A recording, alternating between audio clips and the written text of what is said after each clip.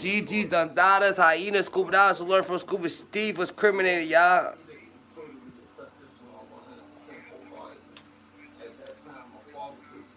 You better watch your mouth, nigga.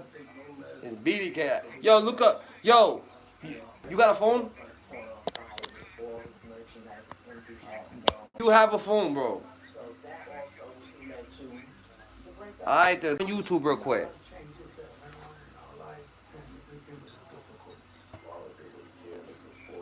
Nigga, go on YouTube real quick. So I could fuck you who I am. So you can see who you talking to. I'm on live. Yeah. Go on YouTube and find out. So let me know when you're on YouTube so I can give you my name. You heard?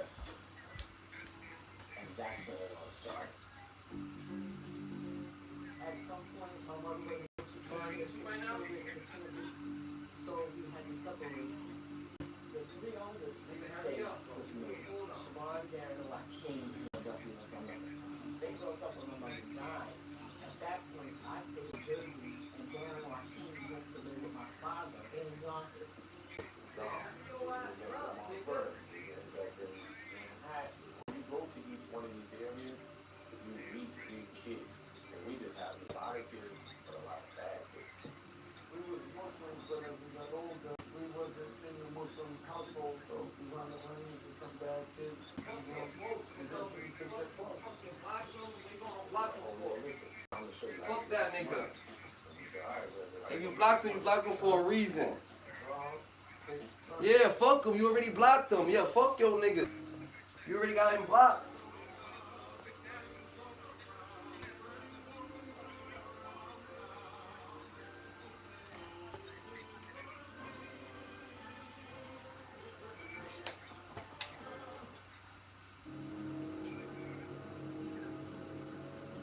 You know somebody that will take my account? Nigga, niggas. I don't give a fuck about you knowing someone that's gonna take my account. It's fucking, you know, I'm PDK though, now. I'm cracking trades, bro. I will never change.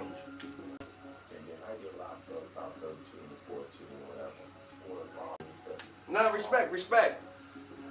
But if you got your nigga blocked, it's fuck him. He's already blocked.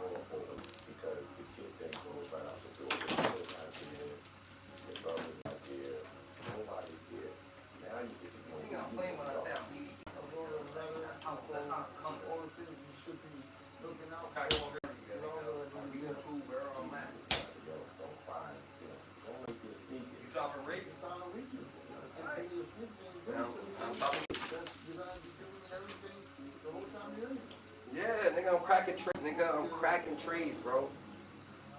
I wasn't going for anything. I wasn't going to just be somebody else's puppet. Enough said.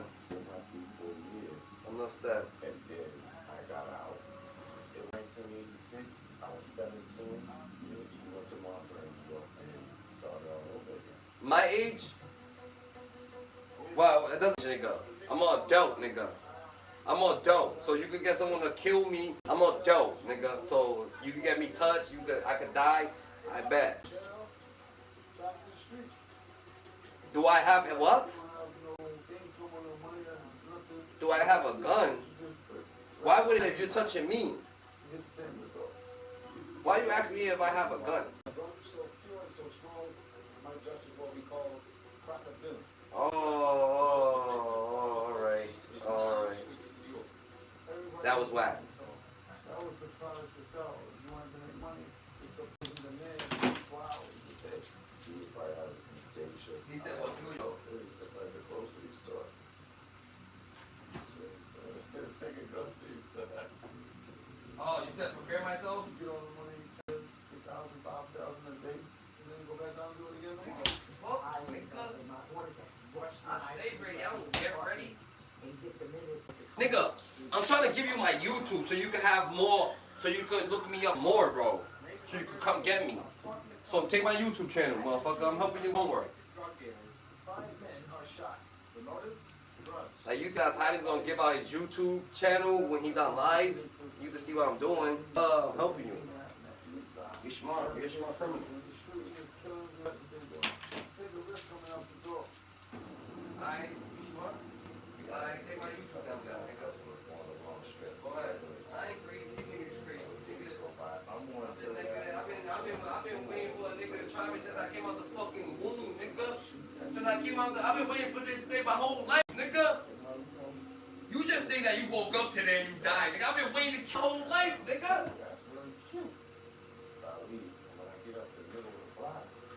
Yeah, nigga. Threatening me, so you know what I'm on, nigga. You just threatened me. I'm not gonna come down. Then I'm not come running down on you, nigga. Alright, so what's your YouTube? I mean, you're on YouTube? Look me up, nigga. Right now. Come try me, nigga. I dare you to try me. Go ahead, I'm trying to show you how I look so you could see, oh, you look like this or you look like that. You look like you can't fight, you look like you ain't this or you ain't that. So here, look me up on YouTube, I'm live, nigga. They hear your, they hear your sensitive ass. Hi, how you doing, Renee? I'm on the game, GG. Don't mind me, don't mind the way I'm talking. I'm just on the game, setting a nigga straight because he wants to play with me on the game. So now he's gonna threaten me. It's IRIZZ space IROC.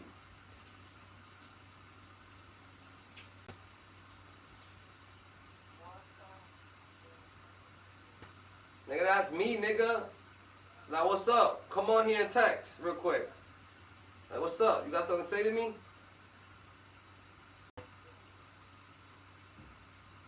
Do you got, that's you?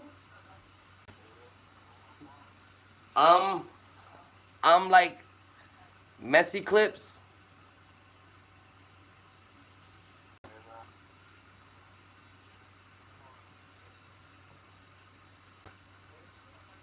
Nigga, you heard what the fuck I said, nigga. I ain't gonna repeat myself. Threaten me first. Now you really gonna kill me? Test me, nigga. Try me. I really gonna kill you. You spent my whole life, nigga. Nah, you really gonna kill me. Yeah, alright, you need something to kill me? There you go, you got it, bro.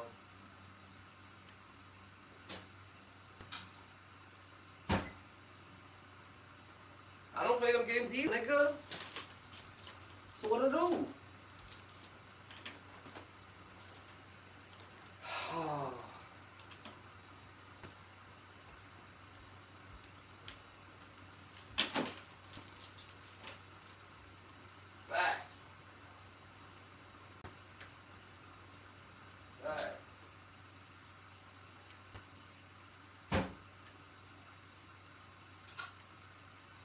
I told you my boy, nigga. You already know what I said, nigga. You want to play the game with me, nigga, you already know what I'm on, nigga. You die fucking around with a nigga like me. I ain't gonna say it again, just so you know, prepare to die. You know how you say, oh, you got a gun, prepare yourself. Well, prepare to die.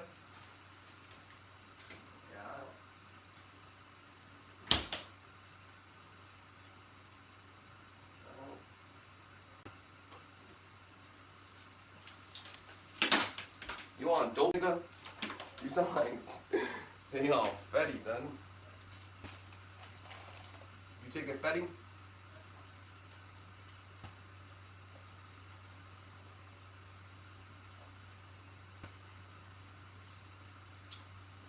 Are you taking Fetty, nigga?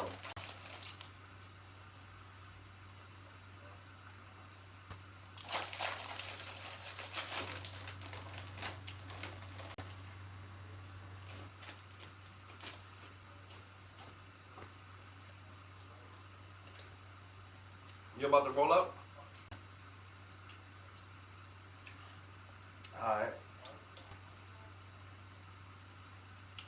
Nigga, I'll slap the fuck out of you, nigga. So BDK, nigga. CPDK.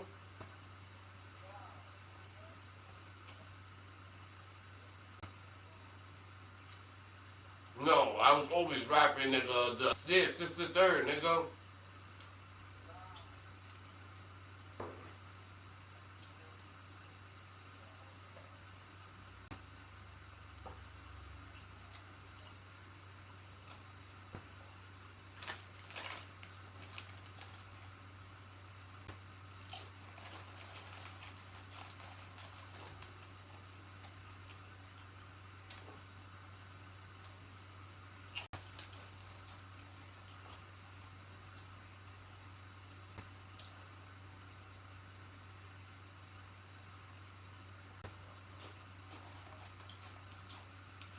Nigga, change your fucking nigga.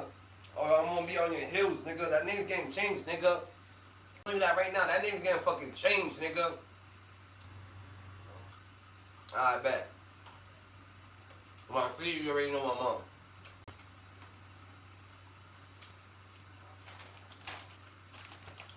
I am.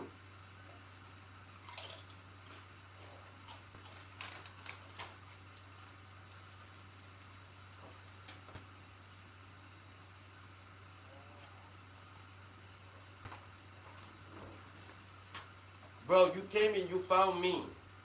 You're actually talking to me now. You're a random person that you looked me up and found me, nigga. Yeah. Yeah. Yeah.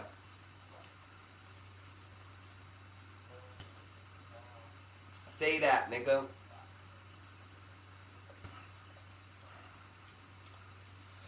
You trying to go viral? I'm gonna tell you ass viral, right? You wanna be the first nigga to die on Xbox, nigga?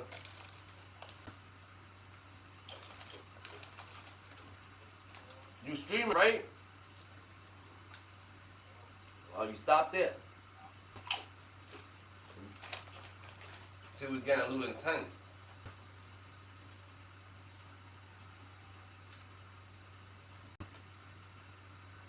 Oh yeah, niggas die every day, B.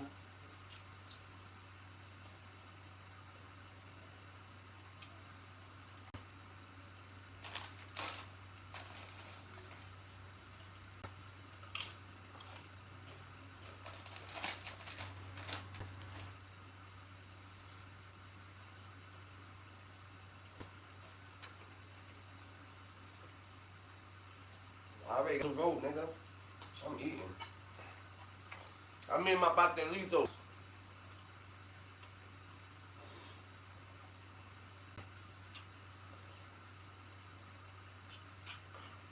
Yeah, got pastelitos. You don't know nothing about that. Yes, Iraq. Yeah, pastelito. You don't know about that, nigga. You don't got the bodegas in Chirac.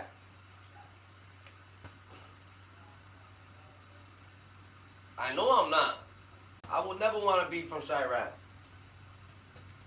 I'm from where I'm from, yo. Nigga, I know how it is out there, nigga. You know the fuck I do?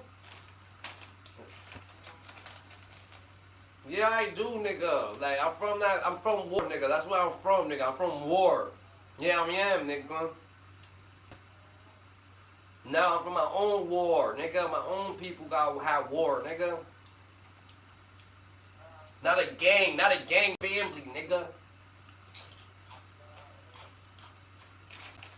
Not a gang of niggas, not 100 families, nigga. One, nigga, versus a whole bunch of enemies, nigga.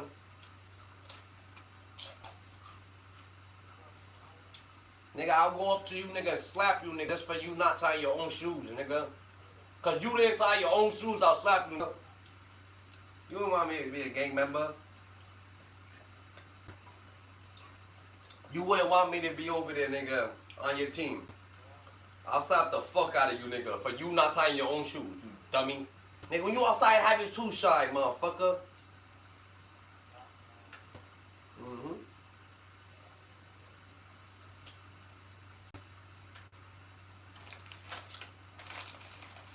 I'm out for, bro. I'm being honest.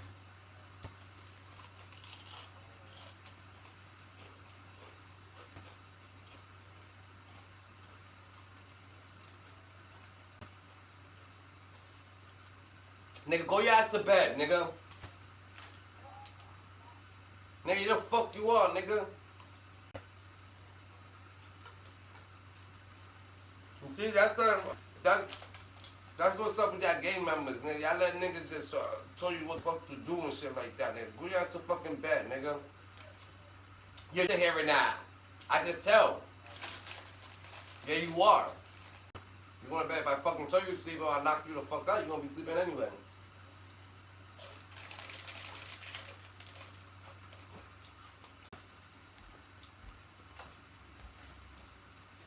You're going to be asleep anyway, you know.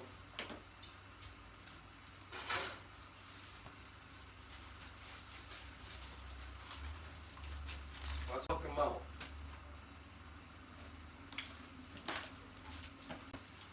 Watch your motherfucking mouth.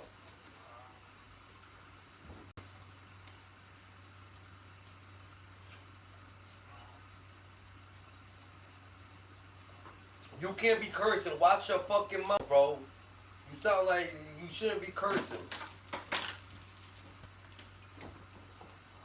You know you can curse all you want. No, fuck those. No, the fuck you can't. Nigga, now this mic.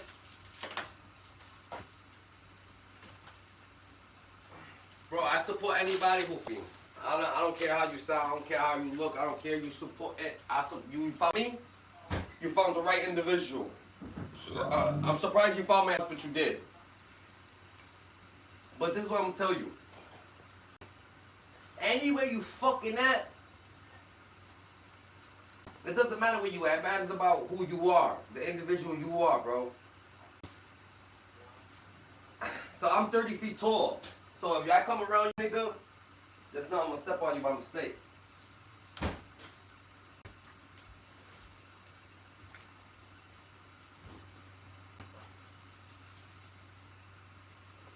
What? I ain't the nigga. First of all, stop fucking talking beneath your breath, nigga. When you speak, speak up. You say I'm not stepping on what? I'm not stepping on shit. Watch your mouth, bro. You know how I'm fucking stepping, bro. I'm gonna be stepping on you.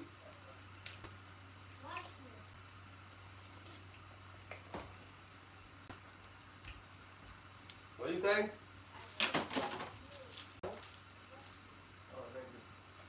What you say? You said what?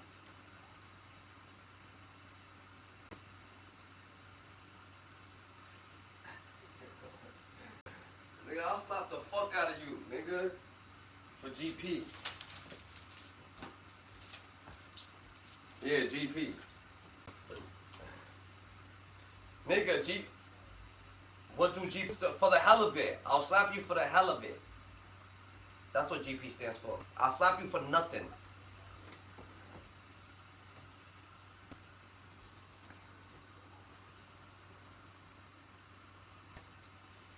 You a sad case. You kill me? Okay. Okay, that's what I like to hear. Come do it. I heard that my whole life. Yeah. Yeah. Niggas across the street wanna kill me, nigga. Ain't meet me yet, nigga. And you think you across the world gonna come kill me, nigga?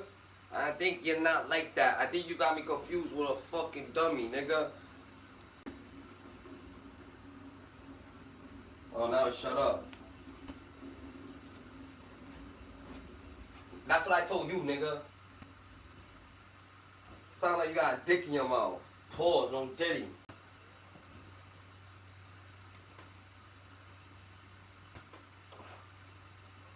Yo, watch your mouth, nigga. I'm gonna end it right there. Before you start imaginary shit, watch your fucking mouth, bro. What I say to you, you can't say, nah. What I say to you, you can't say back, nigga. You're not on my level. You're a game member, you understand levels. Nah, nigga, you stand on business one time, down. No, it don't. You gotta stand on business every day. They lied to you.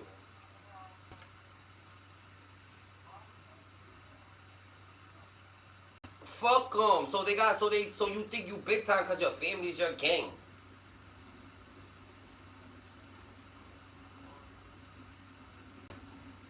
Nigga, your old... In front of your mom? Or your dad? Who you talking about? Your mom or your dad? Who OG? Your mom or your dad? Who's your OG? Your mother's a gang member? Alright then, nigga. So yeah, I'll do it right in front of her, nigga. She respects it. Nigga, she understands the thing. If she wasn't, she was a whole-body citizen. Nah. But since she's a gang member, nigga, I'm gonna have to treat you right in front of her. Just like her son, I'm gonna have to treat you right in front of her, right in front of her. I'm gonna make her believe in God. When I'm done with you, your mom's gonna pray to God every day and gonna love me for that. Cause he's gonna be like, yo, these people didn't believe in me, I rock, until you fucking bodied him. And now his whole family's praying to me. That's what's gonna happen. God gonna love me, nigga. On the day I meet you, God gonna love you. I'm gonna have, it's gonna be a holy day, nigga. Your whole family's gonna be praying. Bunch of niggas that was thinking evil not gonna be praying to God.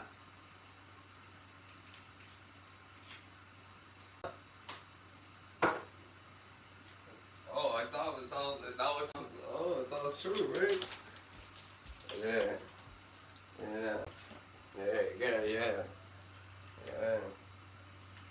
See, that's what happens when you say I'm evil. Nigga, please, you ain't evil shit. I know you evil, nigga.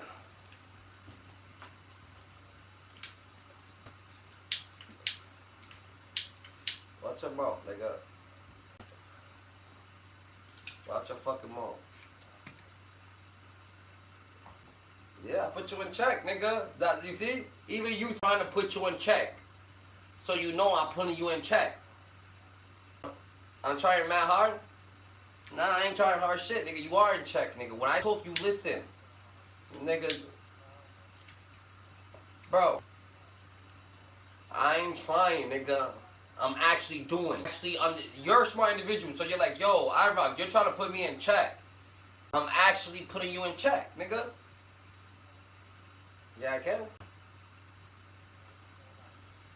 Nigga, you're my little nigga. Watch your mouth. You heard what I said, nigga.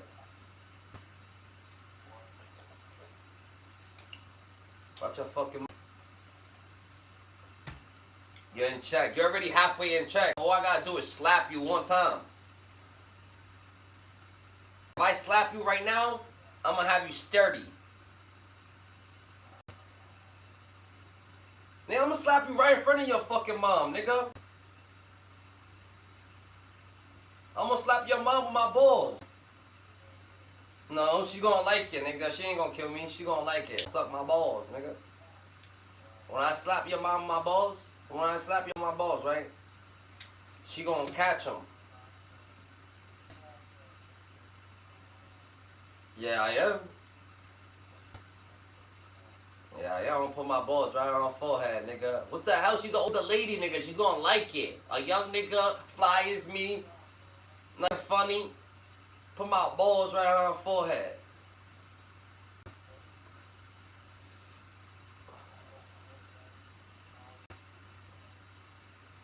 Nigga, it's the truth, nigga. I won't lie to you, nigga. Your mom smell my balls smell like roses.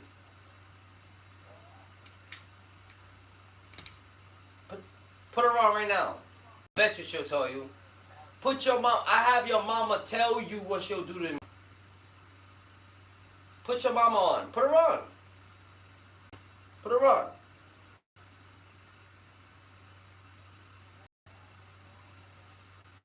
Nah, put your mama on.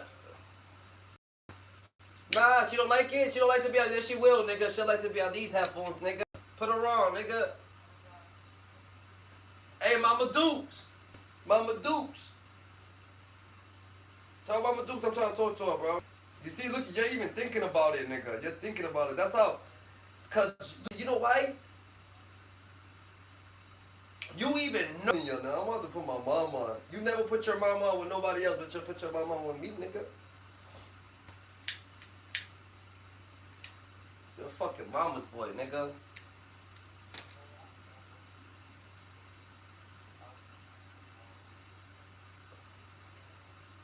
What I mean?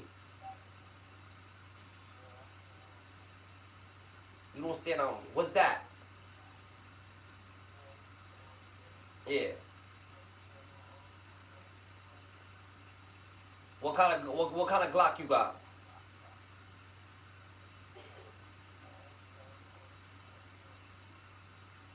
You ain't telling me shit.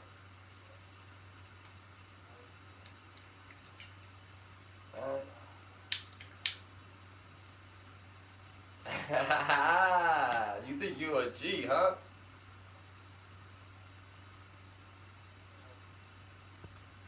I don't respect no G in you, nigga. You ain't got a G in you, nigga. You Drakes, nigga. You ain't got no G in you.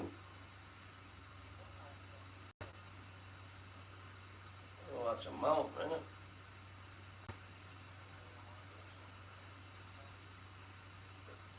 Bro, lower it just down like three notches, Dada. 3 fucking notches, nigga. You're my little nigga. I'm a grown ass fucking man, nigga.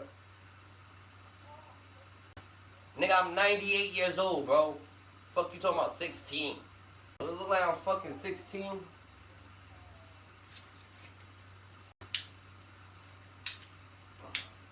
That's why I'm the coolest nigga. You never 98-year-old nigga like me, nigga. That's the problem. People don't see people my age, they don't look like this. They all confused. They look like that. They mean, nigga. I'm a real nigga. I'll slap the fuck out of you and still smile in your face. I don't want to be mean about it. You made me do that.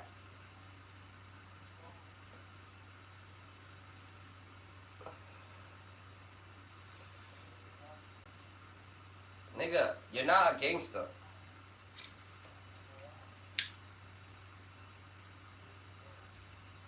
Since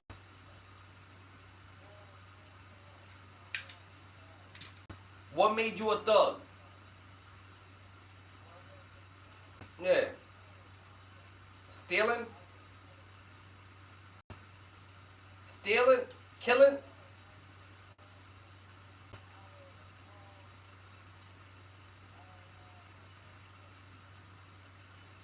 You ain't had no paper.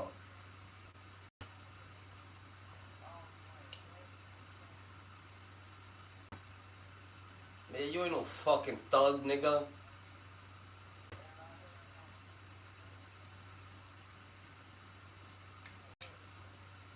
You're a crip.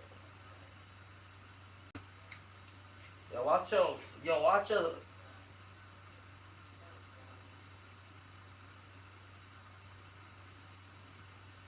So you had your Pampers? That's why you a thug? Stop fucking lying, nigga. You still Pampers, nigga. Fuck out of here. Nigga, you fucking wear Pampers, bro.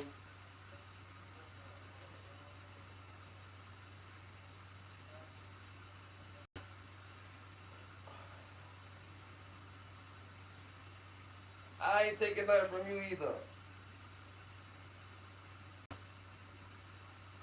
I simply asked you, when was you a gangster? You said, nigga, I ain't wear Pampers when I was a baby. That's real gangster. Oh, I'm a lame now? I didn't say that. Watch your mouth, nigga.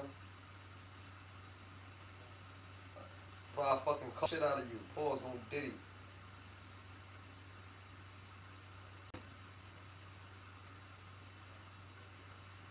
I'll put you in a bag, bro. How you teed up, nigga? Caution.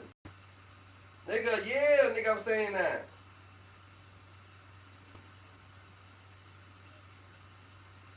I'm gonna slap you right in front of your mama. Right in front of your fucking mom.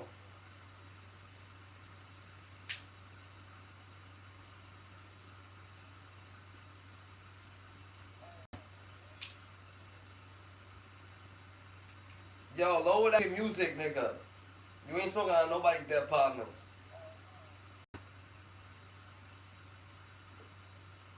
Yo.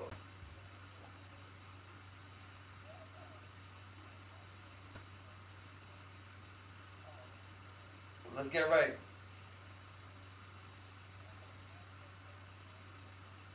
But yo, old block to the NBA young boy. So why you got old block on your fucking hand?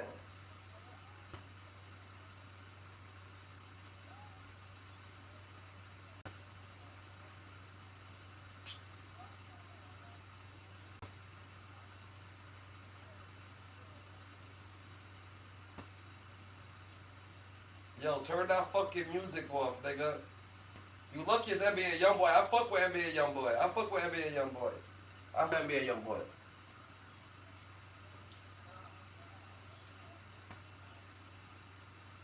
How am I dick riding, nigga? Cause I fuck with NBA young boy. It's my nigga. I fucks with him, nigga. Everybody dick riding, nigga. NBA young boy, money, nigga. Yeah. We cracking the trays out this bitch. Get off my dick, nigga. Why you on NBA young boy dick, nigga? You fuck with old block. Yo, weirdo, bro.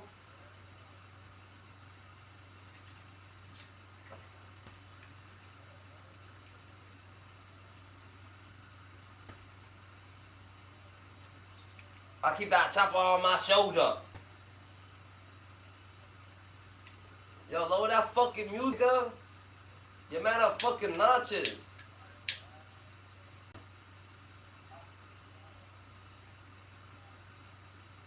Easy, come check me out then. Come check me out. You could drive a whole 19-hour drive?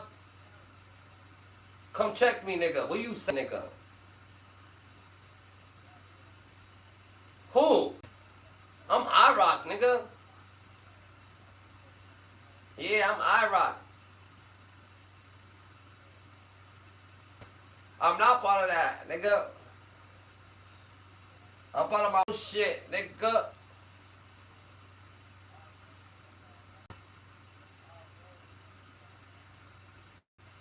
You ain't laying shit. You ain't even on that time, nigga. You're not the... Nigga, you a lame, nigga.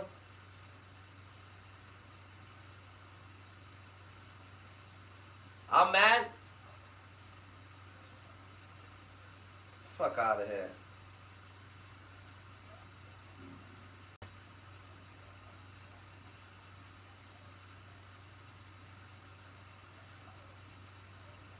Yo, you swear you tough, nigga. You swear you tough, nigga.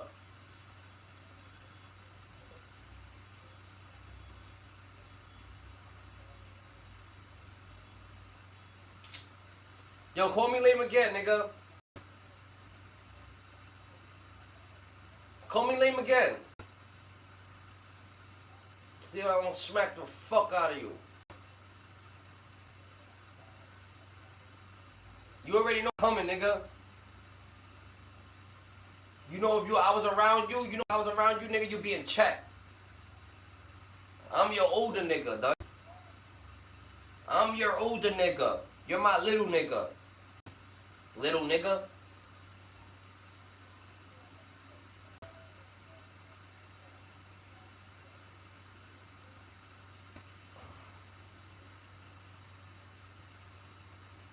You was looking for me, nigga. You found me, nigga. You was looking for me, nigga. You found me, nigga. I picked up. I rocked up the group chat. What's up? What's up?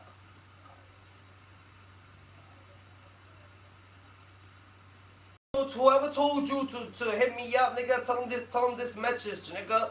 Give these niggas this message, nigga. They not on that timing, nigga.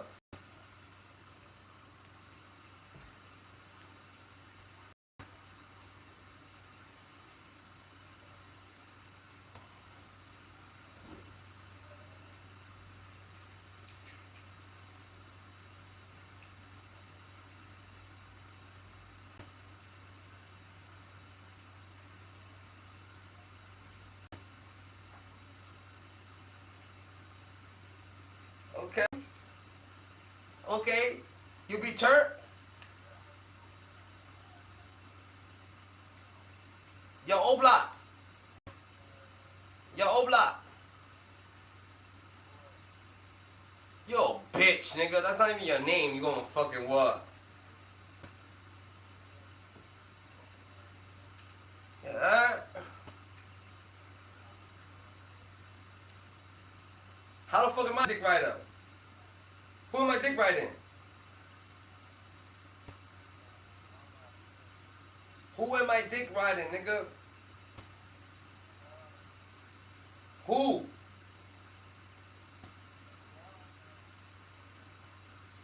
That's what you doing, nigga. That's all you want me to do it, nigga, to see if it's cool, nigga. That's not cool to do, bro. That's not cool to do. That is not cool to do, so don't tell me what I'm not doing.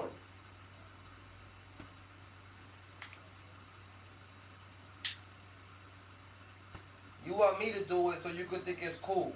Fuck no. You ain't got a girl, nigga.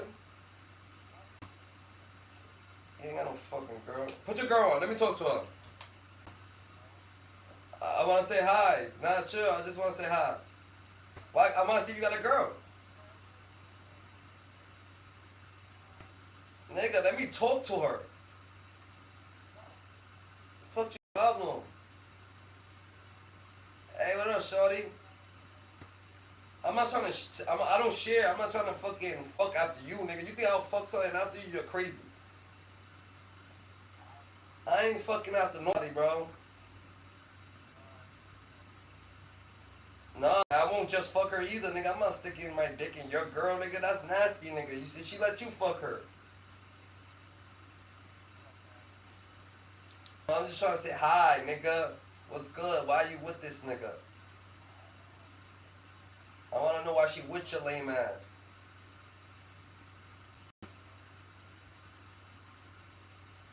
Yo, let's stream. Throw on the. When you die, you go to heaven?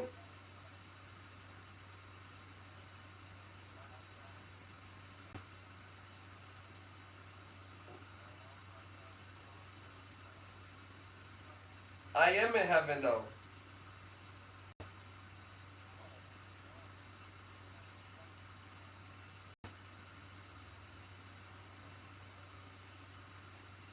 Says who? Says who? If I say I'm in heaven, nigga, I'm in heaven. I don't know where the fuck you live. I don't know where the fuck you live, nigga. I live in heaven, nigga. Even in the hood's heaven to me, nigga. I'm a fucking god, nigga. I'm a fucking god. Watch your mouth.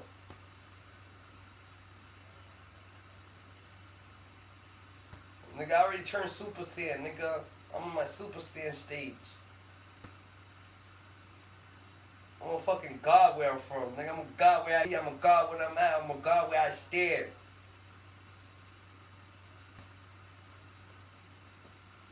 God gonna kill you, nigga. Cause you lying on his name. You lying. Cause I'm not no bitch. So you definitely lying. Stop lying on that nigga's name, nigga.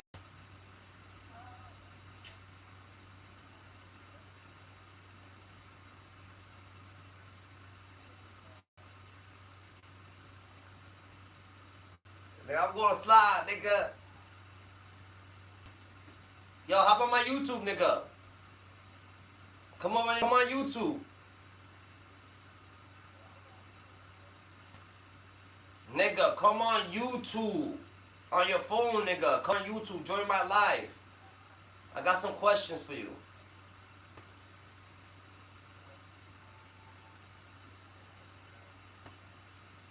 What, nigga? Why would I show you my girl? Who the fuck do I look like? Who the hell you look like? You look like me, nigga. You show me your nigga.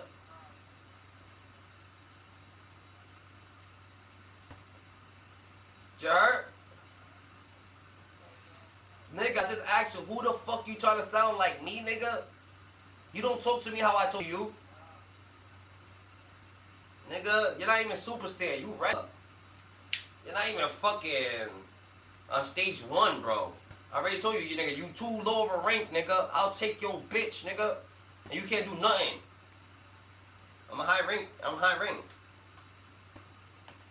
What you gonna do, cry?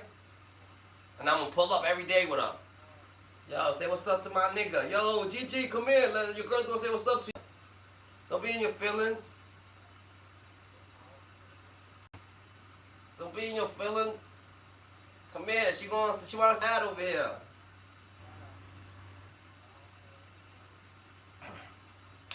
Nigga, you a fruitcake though. You're the type of nigga that try to give me your girl so I can teach her something and give her back to you. That is disgusting. That is disgusting.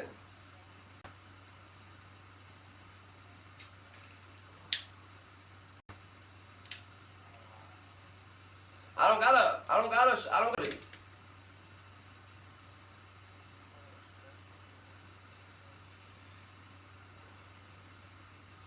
I lie. You see, that's the problem with your dumb, gullible ass. I just wanted to fuck you was gonna say. You happy you got a girl? That's how I know you gay. That's how I know you gay, nigga. You been telling me you got a girl for the last hour, nigga. I'm like, what?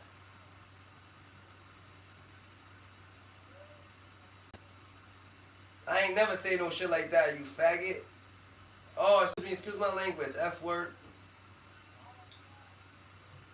No, I did not.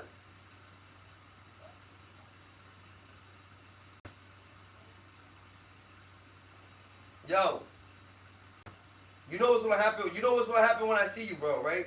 Yo, bro, you know what's gonna happen when I see you, right? For playing with my name.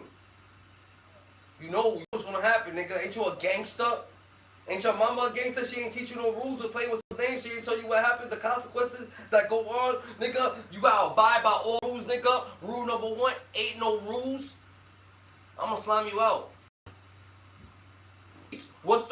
There's rules in the streets. What's rule number 1 of the street? Nigga, you a gangster. What's the rule number 1 of the streets? What's the rule number 1 of the streets? I'm not gonna ask you again. What's rule number 1 of the streets, gangster?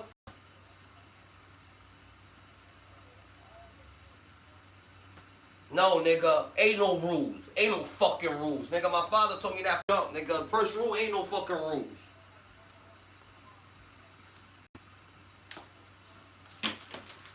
That's why you can never get mad if some wild happens, because you just like, shit, ain't no rules. You to have integrity. It's up to you to have morals. That's just who you are. That ain't got nothing to the streets.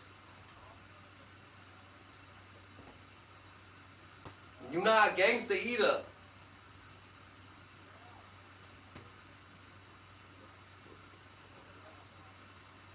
Turn up fucking music every time you say you a gangster, nigga. You turn it up trying to get hype.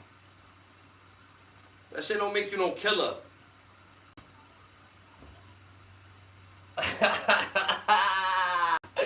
This nigga listen to some killer shit.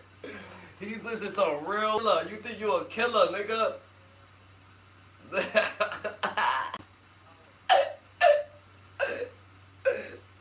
Oh shit. Yo, you soft, nigga.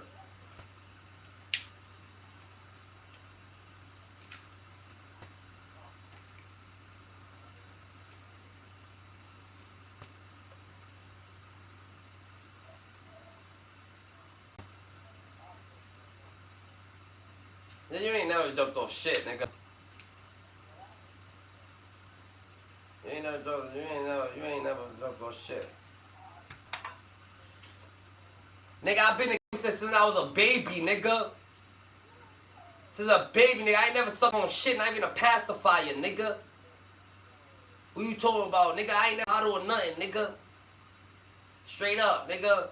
I went straight for, as soon as I was born, nigga, I drank from a spoon, nigga. A fucking spoon. Remember that. Nigga, my first fight, nigga, I was like 6 months, nigga. Fuck you talking about?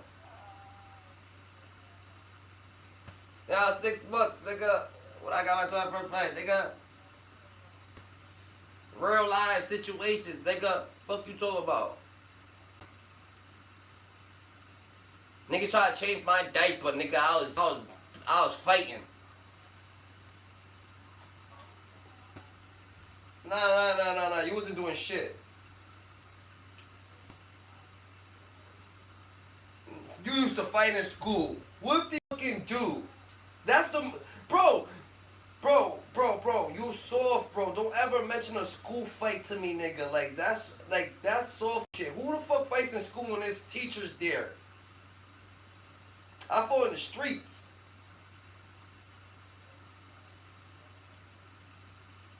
Yeah, I ain't that. But you fight in the school and I fight in the street.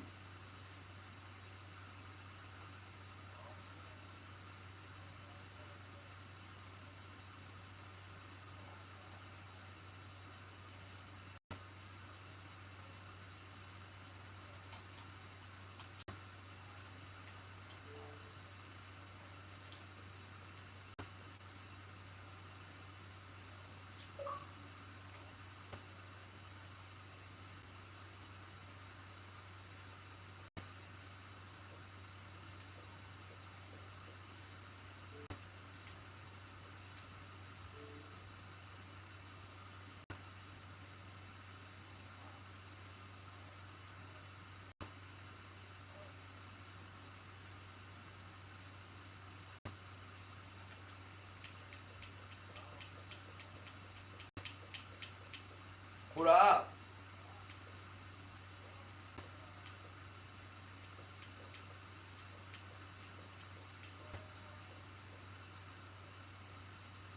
What you do?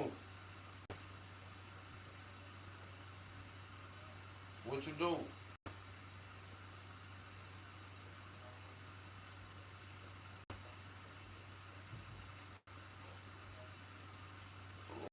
Nigga. Man, you ain't never, you can't around niggas dead home and you ain't actually smoke them. You can't actually smoke somebody that you ain't smoke.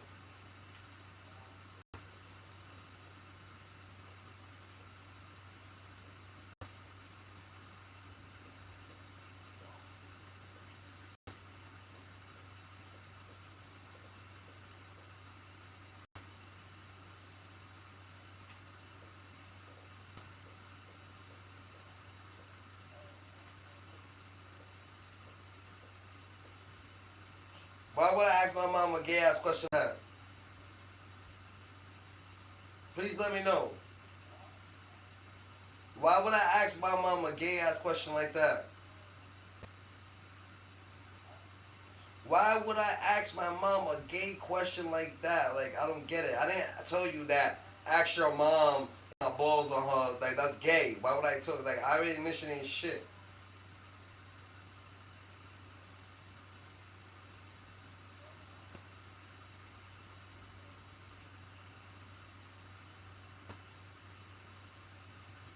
I ain't initiating shit, nigga. I don't know who you think is going on down there, Nandada. Like, you honestly think shit's a game.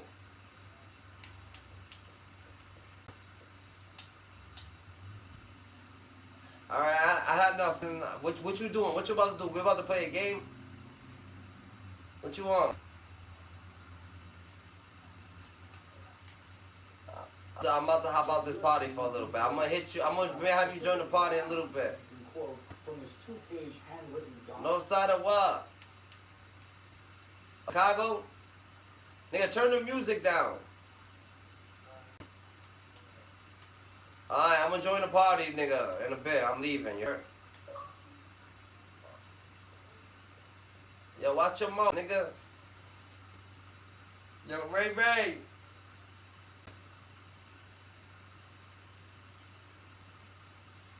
What's good, Ray?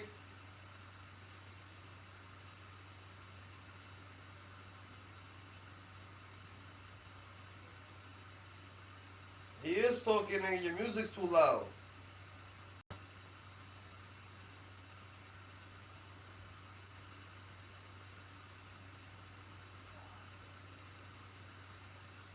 Yeah, why you kick him?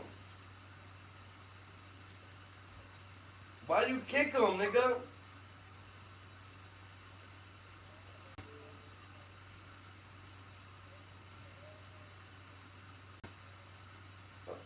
what's good?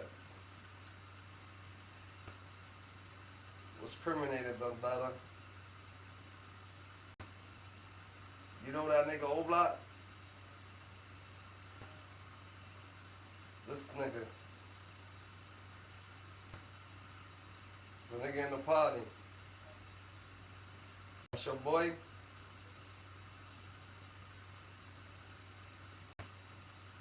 Ray Ray.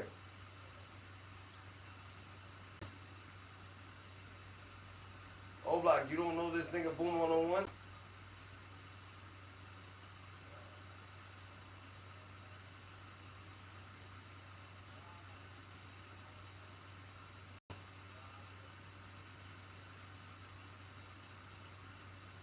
You wanna be cool with niggas? That's your problem, nigga. That's your little gay ass problem, nigga.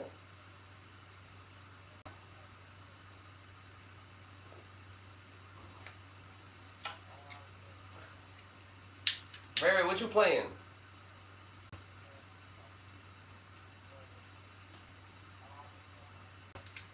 I'm trying to play some.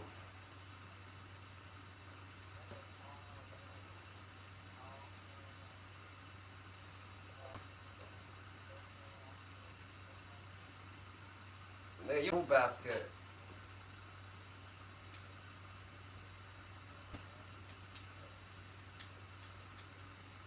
I got you, bro.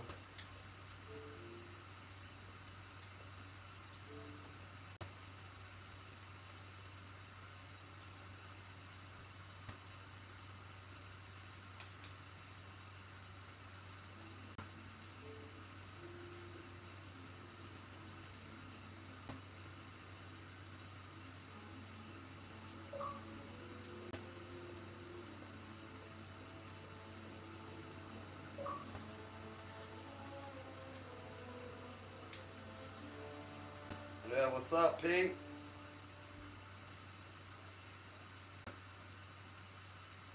Yo, watch your fucking mouth, nigga. Fucking gangster. Nigga, watch your mouth when some real ghouls come in the fucking area, done. We don't want those niggas talking. Stay in your place, you heard? Yo, what's poppin'? What's poppin'? What's poppin', Claymore? What you on?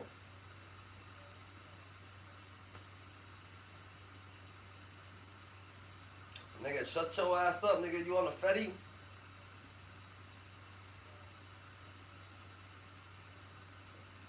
Nigga, you on the Fetty, nigga. You sound like you sleeping, nigga.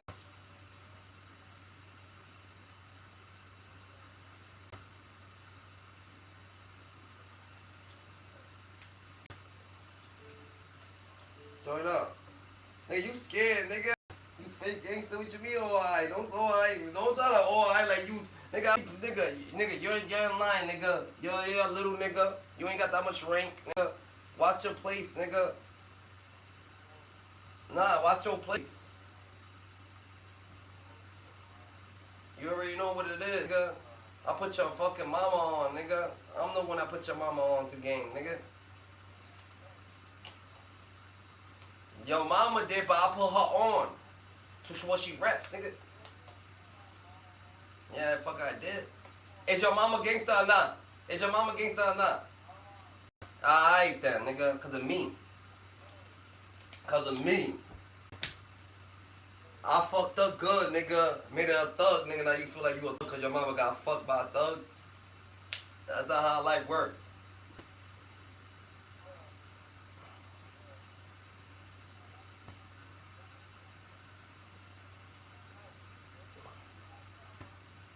Yeah, it is.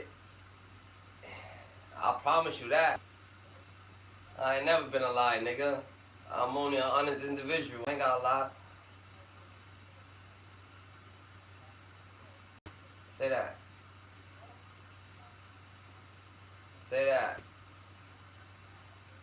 When I catch you, yeah, it did. And when I catch you, I'm gonna murk you, nigga. And when I catch you, I'm gonna hurt you. On that, you don't know. Yeah, that's how it's supposed to be. That's how it's supposed to be. That's how it's supposed to be. Not supposed to. You think you almighty because you got 20 niggas. I'm for the noodle. Alright. Alright. Niggas is not niggas speaking on IROC. Niggas ain't speaking on IROC. You think niggas ain't speaking on IROC? Cause they already nizzy. That's what it is with you. Like I said, nigga, God, he's gonna enjoy this situation because your whole family don't believe in him. Like you said, you're evil. So I'm gonna make y'all believe in him, nigga. When I'm done with you, nigga, they gonna be praying to that nigga. Your mama gonna be praying to that nigga. Nigga, you say you evil, nigga. You say I'm gonna do some evil shit to you. Alright? Now you I ain't let the nigga, what the fuck? You wildin'.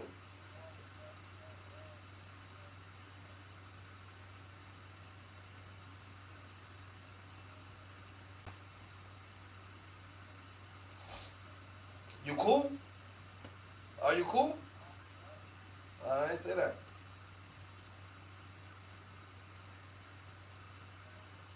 Yo, what's good, nigga? Hey, niggas trying to play some multiplayer, some shit. Nigga, lower your fucking music, nigga.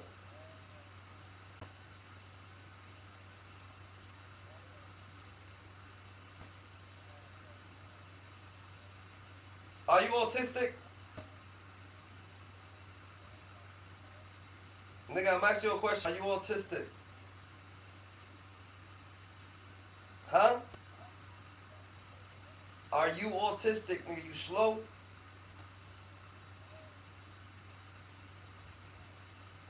Who? Who told you that? Your mama?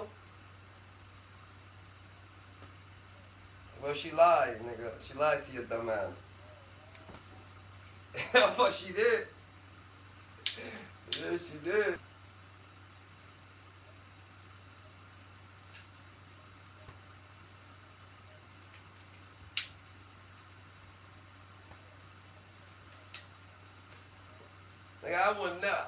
Nigga, I would never respect the nigga who wore a pamper when he was a baby, nigga.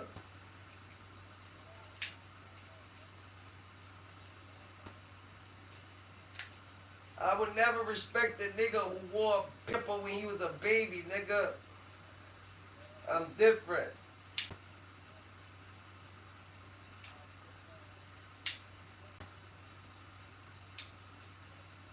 You gonna put what on them?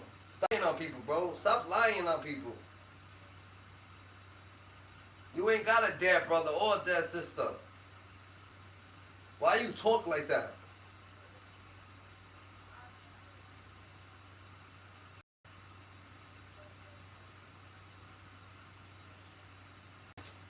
Alright, who your brother that died? Your mom's son? If you was smart, you wouldn't be telling me your business. That's first thing first. You just screaming your fucking business. Keep screaming your business. Put your girl on, nigga.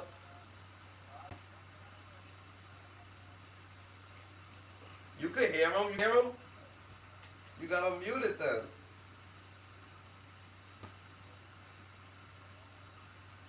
You got him muted. If you don't.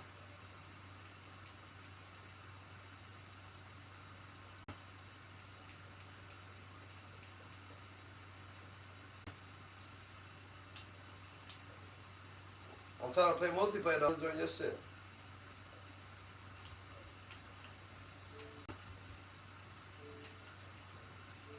Yo, nigga, you a child? Then lower the fuck music, nigga. Why you got the?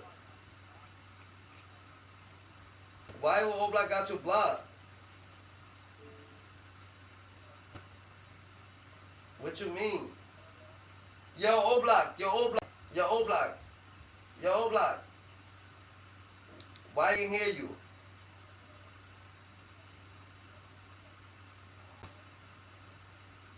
Nigga, why the nigga can't hear you?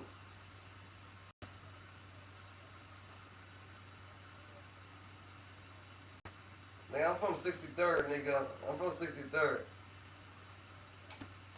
I'll tell you that right now. Nigga, St. Lawrence, nigga. What you talking about? At Eberhard. 63rd and Eberhard, you clown. Get right. EBT. EBT, nigga. You know what it is with me. Nigga, I'm cracking trades, nigga. And just remember that. Just remember that. Mute your fucking mic.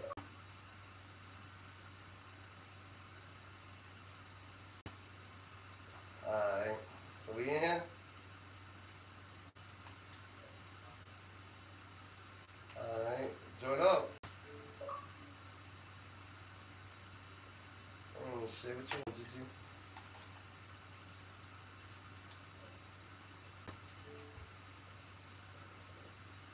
It says I'm not online. This nigga join my shit. You join, I mean, you send it.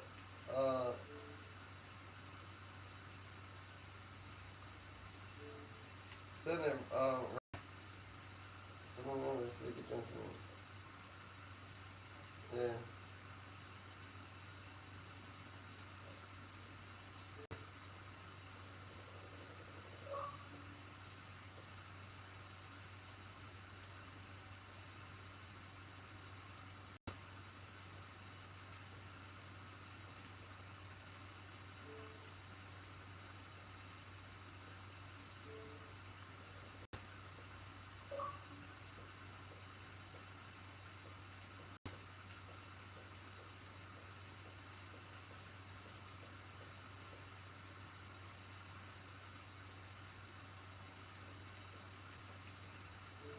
Maybe it's just private or some shit. Nah, but this nigga just have some.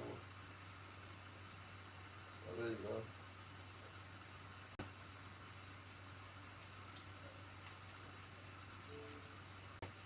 Yo, Claymore. Go to game chat. You not get the game chat, right?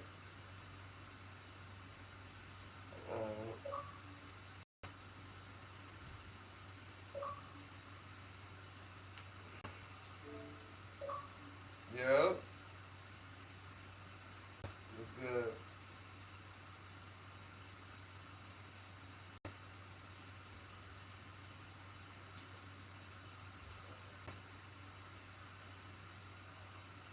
Pendejo, date que calla la boca.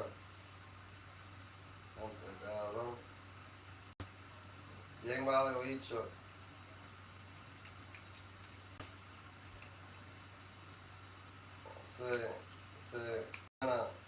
Suena claro. Suena, y yo te rompo la boca. Ajá. Ven pendejo, ¿qué tú estás haciendo? ¿Jugando o chupando? ¿O mamando? ¿Qué tú estás haciendo? No estás trabajando.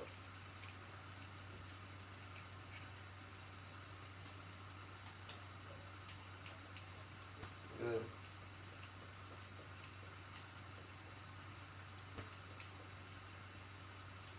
Yo.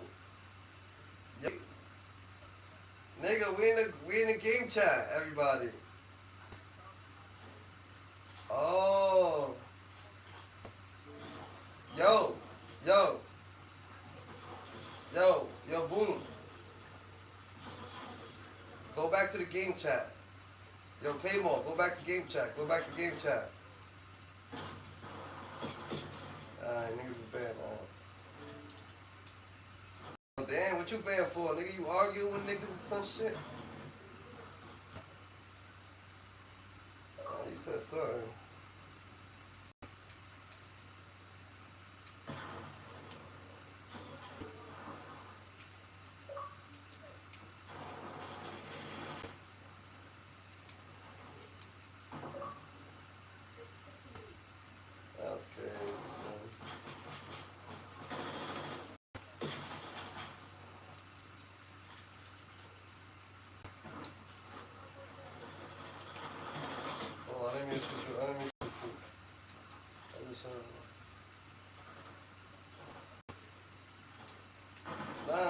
good, nigga? What the fuck? I was in there because of you, nigga. You invited me. It was just mad niggas in there.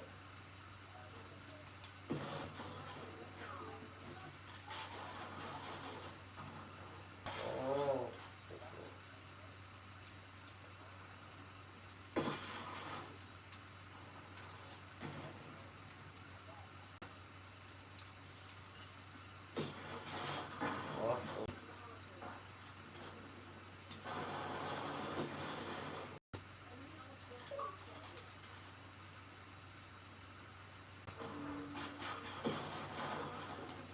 This nigga is looking.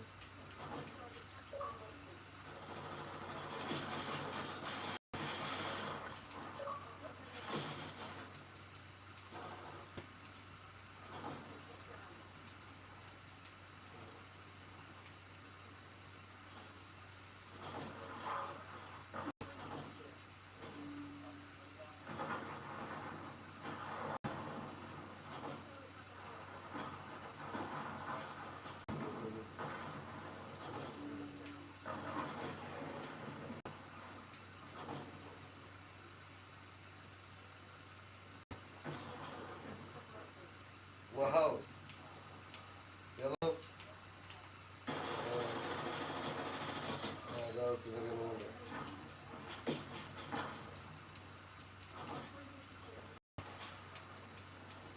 The nigga up top.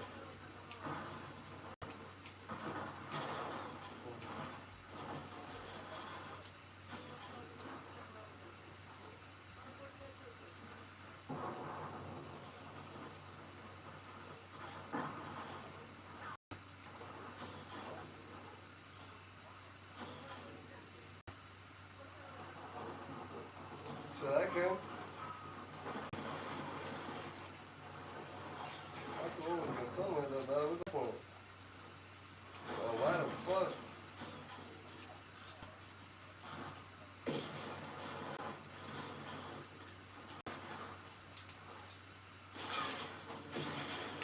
Damn.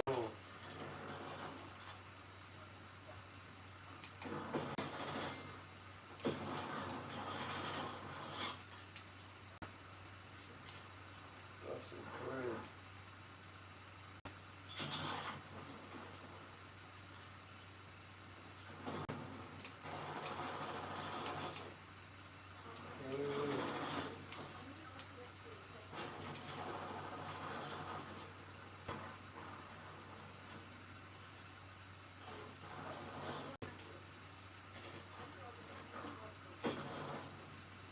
This shit's hard. This one, I don't know. This new thing. What we only playing? Only nuke. Damn, nigga. We gotta do different boards, bro. Can't just do nuke, bro.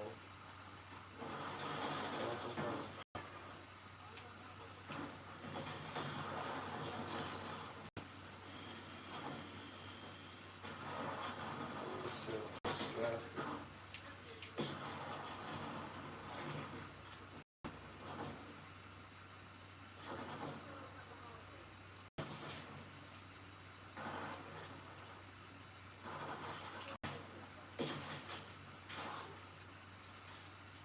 Nigga, I'm making fucking swords and shit in the new map, nigga. What you want, nigga? You act like you don't know where you come from. Yeah, nigga, it's like the staffs, nigga, in Black Ops 4, bro. You gotta fucking upgrade and shit.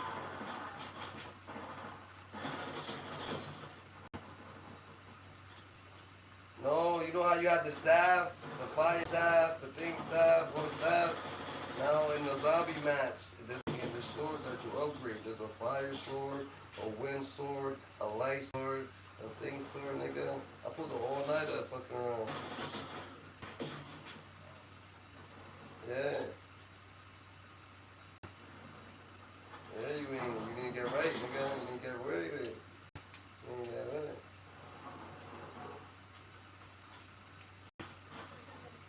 You said you about to what?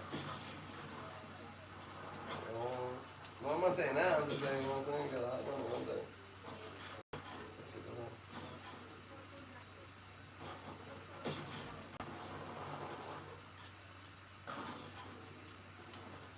other shit is. You know, the new map doesn't matter. That shit. Sword doesn't matter. I made it mad for fucking around. That's so lit. I fuck with the sword.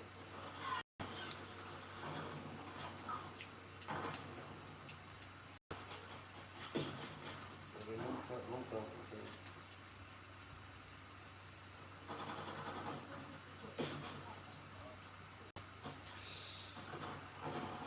Nigga, I spawn and die, nigga. That's how you know. What, we change spawn?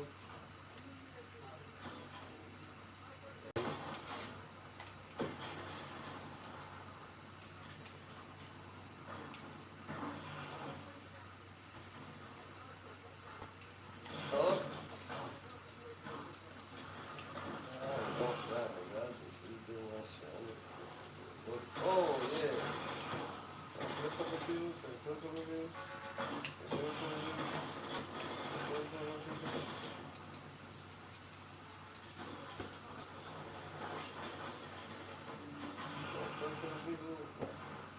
What is that? What is that?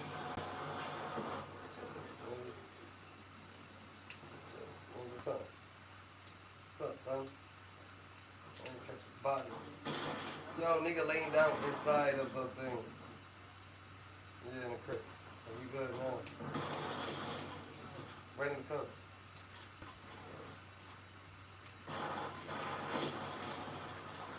Man, we going more than lose, nigga. What the hell?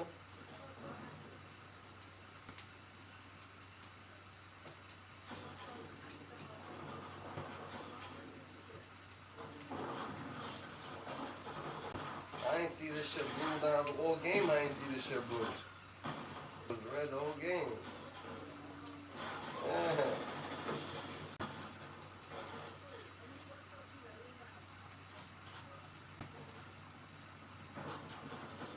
That's a fact.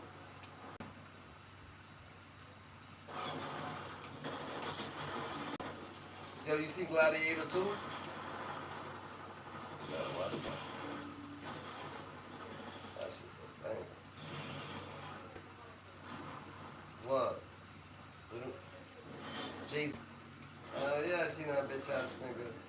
I don't know about going down, nigga. Nigga got power, nigga. Niggas is actually quite.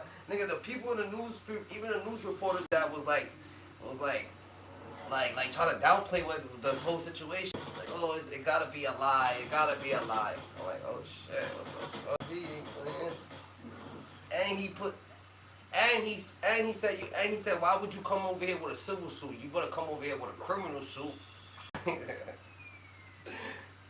That nigga wants to go down.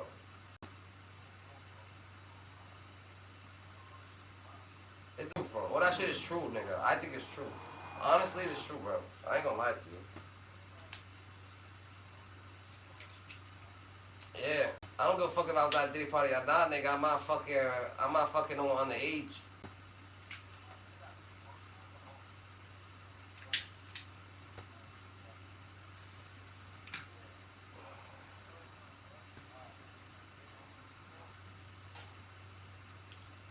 Nah, I do gotta hop on the Jay-Z shit.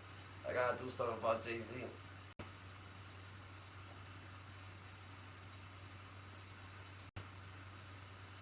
Claymore, but you that Claymore. Back then, niggas was fucking around with younger bitches. In the 90s, nah? You don't think, like, right? That was the thing, right?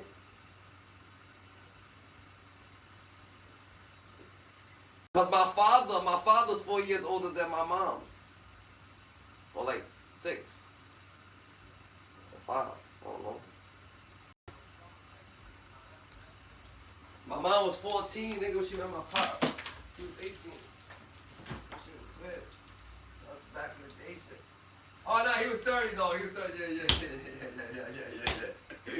yeah. That nigga was 30-something, nigga. He's tweaking. I'm thinking it was like 1990 or something when I was born, before I was born and shit. Nigga, in 2000, nigga. Oh, shit. I'm wildin', nah. Hell nah, nigga. 2000. That's crazy.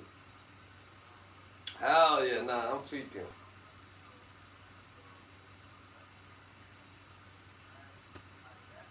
Yeah. Nigga, they said that she signed a contract, nigga, about her. But you can't make an underage girl. An underage girl can't sign a fucking NDA, nigga. Yeah, without Cardi Angel. What the fuck? You can't do that. You can't have a girl, especially a girl under the influence, nigga. What the fuck? They ain't even having her sign something like that. And her signing it means that she was there. Nigga, what the fuck? That's stupid. Ain't that crazy? That's the only thing that means. Is that she was there. Like, why would you make her sign something? So you made her sign a permission slip, nigga. And then y'all did what y'all did? That's fucking crazy, wow, nigga. Like, you know what I'm saying? But them niggas got so much money, nigga. Them niggas got so much money, nigga, that them niggas is living comfortably in jail, nigga. Like, niggas they ain't hurting them niggas, nigga. It could be maybe somebody who's actually on business and on business. You know what I'm saying? That got enough money too, that got that much money, like, yo, yeah, we're living by principles over here, nigga.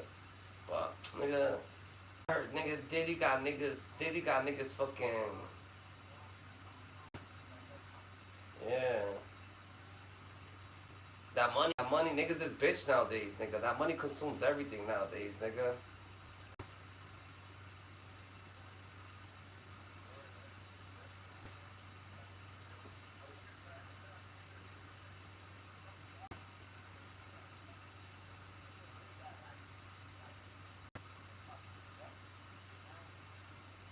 But Diddy could pay for his whole. Diddy could put money on his whole block account. He could put money on several blocks account.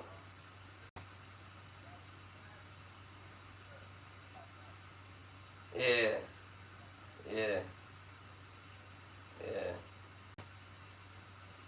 Soft ass bitch ass niggas. Nigga, but you gotta understand, nigga, this is a different part too. The nigga gay. Who's saying that, Joe? Who's saying Diddy ain't fucking thinking, yo, I'm the shit, nigga? He got niggas over there shit ass, niggas doing this, niggas doing that. He probably like that. You think funny? He got niggas holding in his pockets.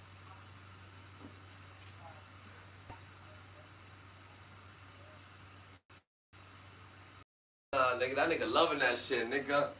And you know that what they try to say that they try to say that Jimmy Hitchman got fucking Tupac raped. They actually try to say that's just true. They try to say that actually got raped in jail, nigga. Cause you know Diddy used to get fucked, so you know that's something that I could believe it. Cause Diddy's like, oh yeah, get him fucked, nigga. I want him to feel how I feel. Only a gay nigga makes another gay nigga fuck a nigga. No, it wasn't nobody's games. It would have to be Diddy, nigga.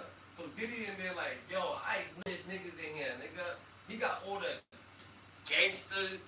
He got the most dieselest niggas in there, nigga. Shaking ass, nigga, for that money, nigga.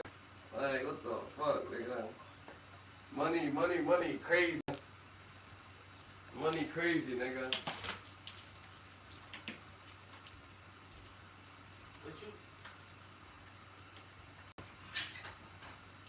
I understand what you saying, nigga, but nigga in jail is different, nigga. You gotta understand that niggas who's doing life, a lot of niggas ain't gay.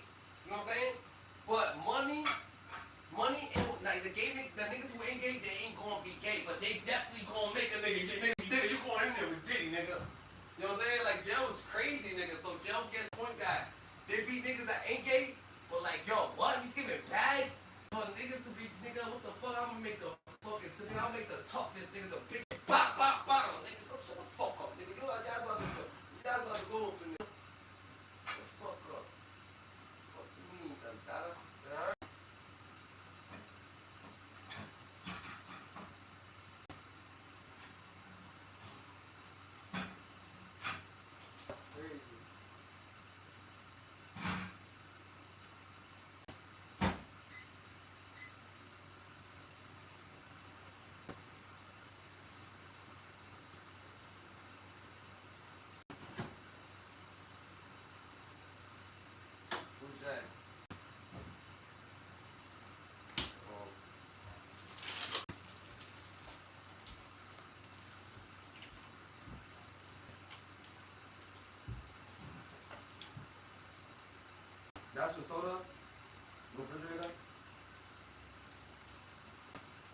You said what? You think Diddy gonna kill himself? I don't. I feel like the nigga always wanted tough, and now that he's in jail, he finally realized that nigga, this shit walking apart. They was gonna kill me, nigga. They only giving me ass in here, nigga. The fuck? Nigga, it's Disney World to that nigga. What, nigga? No, Dad, you think I'm playing? Nigga, Diddy is raping niggas. He was raping niggas in the outside world. What makes you think he ain't raping niggas in jail where shit really happens? He's gonna go on a nigga. No, bro. He's gonna rape niggas coming in, nigga. He wants to be like the nigga. He got like a imagination. So he wants to be a tough ass nigga. So he's gonna have niggas coming in like, yeah, fresh meat. I want fresh meat. You think Diddy wants shit that been touched? Nah, he wants fresh meat, nigga. Like,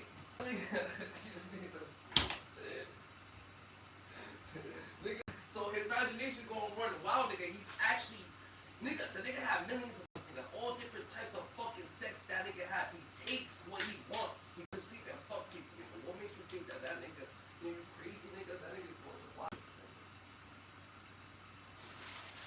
Yeah, that shit crazy, bro. That shit crazy. He's in there like, yeah, nigga, I need some fresh meat in this bitch, nigga. Nigga, he got Tupac rape, nigga. He like raping motherfuckers. He fucks Justin Bieber. He fucked Usher. He like raping motherfuckers, Sandata. So if you like raping something, that means that you gonna always do that. So while you in jail, you're like, oh shit, I'm in jail, but damn, nigga, this mad niggas in. You know, what he wants, he gets, nigga. So when you get, that nigga's gonna wanna fuck. He fucking fucked 50 years, nigga. He still wants to fuck. He wants to have a party, nigga. That nigga's dreaming right now, nigga. That nigga's going off from a freak off, nigga. That nigga's over there itching for a freak off. He haven't had a freak off in days, nigga. That nigga's over there, nigga, like a fiend, nigga, like, that nigga's dreaming of freak offs right now, nigga. So, if you think the nigga gay, right? You think the nigga ain't gonna have niggas rubbing on him, nigga? What? Come on, bro. He always got people rubbing him his whole fucking career, nigga. He needs that shit. He needs that shit. So that nigga's actually gay, right?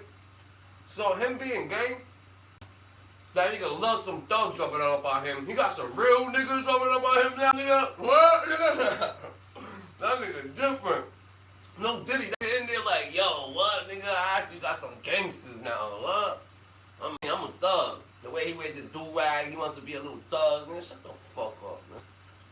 That's the imagination, but money can make imagination. Money does.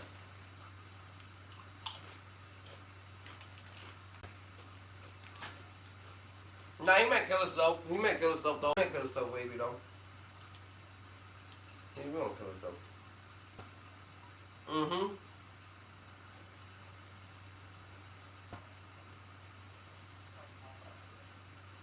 No, they didn't even say nothing.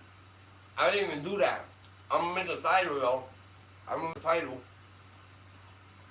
I've been streaming. Again. So I ain't really much in be real, but I'm gonna do a title and I'm gonna definitely go crazy on them. You right though. I need to bring you in there on my YouTube so you can ask me the right questions, because you know how to lead me towards the direction that I needed, like, to go, nigga. Alright.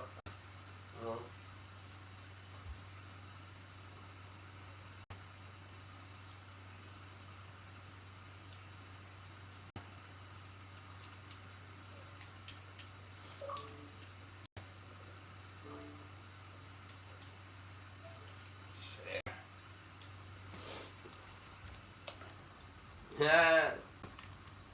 He said, you need to go tell YouTube that, nigga. What I do, nigga. That nigga fucking Diddy's different, nigga. Different nigga thing, but you right, though.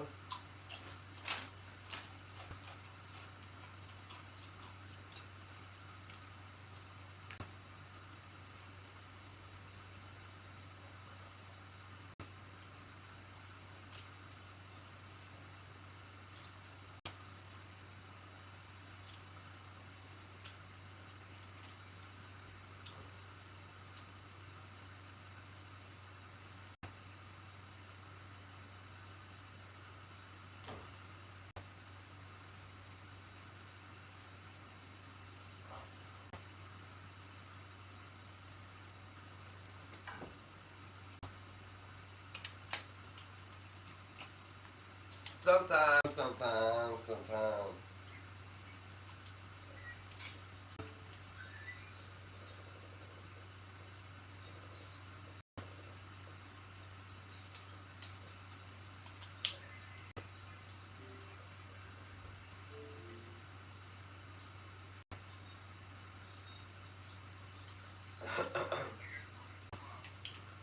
Shit feels like it's fucking 10 o'clock.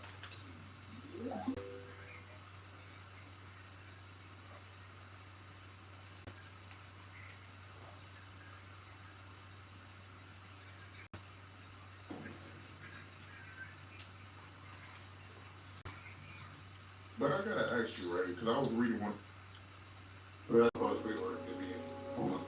I spent 15 years in the Navy. I worked hard so that we could stay here. Then all of a sudden you come to an abrupt stop. Say,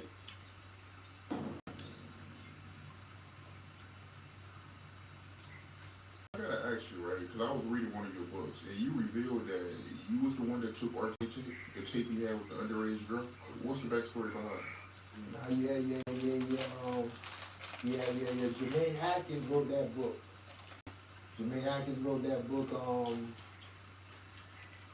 Through the grapevine, it was always known what happened with that aspect at hand, you know. But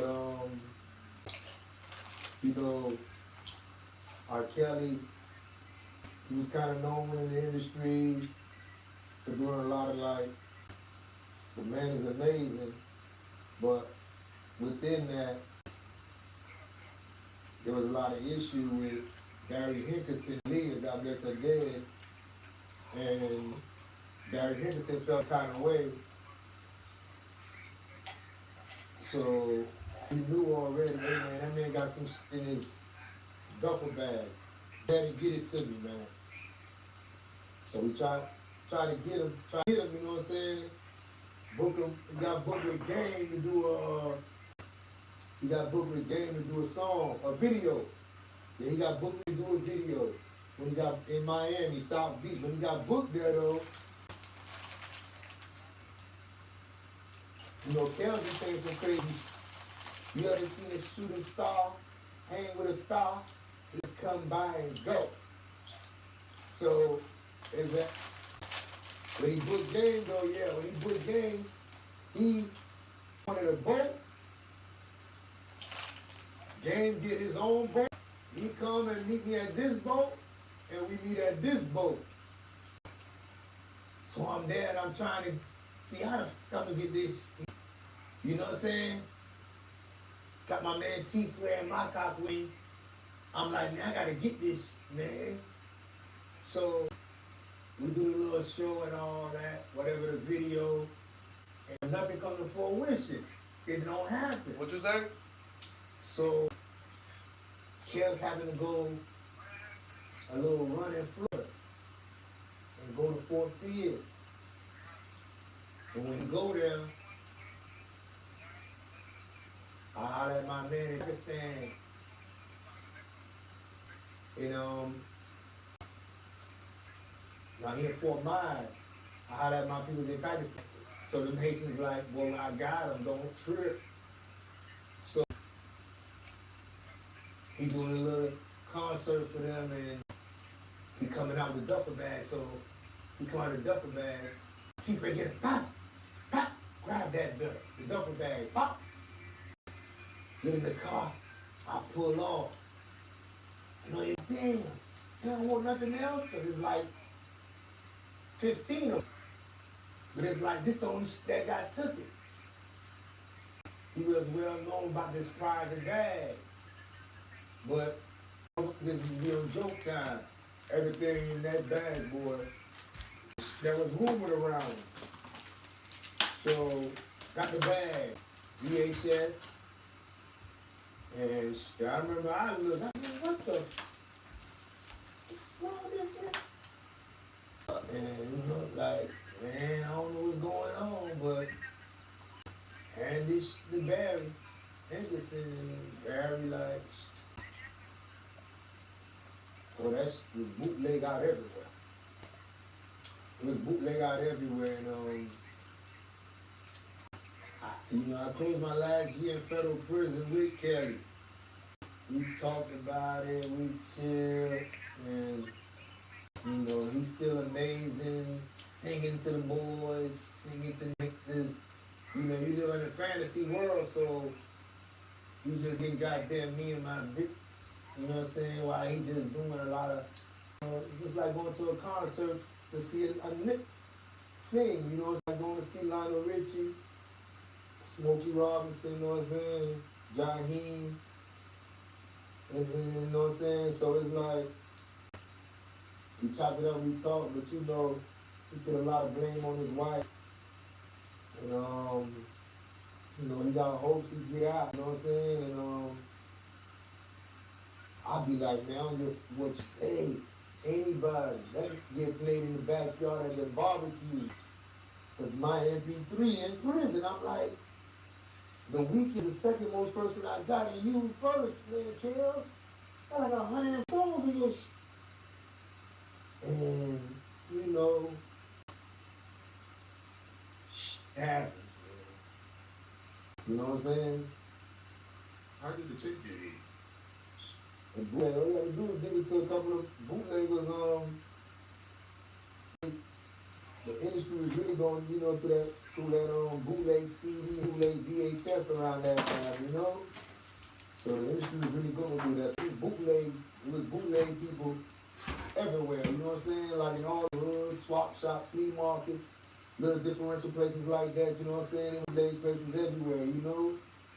So Aaliyah owns the mastermind behind all of it. She's the one that told you to go get the tape. The tape ended up going, leaking out there. So he's the mastermind. to let it be known, I would guess, you know, you can look at it like that, but you know, a lot of times with, you know, contracts, honoring things, and probably trying to cover it up for them, and like just sick and tired, like, man, I ain't covering this stuff no more, man. You know, and I don't know, you know what I'm saying? I know I got it and I handled it. Like, yeah, that's facts, yeah.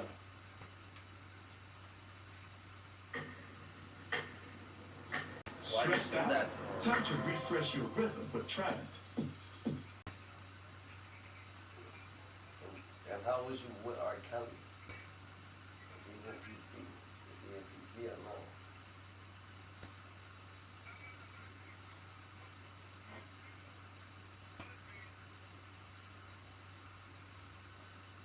And, you know, he's been arrested. You know, he had the whole lawsuit with Cassie. It looked really bad. She accused him of a lot of horrible things, and you know, including rape. And you know, we seen the video of Diddy beating her up in the hotel. I know.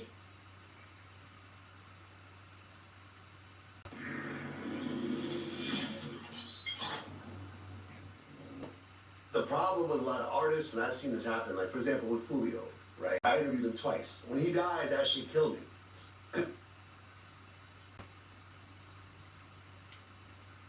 How you talk about Fulio, bro?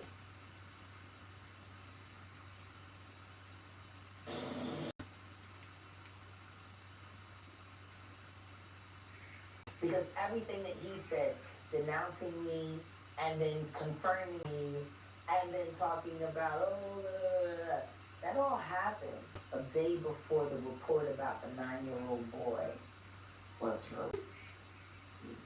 And before people started confirming that the video that was being shopped around was Bieber and Diddy.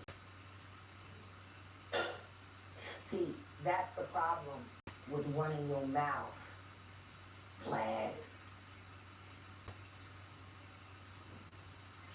Suavemente! You didn't realize on Monday that every word that you said was going to be in.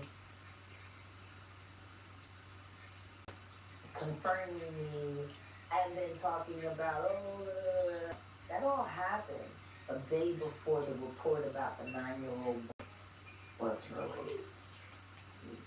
And before people started learning that the video that was being shopped around was Bieber and Diddy. See, that's the problem with running your mouth, Flag. That's the problem. You didn't realize on Monday that every word that you said is going to be invalidated on Tuesday.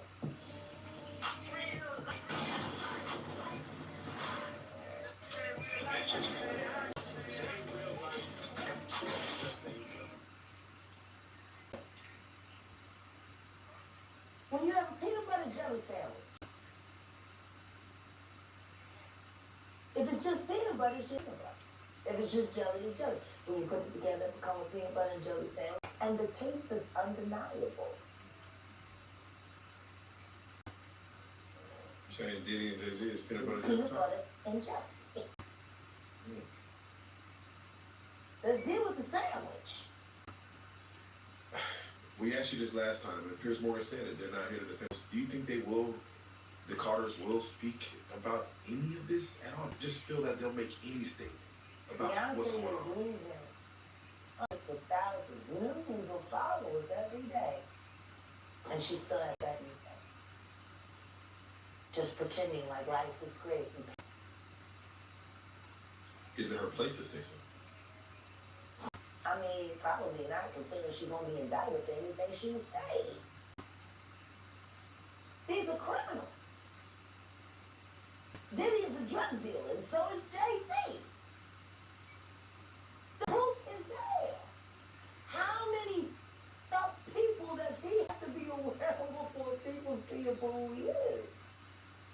It's the artists are trying to run away from their past. Diddy changed his name multiple times to say, that's not me, I'm trying to be on Diddy, I'm Love now. It seems like Jay-Z would try to run away from this. Calling that nigga love and anything that he did love. What love? What kind of love? Baby oil love? Baby love? Baby love? Explicit love? Hey! They never thought pop would take it this far. Oh man, it's different now. These lyrics are all hitting different right now. All these people talking about fathers, all kinds of stuff. So let's just start with Piers Morgan, because there's a headline that went out that was very powerful that people were aware. It just says, Jay-Z is the real monster. Now, before you speak on it, to even get to Piers Morgan, can you explain how that took place and why even take that interview to go forward? Well, excuse me. I can't say I thought it out because I didn't. Truth is we didn't see it coming. But I have to credit Odell. Easy. My love. I have to credit him because since we've combined and joined forces and become a hell of an investigative journalism team. Talker I'm with the an passion, I'm the voice. STALKER. I'm also the brain, but I do too much by myself. That's the brain. That's the administrator. That's the blood. ALK.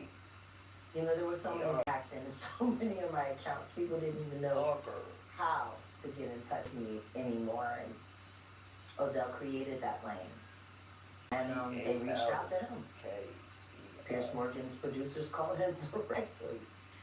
And we talked about it briefly, and I said, we have to do it. We have to. Because the one I know about Piers Morgan is he is smart prey. And not only is he smart prey, he is a great conductor of information. He also vets things. Vicious. And I want to thank you for that. Because if my word is good enough to make it through Piers Morgan's firewall of please don't sue me, then I guess he just vetted me for every ounce of real content on this big catfish. We thank you for that. Do you feel that Piers Morgan allowed you to get, because you don't have any minutes, I know you don't know exactly how the show's going to be structured. Did you get what you want to say out, and was there more for you to say? Of course there's more to say. I'll never have enough to say. There'll never be enough screen time for me to say. But what I will say is, I'm grateful for the questions he asked. I'm grateful for the time he gave me to answer. And I pray that I was able to hit everything that needed to be for the public. How did you feel about Vlad going after? I loved it. I saw the lineup immediately. Especially when I saw the lawyer, Ariel. Kid came after. What Pierce did was brilliant journalism. He created a beef without there being one. And he created multiple episodes for confrontation after. It's brilliant. It is, Vlad has said, you're a conspiracy theorist. Yeah. He has never wanted you on the show. He Ever. got out to you. You know what? Hold up. Drum roll. Where did I find that receipt? Oh, we got, is there? Yeah, there's receipts. No, it's on YouTube. Go there for all the exclusive. You know, it's so funny. I love this channel up. Yeah. I love it. I do. I love it. I'm having a man that not only do I agree with his content, but it's great. And like, oh, my man over there doing, get over that. I love to see something from scratch. You know, going from, Right? I mean, there's already something, but to just see it, no need. I love to see that. Yeah, no, he's as much of an information bloodhound as I am. Is it in? Why does it say stash? That's not you. Oh, somebody else covered it. Got it. The channel. I forgot I had to resubscribe again. I have so many. Come on, man, you gotta. That You get gotta be deleted. subscribed to say the way. I know, I didn't subscribe when it's so no because like they get deleted and I keep moving and I forget. Oh man. Is it on the community feed, baby? Yeah. It's a video. Oh. What is the video of? Hold on, let's see. Oh, DJ Vlad, you're wrong. Oh, Is that it? I don't know why more people aren't looking at this. Why isn't it playing? Is there a bowl of Bluetooth? That's what it is. Hold on. You know, I have so many phones and I never know what's connected to what and who and why. Those were the ones. Okay, here we go. Yes. Alrighty. See, there's a receipt. And this is what I love when people say, she never had any receipt. She don't have any receipt.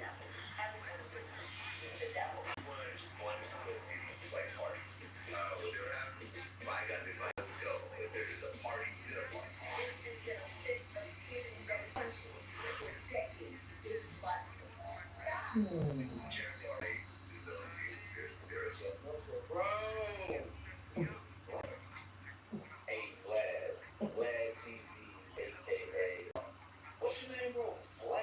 Vladimir, it's Vladimir. Let me get this straight, because I'm not saying you framing it. Vladimir, why you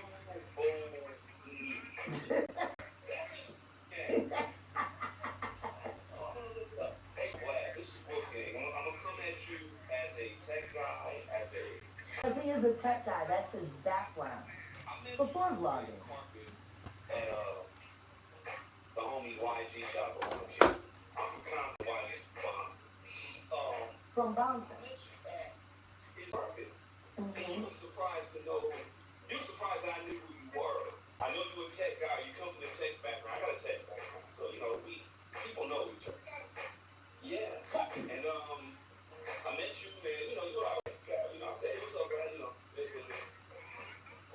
Like Taki. Glad, bro. You're a vulture. Yeah, he is. You're not hip-hop. At all. DJ as DJ Terrence from Full House. You know, as DJ academics. He's a dick jockey.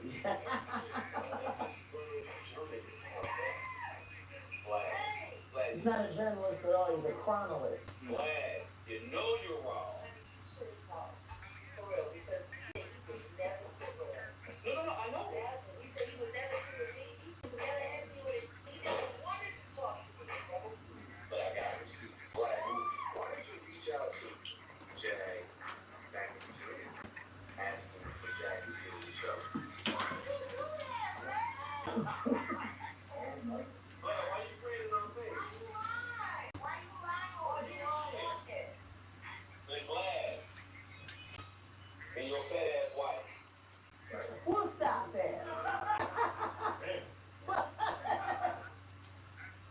This is the mark of a fighter.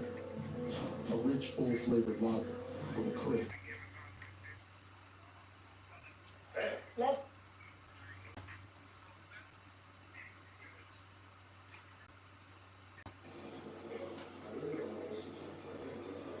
literally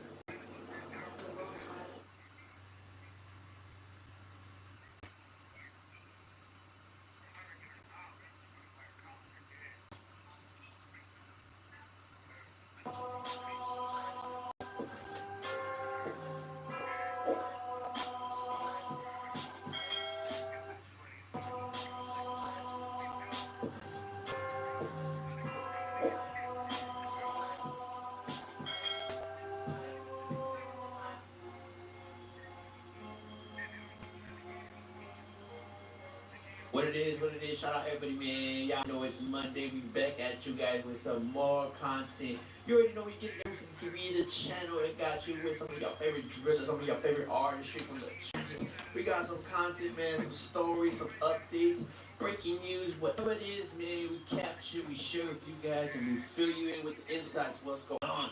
You know where it's at, man. Help the channel out to continue doing this, type of content for you guys, supplying y'all on a daily basis. Hit the like button real quick, thumbs up, thumbs up, thumbs up. Hopefully that good deed get that. Let's get to this one real quick, man. We over here with producer of FPG, man. The producer known to been real close friends or real hitter for FPG Cash, man. And of course now he's working with FPG Young, FPG Dutchy, and such on, man. Known as producer Bo Diddy, man. That's right. Bo Diddy, man, out in the traffic, looking for the ops, man, trying to slide on them old blockies. Seems like he was out in Chicago sliding around traffic where he saw a vehicle, someone in the passenger seat or the driver looked like old block Mother Buck, man. That's right. Watch this video. It seems like producer Bo Diddy riding in old block Money Buck. And it seemed like Buck also saw him hit the left, hit right, around the stop sign, and you can see Bo Diddy trying to catch up with him, man. Literally tailgating him, bumper to bumper, man, trying to get Mother Buck from Old Block to pull over and catch that fade or catch them shells. Damn, that's what the video got to say. Let's see.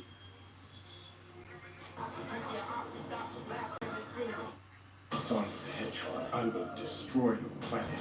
I thought we were going to him. With Shadow's power, we can lose him. Sonic 3. Out of my way, Dorcupine. Dorcupine? Really clever. You won't find confidence on any list of TV features, but there is one brand that has it in spades. And they back it up with a 10-year, 100,000-mile limited warranty. Kia, movement that inspires.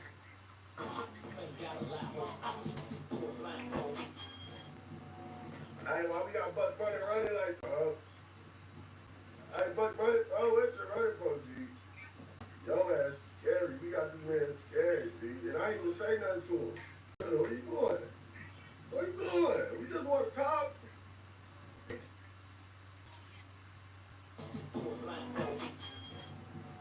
Hey, why we got Buck Bunny running like this, bro? Hey, Buck Bunny, it's a running for G. Yo ass scary. We got this man scared, G. And I ain't even say nothing to him. Where you going? Where you going? We just want to talk. We just want to talk. Man, folks trying to get loose. Folks trying to get loose. Bro, what are you running for? Oh, what are you running for, G? Hey, this nigga. Hey, why we got Buck Bunny running like, bro?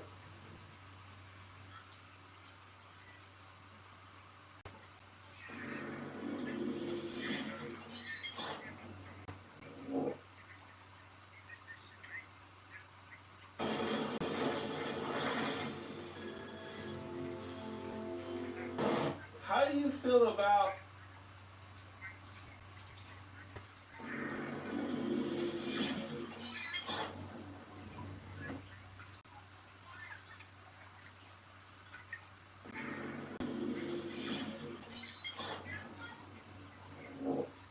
life in prison at the minimum.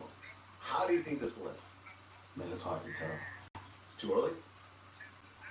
There's a part of me that says Durk got a 10 to 15% chance of beating this. It's clear he's going to try. There is pleas in this one, yeah. Got a hell of a lawyer. Got a hell of a lawyer. Drew Finley, who I've interviewed before, is that.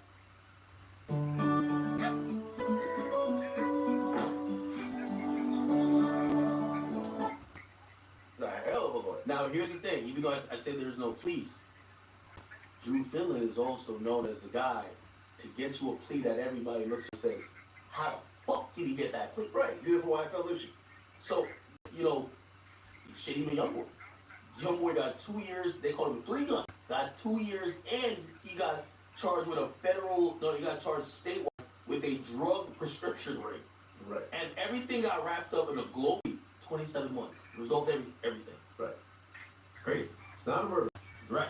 And this is where now you gotta be realistic. Right. And if you look at all these miracles that Drew has pulled off, none of them are murderers. Like even Big Meech. Now he didn't. Big Meech took a 30-year plea deal. He's out right now. But had he gone to trial, it'd be like triple life. All right, let me ask you a question. If you're Durk, what is it? Or is it too early to say? Because I think it would be 10 years. Do you think Durk only being incarcerated for less than a month right now? Saying, I'll just, he's 30-something right now. I'll get out when I'm 40-something. I'm cool. No, I think right now he's thinking. Durk is 32. His dad did it. His dad did a bunch of years. Yeah, his dad on life before, didn't he? His dad's been out. I don't know. Yeah. His dad did like, I don't know, 20 years or something like that. His dad spent a significant amount in But he did. So, you know, and the problem, listen, the problem is also, and you know, we all don't want to admit it, but I want all men who are listening to this to take a step back and think about how closely they follow father's footsteps without even realizing it. True. When I look at a bunch of the stuff that my dad did, I ended up doing a bunch of similar shit and didn't realize it until after I was done. True. So if your dad does 20 years, in the back of your mind, you somehow think normal. Right? You're not intelligently going to say it's normal. Somewhere in your DNA, in your subconscious, you're like, well, my dad did it. I can do it. It's not that crazy. I've gone through it in my own way. If Durk gets 10 years, he should jump on it. He should make Bill Bunny hop on it. Okay? So here's where it becomes incredibly difficult. And was Big Meech locked? It was the feds? Yes. Okay. Now, we all know the difference between the shit show we're watching in Fulton County and the feds is that there's something mandatory. What's up, Ray Ray?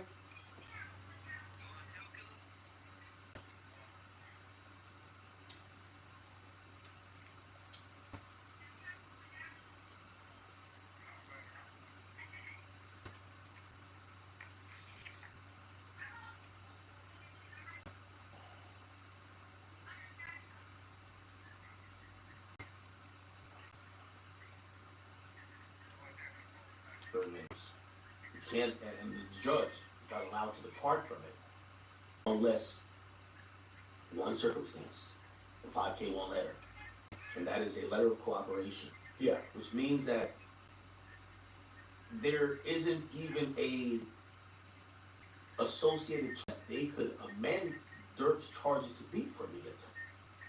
This is, you're either gonna do life. Like, there is no, the murder for hire carries life. There is no, oh, okay, we're gonna, no, it's life, right? The feds too. So, I don't know. I don't know. Like, this is one of those, if it was a state, I'd be like, you can play around a bit. You know what I'm saying? Yeah, I mean, look, Durk is one of the biggest opponents against snitching in hip-hop. Oh, yeah. To the point where he refuses to do songs with Gunna.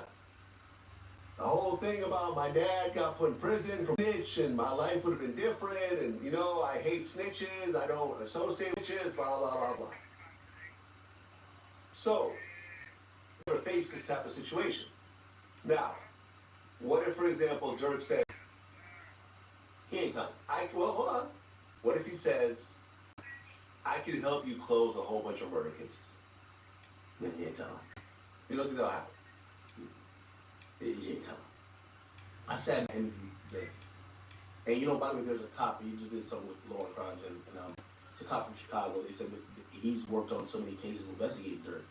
And he basically said, you know, in his opinion, he felt like Durk knew that this was coming down the pipeline almost 2 years ago, almost right after. I mean, is that obvious though? Well, if you tie yourself into a murder, it's probably gonna come back around. Well, here's the thing. Who knows what else he's never been tied into? But they said specifically that Durk started to really change his outlook. So became a Muslim. He stopped hacking all these guys out, and he fell out with certain people because, you know, he was covering bond and to a lot of people, and he was trying to move a little bit different. He started going into politician. His own friends from his neighborhoods would be like, yo, you just gave them $250,000? Yo, we gonna put bond. You know, that's when you get caught in between a rock and a hard place because people are now pulling at you from all directions. Essentially, if you ask me, so I'm sitting there with Durk and I'm interviewing him, and Durk looks at me, and it's the first time the whole interview I see him almost teary-eyed because I was trying to ask the gun a question, and he did. Just no. But I was trying to give him these scenarios. What if? And I get it. I know a lot of people I know a lot of people who, of course, are going to say no until they're under the gun. But when I kept crying and trying to get that question out of him, you know, you got these big ass eyes, right? No disrespect, but you know how you look. Yeah. I almost like, it was like he was getting emotional a little bit, like his eyes watering. And he looked at me and he says, I hate rats. And he said, they took my father away from me. Now, you know, some people have looked at that and said, your father took himself away. Whatever you want, but that sounded like an individual who grew up thinking that a cooperator made him not father, made him miss out on all these experiences. And really... You said what?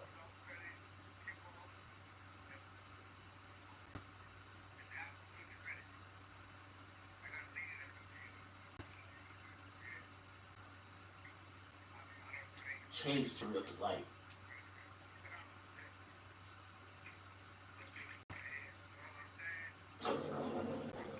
Groceries can get so expensive, but on nights like these, I can get everything I need.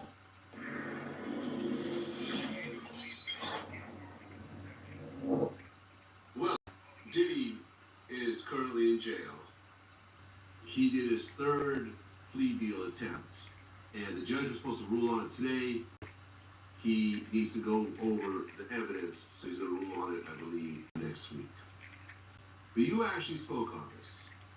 When you talk about it, you said, I feel Diddy in jail for basically doing what every other famous entertainer has done.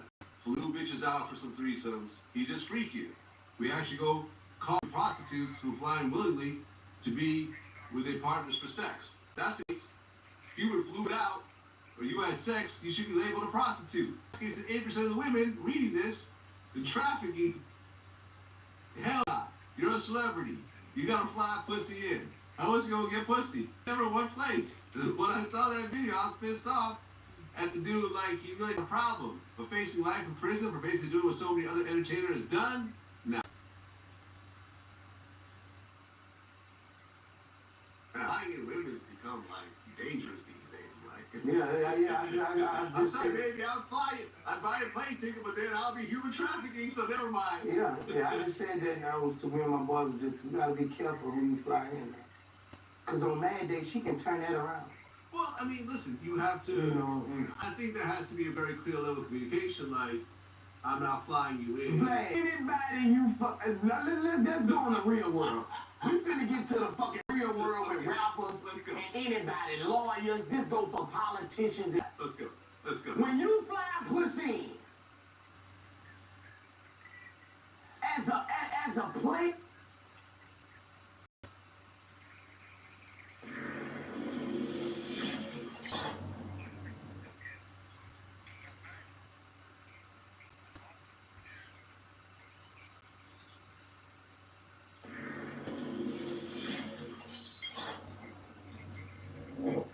We had our...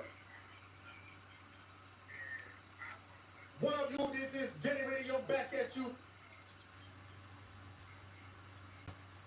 Say, man, they ain't dead Suarez seems to not be ready to let Nori off the hook after Nori made some comments about Dame Dash on his podcast, the Drink Champs podcast, you dig what I'm saying? Where he said that he didn't pay him for the scene that he was in on Paid in Full back in 2002. You dig what I'm saying? And also, Dame feels as though if Nori had an issue with it, after 20 plus years, he got his number. He could have called and had a conversation with him about that if he felt some kind of bot. You dig what I'm saying? Dame also goes on to say,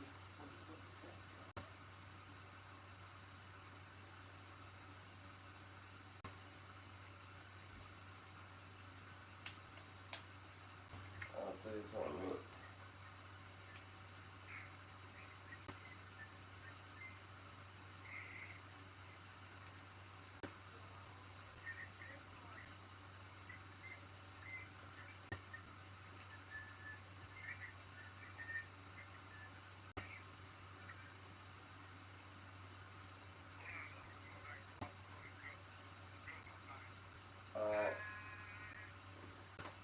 Tony, thank you. Tonight we're hearing from family and friends of the man stabbed to death in Woodskid over the weekend. 2 suspects are charged.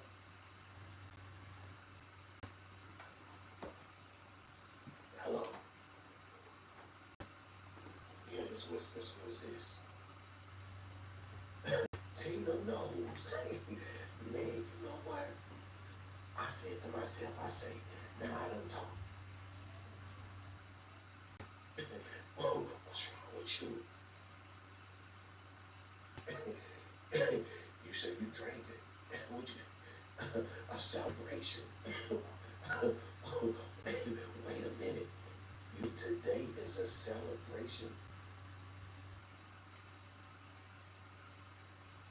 Yesterday, Jay-Z released a...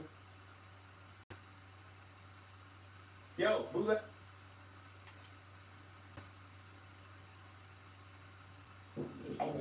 And as messy as Drake is right now, I can almost bet that there's somebody that wants to turn his faucet off.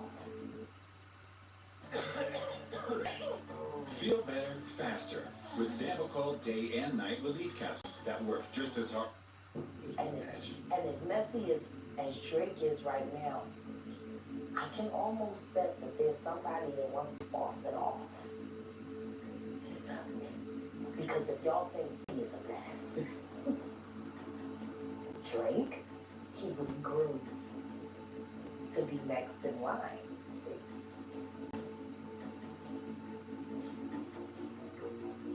What happens when the real details of what happened to XXX?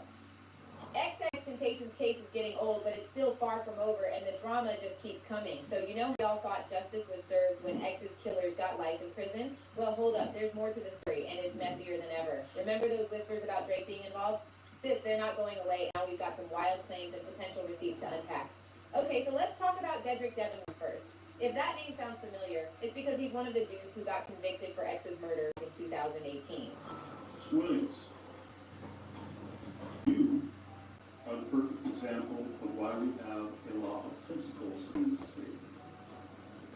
When you engage in criminal acts with others, you bear the responsibility for your collective actions. It was you who picked the target in this case. You went inside Riva Motorsports to confirm the identification and what was there, and then you went back out and sat in the vehicle. Now, while you may not have left the vehicle, you may not have brandished a firearm or fired the fatal shots, you are as guilty as they are because you were an essential part of that crime. Without your actions, it would not happen. But get this, he's trying to appeal his case, and the gag is his legalness throwing Drake into the mix. They're claiming Dedrick didn't get a fair trial because certain evidence pointing at other suspects, you know, like the boy, didn't even make it into the courtroom. But before we dive, let's rewind a bit. So last year, Dedrick and his 2 accomplices, Michael Boatwright and Trayvon Newsom, sentenced to life for their roles in X's murder. And the details? Straight out of a crime thriller. It all went down on June 18, 2018, outside Riva Motorsports in Deerfield Beach, Florida. This wasn't just any robbery, it was a straight-up ambush with layers of drama. Picture this, it's a regular sunny day in Florida, and X had plans like anyone else. First stop, Bank America, where he withdrew a fat stack of cash, $50,000 to be exact. The plan? Probably to treat himself because life was looking up for him at the time. From there, X drove a sleek black BMW i8 to Riva Motorsports in Deerfield Beach, Florida. It's a spot known for motorcycles and watercraft, and he was with his uncle just checking out the goods. Totally chill vibes. But lurking in the shadows was a black SUV carrying 4 guys: Dedrick Williams, Rob Allen, Michael Boatwright, and Trayvon Newsom. Here's where it starts to get sketchy. These dudes took X and rolled up to the same dealership. Dedrick and Robert even had the audacity to walk into RIA Motorsports like they weren't planning something. Surveillance cameras caught them casually strolling through the store, even passing X while he looked at bikes. And to top it off, they bought black masks while inside. Now fast forward about 30 minutes later. X and his uncle leave the dealership, and as he gets into his boom, the black SUV blocks him in. Things escalated fast. 2 guys, later identified as Boatwright and Newsom, jump out of the SUV. They're not here for small talk. They demand X's valuables. It's chaotic. There's yelling, a struggle, and they're trying to snatch his chain. But X to go down without a fight. And then the unthinkable happened. Boatwright, who was clearly the aggressor in this twisted scene, pulled out a gun and shot X multiple times in the neck. Let's pause for a second here. They already had what they wanted, a Louis Vuitton bag stuffed with $50,000, but Wright still went back, looked X in the eyes, and pulled the trigger again. It was ruthless. After the act, the 4 suspects sped off in their SUV, leaving chaos behind. People rushed to help, and the Broward County Fire Department got X to the hospital ASAP. There was a flicker of hope when paramedics briefly revived a pulse, but it wasn't enough.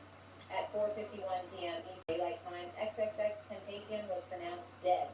Deerfield Beach, the rapper XXXTentacion has been shot, apparently targeted while shot for a motorcycle. Chopper 4 was over the scene on North Dixie Highway near Sample Road. The Broward Sheriff's Office says they got a call about the shooting at around 4 p.m. They say the rapper transported to an area hospital where the Sheriff's Office says he died.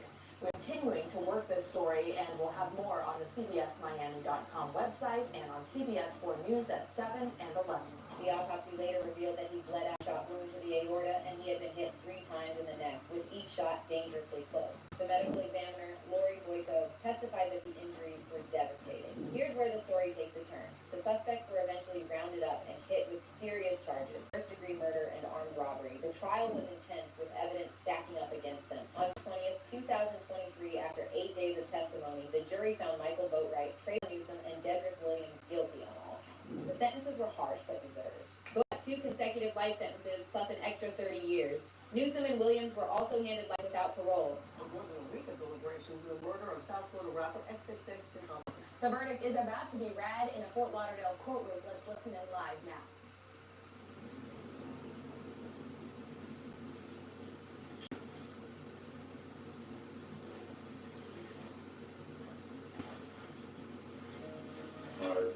The verdicts appear to be in prop form and will publish.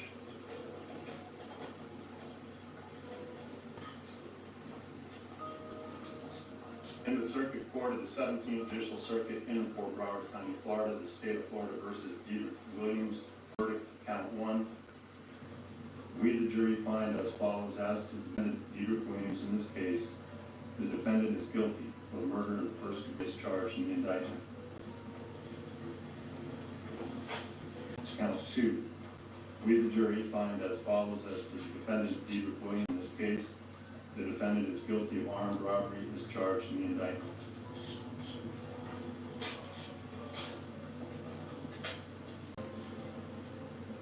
Count 1. We, the jury, find as follows: as to Michael Boatwright in this case, the defendant is guilty of murder in the first degree as charged in the indictment. During the course of the crime, the defendant Michael Boatwright actually possessed a firearm? Yes. During the course of the crime committed, did the defendant Michael Boatwright actually discharge a firearm? Yes. The holidays are here. Shop Zales holiday specials with up to 50% off. Only at Zales. Instead of skipping ad about the Maytag Pet Pro system, you're realizing you may look like your pet, but you don't want to wear your pet's hair. Powerful pet hair removal with the Pet Pro system. Conquer pet hair like a pro. During the course of the crime committed, did the defendant Michael Boatwright actually inflict death to Jose Onfroy as a result of discharging a firearm in his possession? Yes. Count 2. We, the jury, find as follows: as to the defendant Michael Boatwright in this case, the defendant is guilty of armed robbery as charged in the indictment. During the course of the crime committed, did the defendant, Michael Boatwright, actually possess a firearm? Yes. During the course of the crime committed, did the defendant, Boatwright, actually discharge a firearm? Yes. In the course of the crime committed, did the defendant, Michael Boatwright, actually inflict death to Jose Envoy as a result of discharging a firearm in his possession? Yes. Verdict. Count 1. We, the jury, find as follows as to the defendant, Trayvon Newsom, in this case. The defendant is guilty of murder in the first degree as charged in the indictment. During the course of the crime committed, did the defendant, Trayvon Newsom, actually possess a firearm? Yes. Count 2. We, the jury, find as to the defendant, Trayvon Newsom, in this case. The defendant is guilty of armed robbery charged in the indictment. As for Robert Allen, the one who cooperated with authorities and pleaded guilty to degree murder, he got a reduced sentence. 5 1/3 years in prison, followed by 20 years of probation. Some might call him the snitch, but his testimony helped lock in those convictions. Who made a comment to you about your testimony? Point him out and identify him in the courtroom as to who you're referring to that made some comments to you.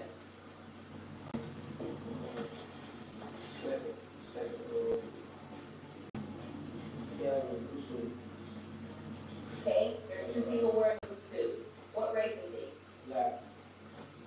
And is he seated on the end, middle? Okay. And who is that you're pointing out to? Trayvon. Your Honor, please let the court identify any court identification of Trayvon in this case or this matter. Now, this wasn't a random robbery gone wrong. It was calculated and cold. These guys followed X, waited for the perfect moment, and executed their plan. But what makes this case hit even harder is the potential gang ties that were brought up in court. While the judge ruled out some of those connections, many believe there's still more to the story. X was only 20 years old and his life was just getting started. His death wasn't just a loss for his family and friends, it sent shockwaves through the music world and his massive fan base. This case reminds us of how quickly things can spiral out of control and the lengths some people will go for money and power. But at least justice was served and the people responsible will spend the rest of their life behind bars. Now, Dedrick's lawyers are claiming there's way more to this story. They're basically saying the investigation brushed past certain leads, like, oh, I don't know, Drake, and that Dedrick ended up being the scapegoat. Let's not forget that there were rumors swirling about some tension between X and Drake before X's death. And now, Dedrick's team is determined to make sure that gets more attention. Honestly, it's giving a feeling like there's a plot twist that we didn't see coming, but is there any truth to it? So here's the scoop. One of the big sticking points is tied to Drake. The lawyer is spoken how defense witnesses were handled, and let's just say the prosecution wasn't playing fair. Back in 2020, Dedrick's lawyer submitted a list of witnesses he wanted to call, but the prosecution tried to call them. The judge didn't allow that, but told Dedrick's lawyer he needed to explain how each witness submitted his defense. The lawyer said this was shady because it forced him to show his strategy to the other side. Messy, right? Here's where it gets juicy. The defense is pointing to an old social media post from X himself, where he said, if I get killed, it's champagne poppy. In case y'all didn't know, that's Drake's Instagram handle. Not only that, but X also had beef with other rappers connected to Drake, like 600 Breezy and Toronto rapper Top 5. And let's not forget DJ Academics, X's close friends, who spilled all kinds of tea on this drama. Academics even claimed X about his issues with Drake and made some spicy comments about Drake's mom. Well, I think it was like the street element. Yeah, exactly. But the street element only goes so far. You know what I'm saying? And I say that respectfully, because I don't want brother to feel like I'm stepping on his toes. You feel me? But regardless of anything, there was origin behind what I was doing. I feel like you guys both like. Speaking of Academics, X once sent him a pic of a Drake lookalike with some shady captions and told him to post. But Academics was urging him not to play with Drake like that. After the warning came through to X, the came down, and X claimed his account got hacked. Dedrick's lawyer wanted Academics' testimony locked in because he doesn't live in the U.S. and might not show up in person, but the court only allowed basic deposition. Imagine missing all the drama he could have spilled in court. Ex-mom, Cleopatra Bernard, also had something to say. She testified that X and Drake had real beef, like legit tension.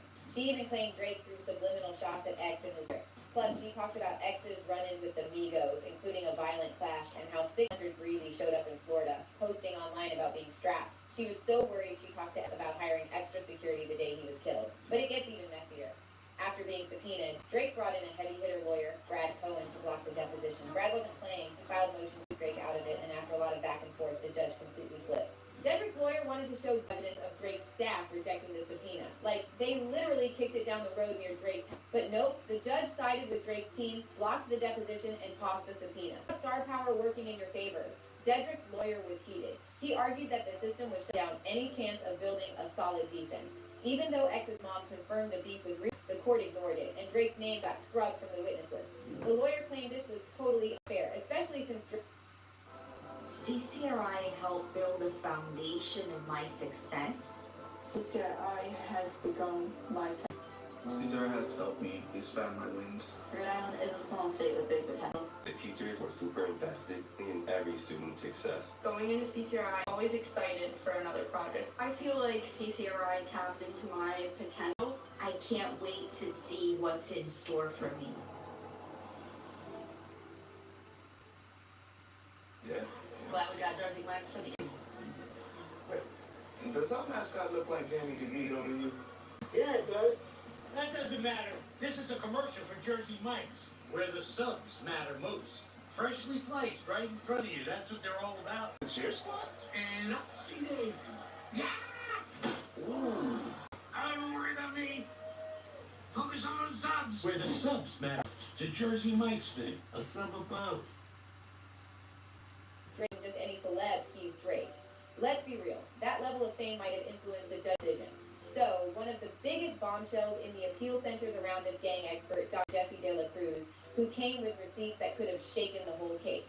Apparently, Dr. De La Cruz had visual evidence connecting Drake to the same gang as one of the co-defendants, Robert Allen. Like, yes, we're talking about photos of Drake throwing gang signs that matched Allen's. And get this, Drake's crew allegedly had people lurking around X's neighborhood, throwing out threats before X was killed. But wait, it gets messier. The defense wanted Dr. De La Cruz to unpack all this, along with some eyebrow-raising Drake lyrics. You know that track, I'm Upset? Well, the line SMS XXX, that's the only time I shot below the neck, had people side-eyeing Drake hard.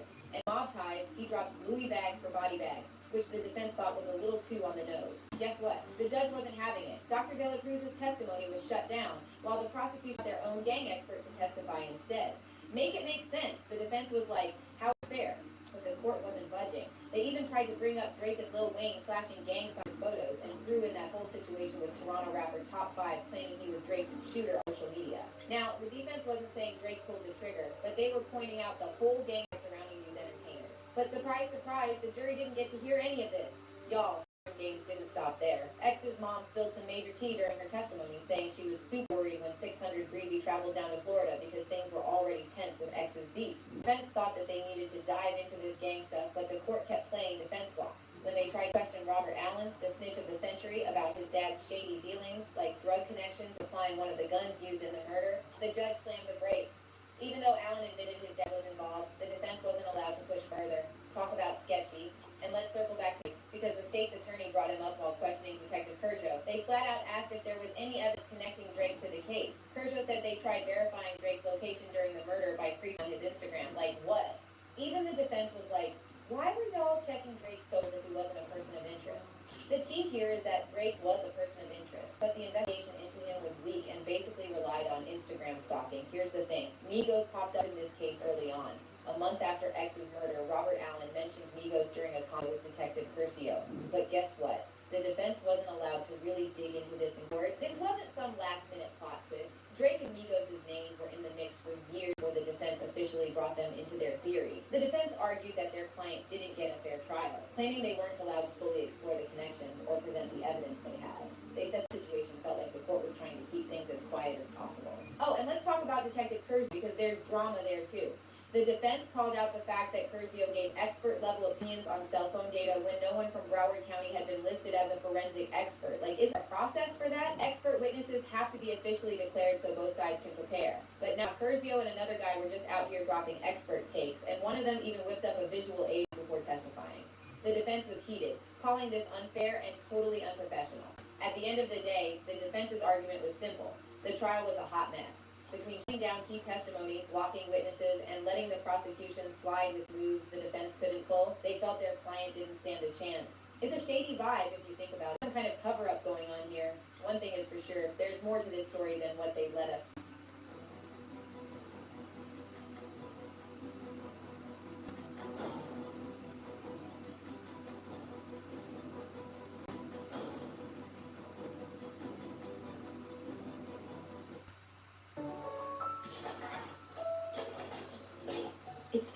lights that know how to set a dinner vibe.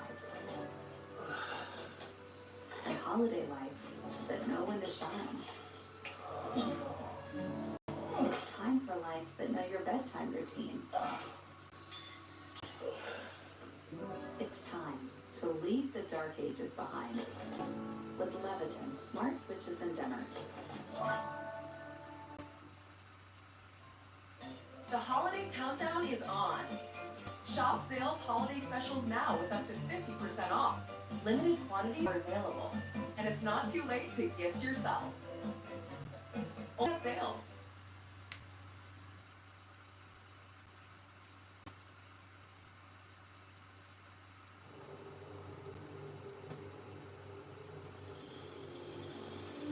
My daughter Jasenia was a very good mother, a good daughter, and my grandkids, they were my life. When we found out that they were missing, my heart started breaking. What the hell was going on? I flew my way to the house. The case had evolved into a very suspicious missing person type case, and then the neighbor became involved. I said, please just tell me where's my daughter. He looks at him and says, I just snapped. I was wondering, have a police officer come to the office building? We have somebody that will leave. You have to consider that there are more possibilities than one. We can't stop until we get some answers, until we find them. By the smallest detail, these are the cases that define American justice.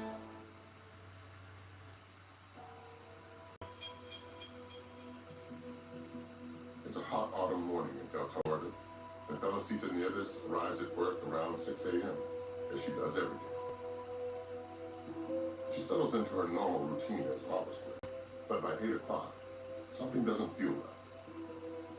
My daughter Senia, she always called me around 7:30. She would 20 times a day she needed to, when she was getting ready to go to work, take the kids to school. And I didn't hear from my daughter, and I started calling the house, calling her cell phone. It isn't like 28-year-old Jasenia Suarez, hard-working mother of two, to miss her morning chat with her mom. But despite repeated calls, Jasenia is not answering her phone. Felicita then tries her daughter's workplace. They told me she was going to work from home, but they haven't heard from her either. I felt a little bit funny about it. So then I called her husband. Jasenia's husband, Toledo, also doesn't pick up.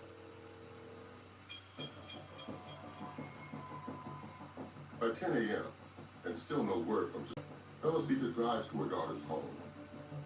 She calls her younger daughter, Emily. I was at work that morning, and she was asking me if I knew the whereabouts of my sister. She sounded very shaky over the phone, said Jessie hasn't responded to her, and that she called law enforcement to do a wellness check.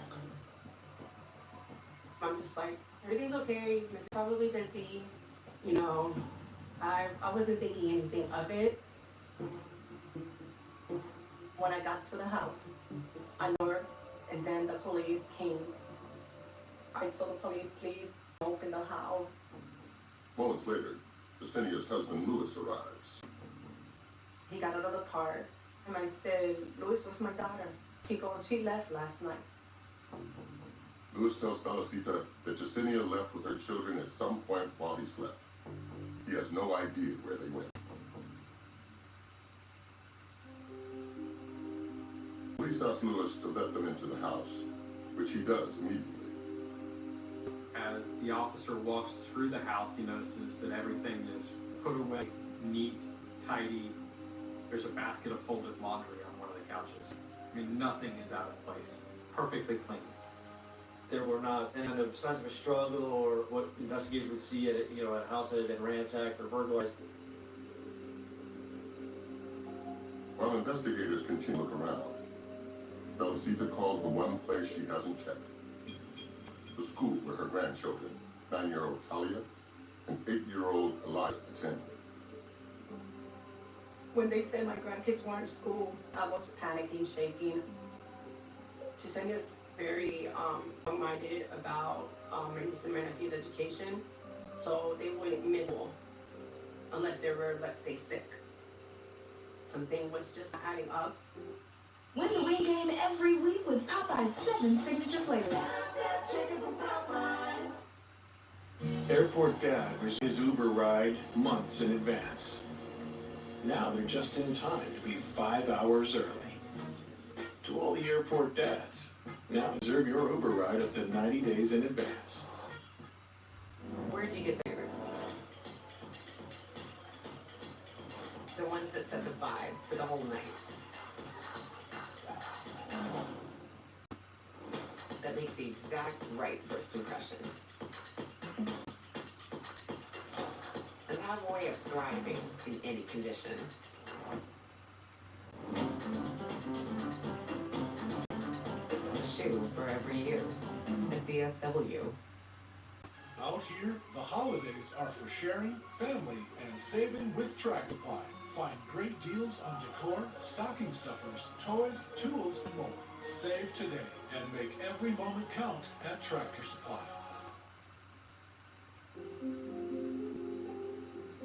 Growing family, Yesenia was always dependable and ambitious. She always looking forward for better and always thinking ahead for her children. She was working in HR. She was in college at that time to finish her bachelor. Even me, she wanted me to go to college, and I remember me telling her, I don't need to go to college. I'll watch your kids while you guys do that. My sister lived like the next street over. Mom, she has a strong support system. She was thriving. There was no reason for her to just up and leave and do that. With the family's insistence that Yesenia just would not disappear with her 2 children, it became apparent that this wasn't a missing person case. As they typically do, police start the home by looking at Yesenia's husband, Louis Toledo. Yesenia met Louis almost 5 years earlier, when she was a single mom. She was attending a Spanish music festival with her sister. A fight broke out in the festival. Somebody hit her on the nose, so she started bleeding and she fainted. And then Louis came running and basically took her to where the paramedics were at. And from that day, my sister saw him as like a protector, a person who rescued her. Yesenia fell fast for Louis Toledo, a knight in shining armor. He was a handyman, strong. He was put well together. She thought he was handsome. Yesenia actually realized that Louis's tough exterior came from a rough past.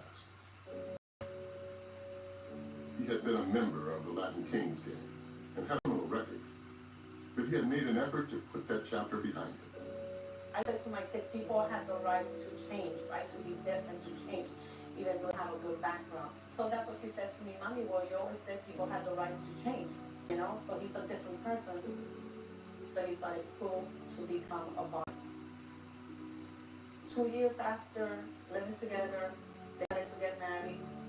They decided to get baptized at church to, you know, be that Christian family. Jesse, the best thing that happened to her, that he was like a father for her kids. He took Elisha to baseball, Talia to cheerleader, cared so much for them. Then they decided to buy a house in Deltona. He was going to watch the kids while Jesse went to college and worked. Louis even turned on his whole gang by becoming a witness for the state. Louis Toledo was actually a witness for me in a major gang prosecution. He had become disillusioned with the Kings. He had changed fundamentally who he was, and because of the responsibility he had as a father and a husband. Louis would talk about how proud he was of his stepchildren. He would do anything to protect them. And, you know, he talked about Yesenia and how she was rock. Everything indicated that he was trying to turn the page and start a new chapter in his life. It seemed that Yesenia had found her happily ever after with Louis. But 2 years into their relationship started to change. They started arguing. He was doing the homework with the kids at home. He was then cleaning. You know, he was supposed to be doing everything in the house while Jesse was working and go to school. Investigators learned just prior to her disappearance that the situation between the couple had been especially tense. Felicita was out in the front yard talking with the deputies about concerns. She was aware of some serious problems that had occurred between Jasenia and Luis Toledo the day and the night before. When I got to my sister's, law enforcement was outside of her house. At that point, my heart started racing and I started getting anxious, confused. I was just like, what's going on? Like, is she hiding out? A young mother was missing, as were children. You have to consider that there are more possibilities than one. We needed to find them, and we hoped that we could find them alive. I was scared for my sister, scared for my niece and nephew.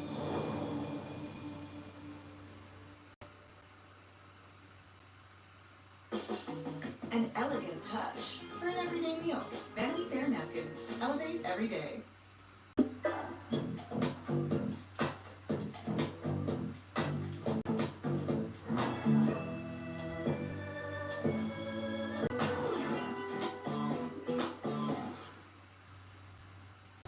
Discover your potential to transform lives with a meaningful career as a assistant, nursing assistant, behavioral health case manager, and many other options. Explore career and educational opportunities at caringcareers.ri. 3 hours into the disappearance of Jasenia Suarez and her 2 young children, her family still has no idea where they are. I just started texting my sister and calling her. Was not getting any response. I was like, why is my sister not answering? Volusia County Police dig deeper into her marriage with Luis Toledo and learn more from the family about the couple's troubles at home. Their relationship was unwinding. He and she had both agreed that they were about to have a divorce, and they were really just kind of living together for convenience. Despite the agreement, tensions continue to grow. Toledo had suspected for some time that Jasenia was having an affair. He started confronting her more and more, and ultimately learned she was having an affair with a coworker. The day before Jasenia's missing, Luis's jealousy reaches a boiling point. He went to the workplace to confront her and to confront the coworker. I was wondering if I could have a police officer come to an office building. We have somebody that will not leave in your okay? He kind of stormed into the building, caused a large disturbance in the middle of the office, confronted her.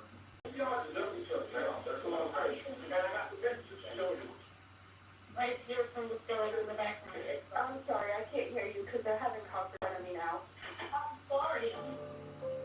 She tried to get him back down and move into her private office. He did, and then he slapped her, actually put his hands on her and hit her. Any weapons involved there? No, not at all. And it looks like he's leaving now. Officers arrived, but he had actually left the premises. There were charges outstanding as a result of that occurrence. With Jasenia, Talia, and Elijah now missing, Luis Toledo is squarely on detectives' radar. They can't take any chances. Toledo was arrested on charges related to the domestic violence at the office the day before. As Luis is taken into custody, a forensic team arrives to search the home. You know, they were able to find traces of blood. Some of the blood was found in and around the bathtub. Some was found in the drain pipe. Police send the samples to the lab to determine whose blood it is. Meanwhile, a massive search is underway for Jasenia and her children. The search became very coordinated. A command post was set up. Volunteers were sought from other agencies. During the search, I was very anxious. We had the news on at all times to see if anything new would come up. We had all of our phones just in case Jesse gave us a call or text us. I looked up to Jesse a lot. She was my role model. And my niece and nephew, those were my babies. I was always the fun aunt. My mom, she's spoiled being Elijah. Here, Talia, your card. Talia grew up loving her mother. When it comes to you, cutie, What's not to adore? I know nobody can adore me. Very sassy, very bubbly, and just like Jesse, try to do everything perfect. Oops, Elijah Public. Elijah, so different. Stamia was an ace. He couldn't be a B or C, but it was okay for him. But very loving child also. And I still have that hope of them coming back. My name is Investigator Bagnard. I want to talk to you today about some missing people. At the station, investigators questioned Lewis for any shred of information. The two children are missing. Are they your children or children? They're my kids. I raised them, but not my Okay. So how long have you and your wife been together? Almost 5 days. He spent hours talking with law enforcement and providing information about his wife's favorite places, the kids' favorite places, places they would likely go. Yo, how can this be a missing person? She hasn't even been gone a couple hours, you know? Lewis continues to insist he doesn't know where Jacinia and the children are. But investigators can't get past the confrontation at Jacinia's workplace the day before. That evening, Jacinia and the kids ate dinner at Felicita's home. She was supposed to go and put an order of protection, against him. She didn't do it. She said, because we're gonna talk. He come here to talk. It's maybe about 5:30 or 6 o'clock at night. And Toledo shows up. And he wants to talk to his wife. Jacinia and Lewis talk in the garage, while Felicita tries to listen from the house. They were making plans to live apart. She had 2 cars on her name. She was gonna give him the car that was paid off. She was gonna give him some money. They are loud at points, and then the conversation quiet, and it seems to be that they're parting on fairly decent terms. Toledo comes back into the home, says goodbye to Felicita and the kids, and asks Jacinia to come home that evening. We talked, and I said, hey, come down, and you stay here with the kids. But no. She said, Mommy, I want to go home. I want to sleep in my own bed.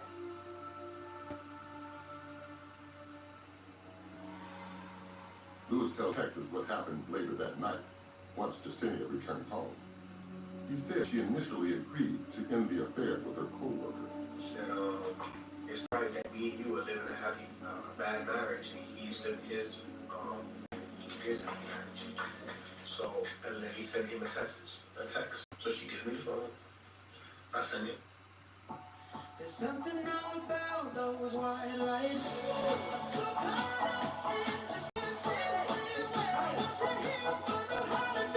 don't miss the savings. Shop the big holiday sale, only at K.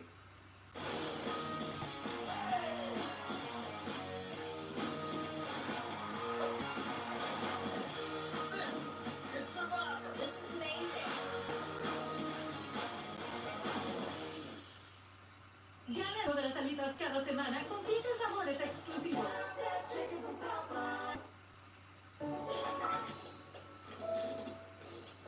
It's time for lights that know how to set a dinner vibe. Leave the dark ages behind.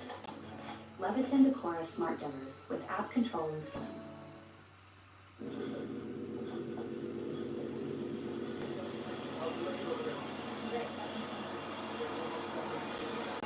If you find yourself in a box that can no longer contain you, it's time to find a bigger box.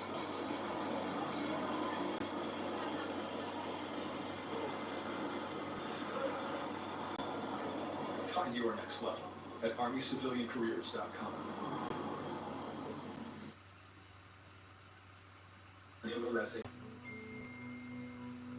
The co-worker's name is Kevin Drake. After Lewis sent the text, Kevin called Jacinia at 9 a.m. She's like, Kevin, it wasn't me that sent your text message. I said, I'm done with you and Kevin. And I left. I said we could have each other, and I walked out. Lewis claimed just after 1 a.m. He walked outside the house and saw his neighbor, Tyshawn Jackson. They chatted briefly. Then Lewis slept in his car and went back into the house around 8 a.m. And when I went into the house, I realized that, the house was empty, nobody was there. Investigators wonder if Jacinia and her kids ended up with a co-worker and what he knows. The investigation turned to Kevin Dredden, and law enforcement inevitably ended up at his doorstep.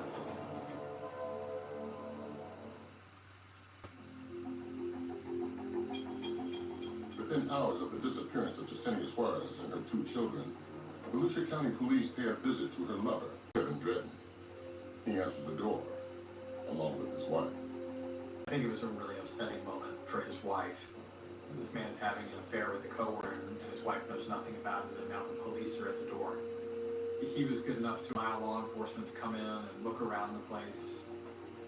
We took his phone and analyzed the contents of his cell phone to see where he was, to see what he had been saying and with whom he had been speaking. Kevin admits he had contact with Yesenia the night before. The two exchanged text messages, and then Kevin gave her a call. He says he was shocked when she told him that Lewis had sent the last text. Kevin asks if everything's okay. She says that it is. He knows that something is wrong, but he can't really put his finger on it. She says good night, and that's it. Right around 1 o'clock that night, that's the last anybody ever hears from her. Law enforcement talked to his wife, got an established alibi that he had been home with her that evening. There was no indication at all that he was involved in any of this. One person of interest is crossed off the list. But investigators do have another promising lead. What caused this story to change from she left and took the kids to something else was when the next door neighbor became involved. Louis Toledo claimed that he saw his neighbor, Tyshawn Jackson, around 1 a.m. when he walked outside to sleep in his car. That's a real investigation drill, huh? Yeah, man. But Tyshawn tells police a different story. He first talked to officers at the scene, shortly after they took Lewis to custody. Later that night, he reports to the station to answer additional questions. We started learning the information about what Tyshawn knows about the early hours of that day. Tyshawn says he never saw Lewis around 1 a.m., and Lewis had claimed. But he did see Lewis just before dawn. What time did you get up in the morning? At like 6:11 when Lewis out in the morning. Ty said Toledo came to him in the early morning hours, asked him to move his wife's car. He don't put his car in reverse, and he leads the way. Good not searching that to her. He says they drive a county away, probably 45 minutes in the car. All the time, Tyshawn Jackson is thinking he needs to get a brake job or something. Toledo parks the car in a Publix parking lot. What exactly happened? As soon as you pull up, what do you? I see you over standing outside. Like he's by the door, he look back at me. And like he look back and start cleaning the car down, wiping it down. He says Toledo was spraying down the car, wiping down the handles, taking items out of the vehicle and stuffing them into plastic bags. As soon as you like clean the car, somebody feels like something bad happened in the house. He says Toledo comes over and tells him about the driver's seat that he's driving. Tyshawn hops in the passenger seat, and for the 5-minute ride home, Toledo doesn't say a word. Not a single word to him. Along the ride home from the location where he just in his car, Toledo stops behind an apartment complex parking lot and throws a bunch of stuff in the dumpster.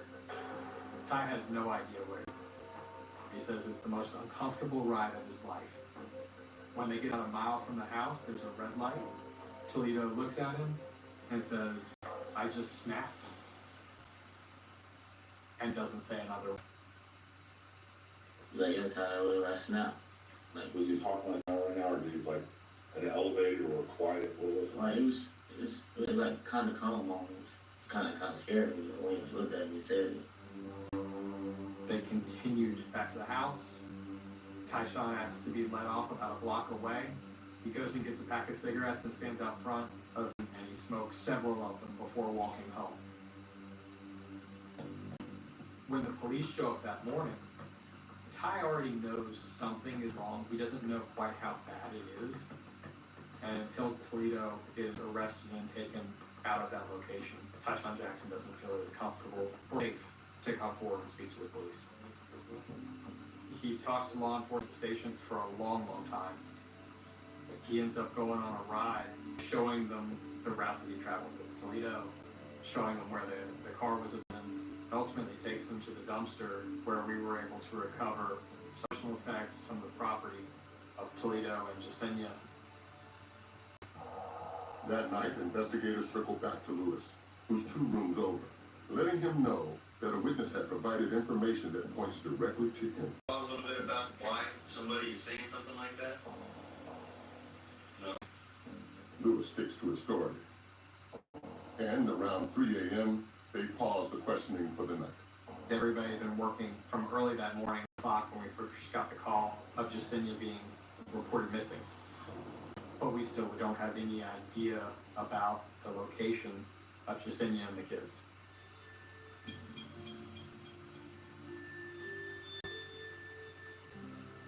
The first night when they were missing, none of us could sleep. I was still shocked. I thought I was just in a bad dream, just waiting to wake up from something I didn't want to be, living in. As dawn breaks, nearly 24 hours into the search, there's still no sign of Jasenia, Talia, and Elijah. At the sheriff's office, investigate a new tactic on Lewis. I don't know about you, but I haven't gotten real sleep. Around 8 o'clock, when they start their interview again, the investigators start laying out pictures of Jasenia and the kids. With your wife? In the hope that there will be some sort of emotional response. And yourself? Or perhaps tell the truth about what happened. What happens next is this kind of believable story. Well, I never put my hands on my wife. Mamacita, ¿dónde está Santo Claus?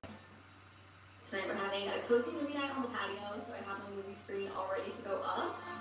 Every movie night needs popcorn, so we're serving up Orville Redenbacher's popcorn. I also love their seasonings, especially classic dill pickle for my pickle lovers. Being cozy essential, so I brought some pillows and blankets outside, and then put the final touches on our movie night setup. I love spending nights in together, and Orville Redenbacher's popcorn makes our movie nights even more special.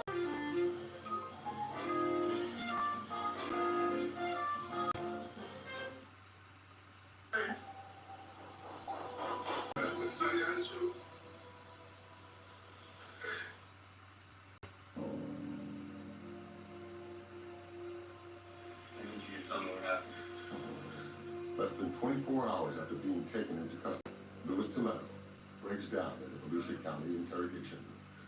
So far, he has stood by one version of events, but now another story emerges, one that involves his neighbor, Tyshawn Jackson. Maybe like 2, 3 in the morning. So Tyshawn up. I told him I had problems. People were talking to me. I know my wife hates when I play PS3. That's for most days. She hates that. So I told her we go in the house and play. I don't care if she gets upset. Lewis says that when both he and Tyshawn went inside the house to play video games, the situation soon escalated. She got up when she saw Tyshawn started going off on me, whatever, and she told me that she wanted everybody to leave. She wanted me to get out the house. I told her I didn't have to go. She came at me. She grabbed me on the back. I got these scratches back here. She grabbed me from the back. She upset. I got so tired of her grabbing on me. She hit her up with the neck. She fell out of the floor, her neck looking at me. He couldn't breathe. She stopped. All this time, Talia and Elijah are home. The kids came out of the room because of the screams. So Tyshawn, take over, man, please take over. There's this panic in the home as the kids run out and see their mother die. Toledo asked Tyshawn Jackson to take the kids in the other room so that he can help his dying wife on the floor. He came back after he asked me if she was dead. I said, yeah. He went back to the bathroom. I heard blah, blah, blah. I went over there. He had the thing in his hand. He hit my kids in the head. They was everywhere. Instead of taking them safely into the other room, the story that Toledo tells is that Tyshawn Jackson took them into the other room and got an axe and hit them in the heads. I told him what he do, he told me. He can't go to jail for like murder the kid's son. Tell him a God, son, you killed my kid. He killed my kid. Lewis claims Tyshawn told him what needed to happen next. He said, you can get rid of those sweets at the shop. We put them in the car in the trunk and carry them. And he left and I started cleaning everything up. Knew what he did with it. I don't know. I'm telling you, I never know where he at. I don't know. It didn't hurt my baby, I swear. Police still don't know where Jasenia and her children are, but they're confident they're not alive. They deliver the hard news to the family. A lot of our family were at my mom's house, and once they heard all the women crying, it just broke the whole house. Everyone just crying, screaming.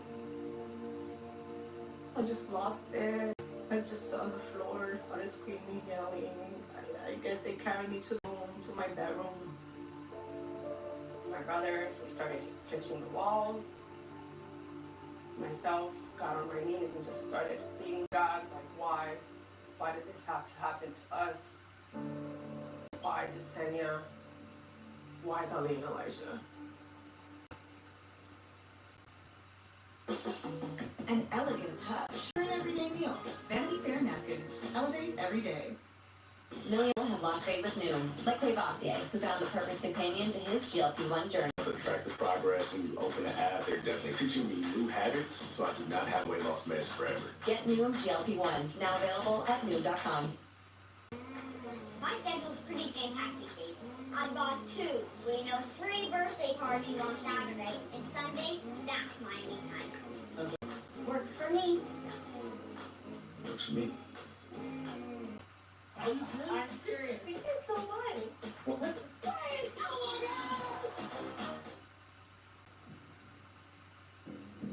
Back at the Volusia County Sheriff's Office, detectives deliver a bomb to Tyshawn. I talked to Lewis over the course of the past 2 days. Okay. Lewis told me. Okay, he's giving me specifics as far as how they died, and put you as the primary person responsible for some of that. Not all of them, but some of them. He did not put me in no prominent state. He did. Why did not have anything to do with death? I said. Once again, Tyshawn recounts the events of October 23rd, just as he had several times before. His story doesn't change. I did not leave my house Wednesday night at all. 0. Left my house 6:11 Thursday. We tried to learn more about Ty. We went and talked to his mom. We talked to people that knew him well. We took polygraph tests, and while they're not admissible, they tell you a lot about a person. We conducted a search warrant on his house, looking for items of clothing, looking for any evidence of blood related to the kids. Ultimately, what we found is that Ty was not there that night. Ty didn't have anything to do with the death of the kids. Toledo was completely full of it, and this was his effort to cover up what he had done himself. 4 days after Jasenia and the children disappeared, Lewis is interviewed again. The interview started just as every other interview had. We've talked to you again every day since Wednesday this began, so we can continue to talk about things today. But then all of a sudden, Toledo has stomach pains. Sure. And this is maybe 5 minutes into the conversation. 5 minutes later, he needs to go again. Okay. He gets in the bathroom. And 5 minutes later, he needs to go again. It was bad, huh? And on the 3rd trip to the bathroom, while he's on the toilet, he's talking to law enforcement still. They're asking him questions and he's giving answers. And finally, one of them just says, well, why don't you just tell us the truth? Where are they? His story switches from, I don't know where they are, to I will never be where they are. He dives off of the toilet, is against the door, and is able to block the door and lock out Long. And then the mirror breaks.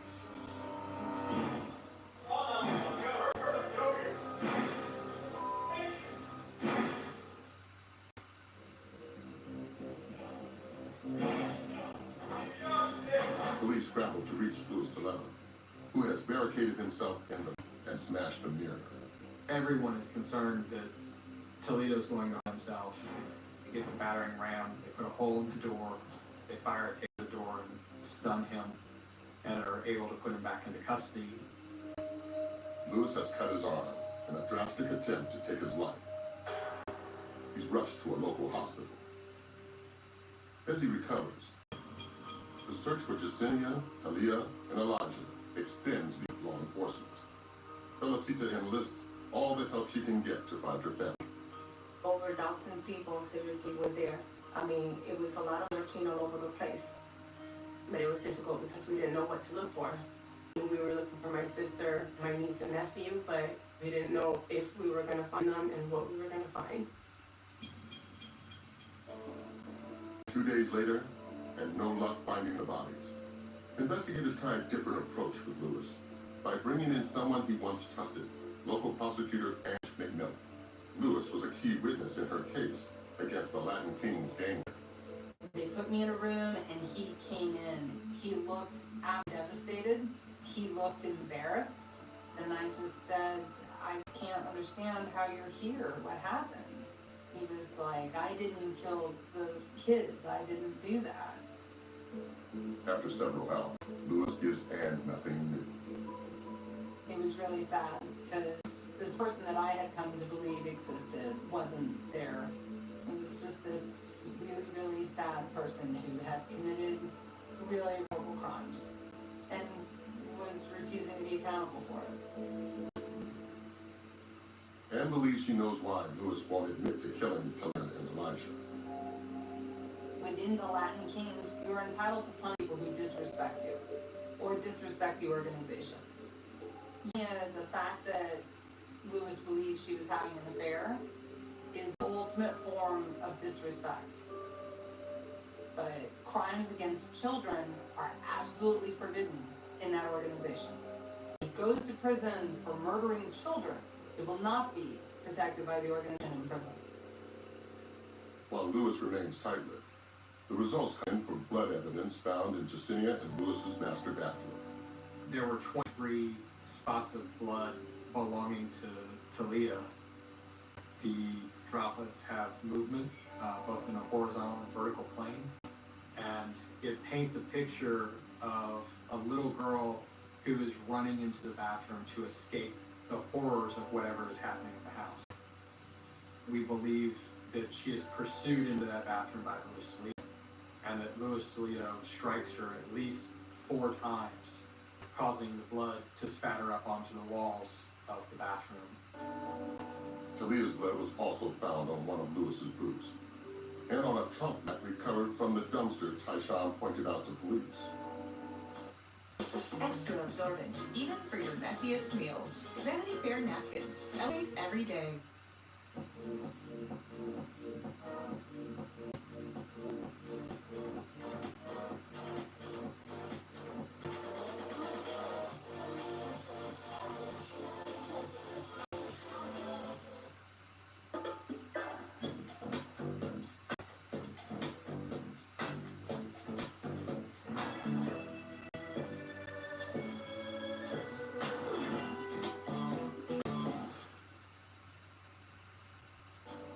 All the evidence tells investigators one thing. It was abundantly clear that he killed Jasenia and the kids. Louis Toledo is formally charged with second-degree murder of Jasenia Suarez and first-degree murder of her 2 children, Talia and Elijah. The prosecution plans to seek the death penalty. Death penalty is reserved for the worst of the worst.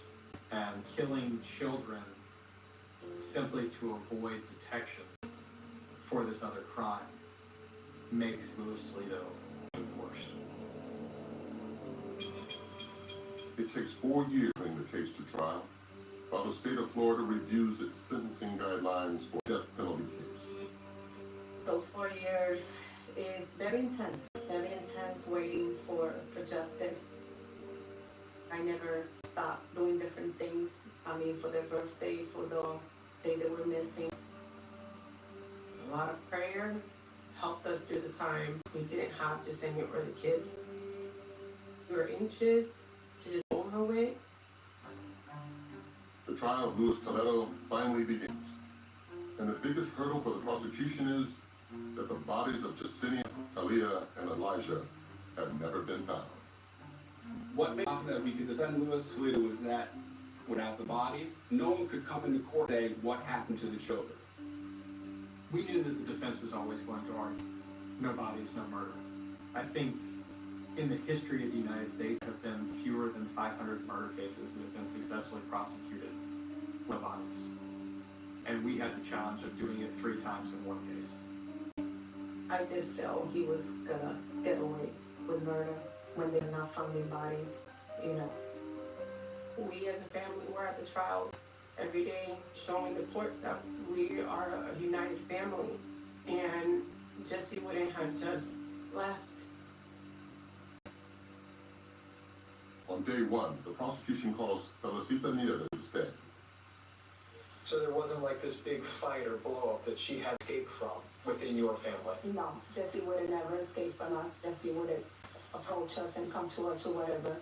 How about the kids? Was there any reason for them to run away and leave their entire family behind? No, they would never run away. The first place they would have run, it would have been to my house.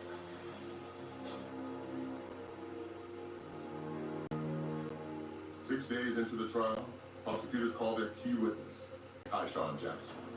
This kid was going to have to stand up in a courtroom and point the finger at a person for being responsible for the death of the woman and for her children.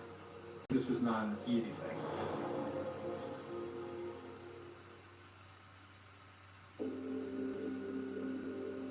All eyes in the St. Augustine courtroom are on Tyshawn Jackson as he takes the stand in the murder trial of Luis Toledo for killing Jasenia Suarez and her 2 young children. Our strategy in putting him on the stand was really just to keep him up there, keep him talking.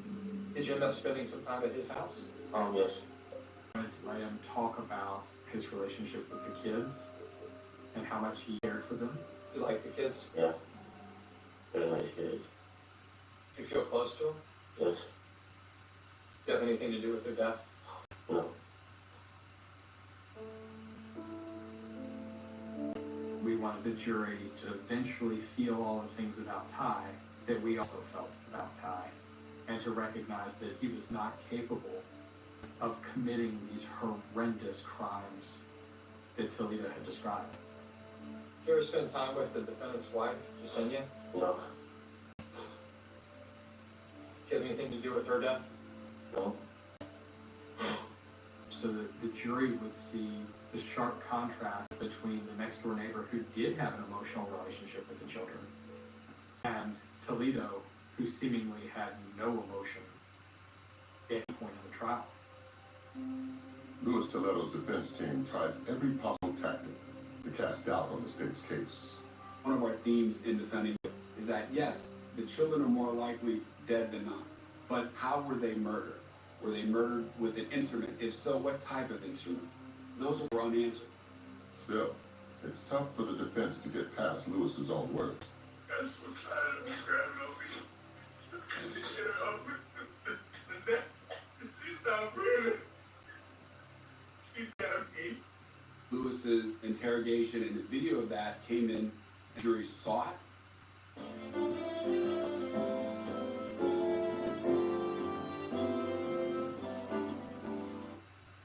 Here's something you may not know about GLP-1 weight loss meds. New GLP-1 companion users report losing 48% more weight than when taking meds alone. Powerful weight loss meds deserve a powerful... Get Noom GLP-1, now available at Noom.com.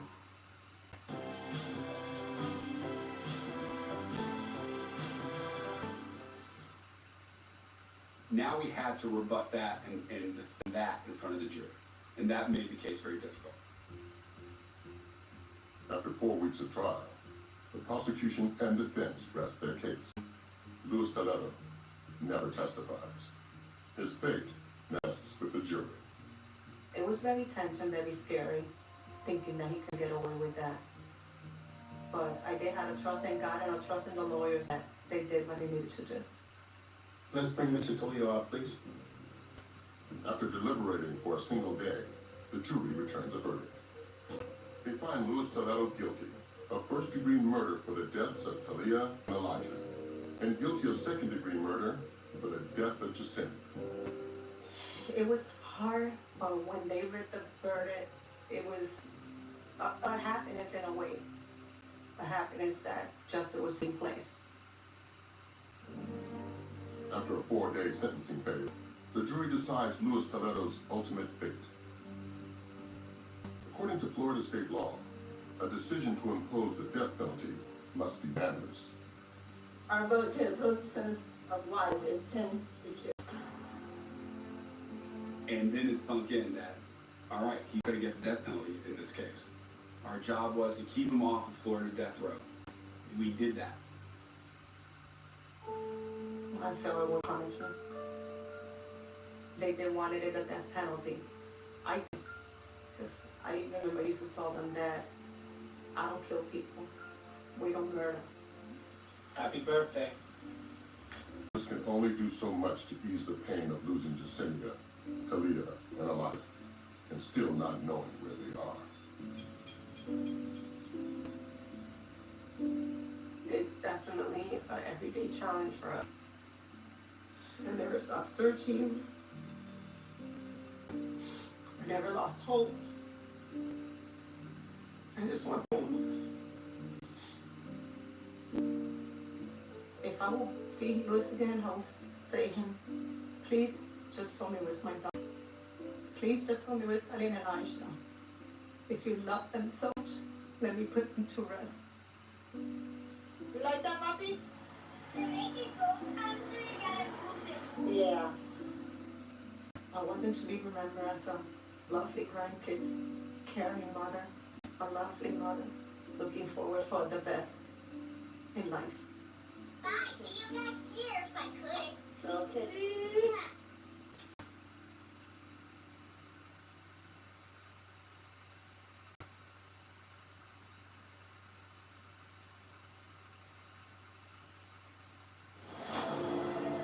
She was a great mother, she was a great daughter. It was odd that she just up and disappeared.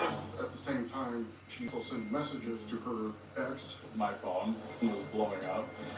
This is a bizarre and twisted case of a fatal attraction. It's about an obsessive woman that would stop at nothing to get what she wanted.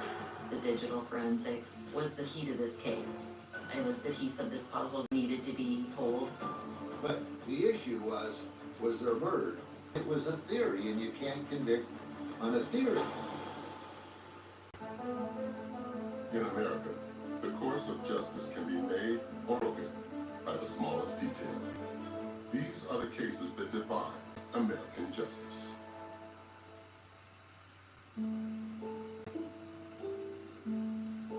On that morning, there was nothing out of the ordinary, as far as I knew.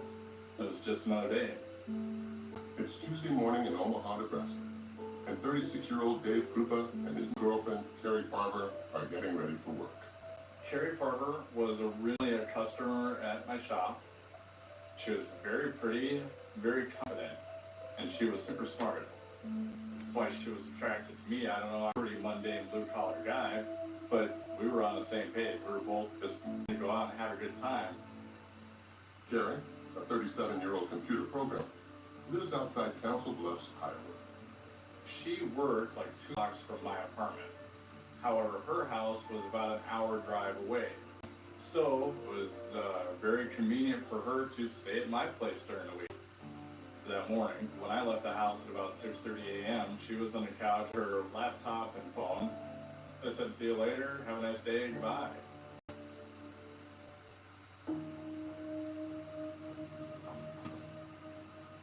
Later that morning, I'm at work, and I get a text from Carrie that says, can we move in together?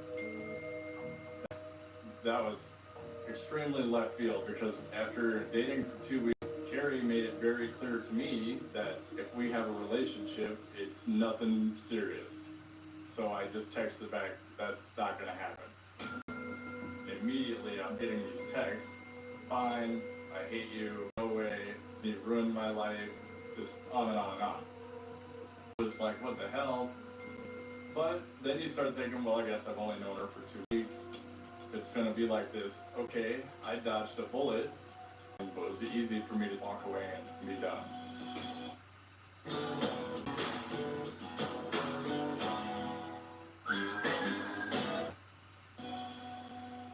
Carrie was a spitfire. She was a free spirit.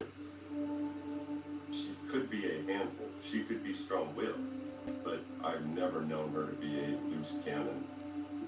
She was very much a believer of having a good time, dragging people into the dance floor and having fun.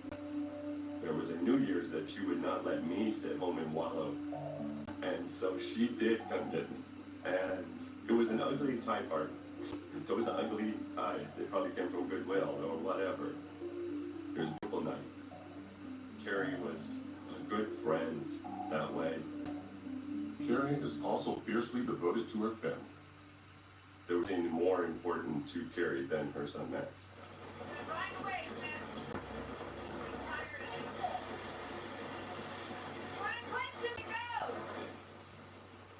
She wouldn't miss the opportunity to pump him up and tell you what amazing thing he had done lately. Max was everything to her.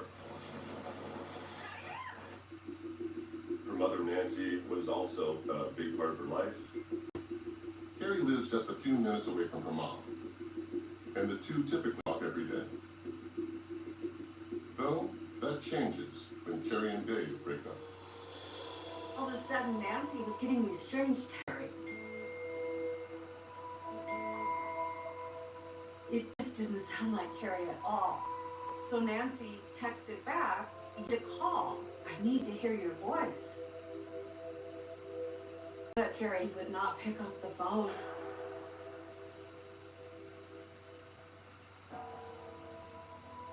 For 3 days, Nancy did hear from her daughter. Carrie never calls. And then knows something's wrong. She turns to the Potawatomi County Sheriff's Office for help and asks them to find her missing daughter. One officer came to Nancy's house. Nancy mentioned that Carrie had been recently diagnosed with bipolar disorder. So the cop thought he knew exactly what had happened. Oh, he said, "We see this all the time. They stop taking their meds and they go off the deep end." It was an insult. She had bipolar, but she wasn't some ping pong ball. She wasn't all over the board. When Carrie fails to show for family functions, including her son's 15th birthday, the alarm bells ring even louder. There is no place on earth that would cause her to miss an event like that. Not her Max. Also, Carrie's father died, and she didn't attend the funeral. No one had heard her voice or seen her since mid-November 2012. But it was also really confusing because there was plenty of evidence online that Carrie seemed to be fine. While Carrie's out of sight, she's never out of mind for Dave. He receives texts day and night. The messages, emails were just all over the place. Anywhere from, "I hate you," to, "Oh, I love you so much, we should have babies," and it would go on and on. The same week that appears, Dave's former girlfriend, Liz Goya, just happens to talk to him. I met Liz via online dating. We were on off. She had 2 children who coincidentally were very close to the age of my son and daughter. She was sexy. She laughed a lot. She was a lot of fun. And I didn't get a lot of drama from her. That's not to say that there's no drama when Dave and Liz rekindle their romance. Liz and I would be hanging out, and we'd both start getting threatening messages from Carrie at the same time. Messages like, Dave's mine, I love Dave, I hate you. It was surreal. It was weird too, because they had never really met. Back when Dave first started dating Carrie, she and Liz briefly crossed paths. Her and Liz probably saw each other for 5 seconds or so outside my apartment. No words were exchanged. The harassment goes well beyond nasty texts. Diddy had written on the wall of her garage, "For from Dave." Liz calls me, blaming me. I can't believe you brought Carrie Farber. And of course, I feel bad because now she's a target and she's afraid for her children. Liz reported the harassment to the Omaha police. So the police there were trying to find her. And in Iowa, Carrie was still a missing person. Interesting thing about this case, there's basically 2 different investigations going on. Sergeant Jim Doty and Deputy Ryan Avis aren't involved in the original investigation. They won't join the case until later. An Iowa sheriff's office was trying to locate Carrie because her mother had reported her missing. And on the Omaha side, for Carrie was the suspect of these harassment reports, stalking reports, vandalism reports. Even with police looking for Carrie, Dave continues to receive one ominous message after another. Some days 70 emails and text messages, uncountable. Some of these text messages were describing what Dave is doing, what he's wearing, at that very moment. He got a text, "I see you with your feet propped up, you're wearing a blue t-shirt." Oh, I saw you take trash out 40 seconds after I took the trash out. It just makes the hair on the back of your neck stand up immediately. I would run out looking for her, but I never found anybody. For the ones who rise to every challenge, there's Granger. For the ones who get it done. Mamacita, ¿dónde está Santa Claus? A few days after a heavy snowfall, and 2 months after Carrie vanishes, Dave does find her. I'm driving around the apartment complex, and I notice there's one truck that's not cleaned off. It's still got a foot of snow on it. I start looking a little closer, and I see it looks kind of similar to Carrie's. So I called the sheriff. And license plate, it was Carrie's vehicle. The vehicle taken into a police impound to be processed. There was a mint tin in the center cup holder in the front seat, and crime scene tech, she was able to lift a fingerprint off of the mint tin. The print was run through the national database, and unfortunately we didn't get it. At that point, the original investigators thought that Carrie left on her accord, and that maybe she just abandoned the vehicle. I heard of him finding the vehicle abandoned. My reaction was even more of a sinking feeling. I was already scared for her, and that made me a lot more scared for her. 8 months pass. Then, across the river in Omaha, the harassment against Liz turns deadly.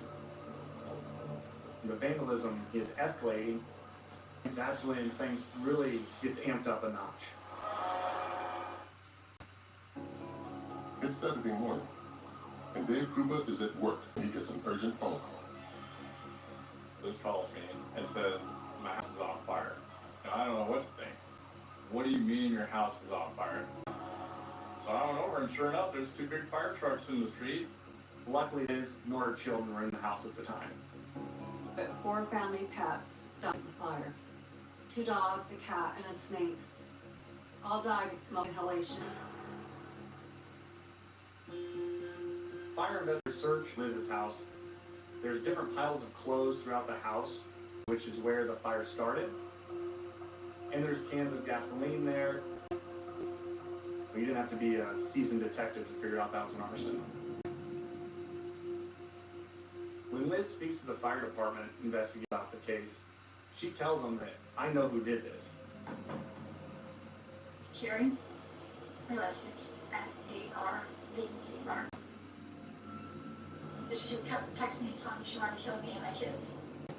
In fact, Liz showed the fire investigators an email that said I would die in the fire. But law enforcement's having a hard time doing anything about it because they can't find Carrie.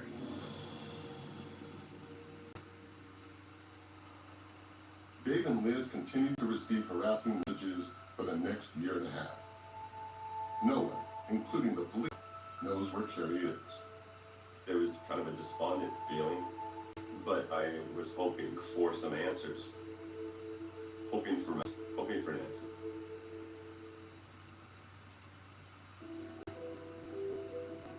Then, in the spring of 2015, Deputy Avis and Sergeant Doty take on the case. It always just intrigued me. Like, what do you mean there's someone that's missing and still sending messages, but no one sees her? That doesn't happen. So we went to our boss and we requested this case. We found not one person had heard her voice, not one person had seen her. She hadn't gotten employment anywhere else, her checking account hadn't been used. You start to wonder, like, how could someone survive without any financial means? There was literally no sign that showed Carrie was still alive. So at that point, we started working on the premise that she was deceased and that somebody had been posing as Carrie this whole time. To find out if there's an imposter, detectives have to follow a long and winding digital road.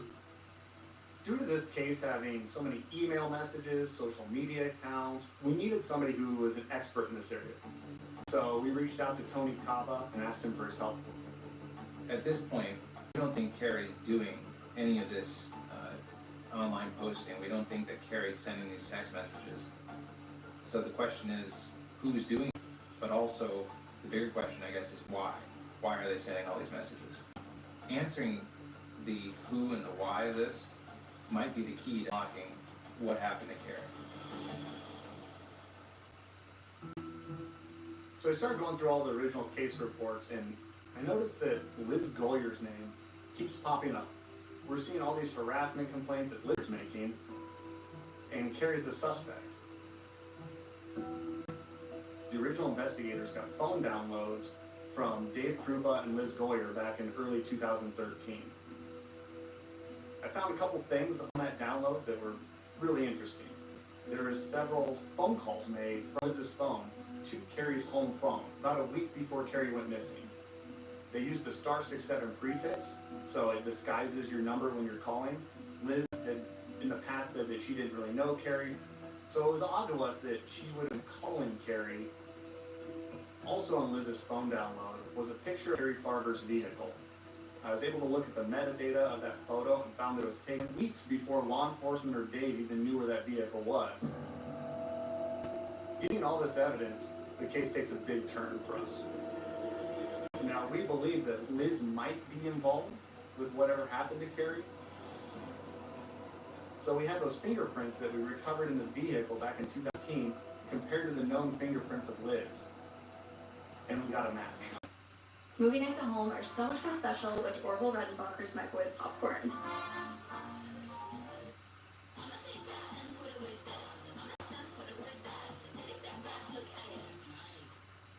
Millions of people have lost faith with Noom, like Clay Bossier, who found the perfect companion to his GLP-1 journey. To track the progress, when you open the app, they're definitely teaching me new habits, so I do not have to be lost meds forever. Get Noom GLP-1, now available at Noom.com. Modern look. Thick, absorbent layers. But these napkins aren't just elegant, they're surprisingly affordable. And perfect for a Wing Wednesday. Vanity Fair. Elegant every day. It felt like we made a huge break in the case. But at the same time, with this new discovery, we believed that Carrie was no longer with us and that something bad had happened to her. I went down to Nancy's house and met with her. And at that time, she was a little skeptical of law enforcement because she didn't think that they had done a whole lot in this case. But I was able to tell her that I believed and that her daughter didn't leave on her own accord.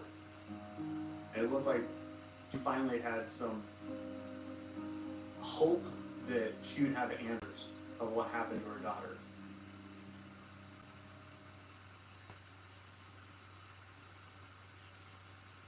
Just when the police start to gain ground in the search for Carrie, the case takes a new strange turn. What's the status of your emergency? I laid. I've been trying.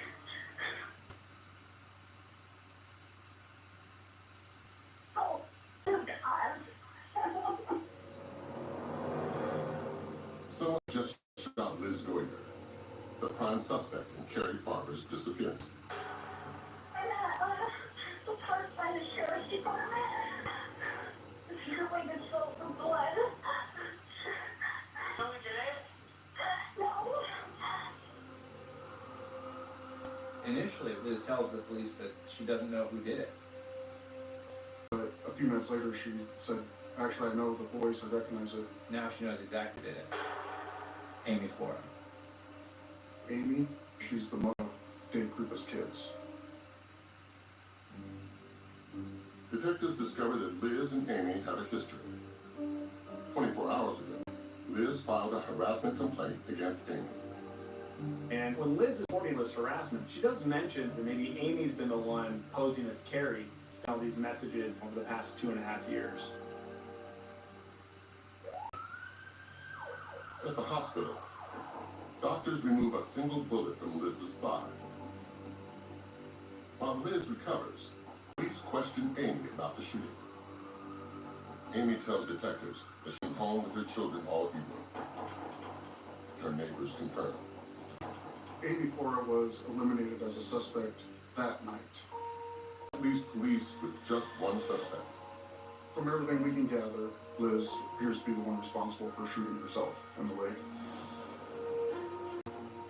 Why would Liz shoot herself in the leg?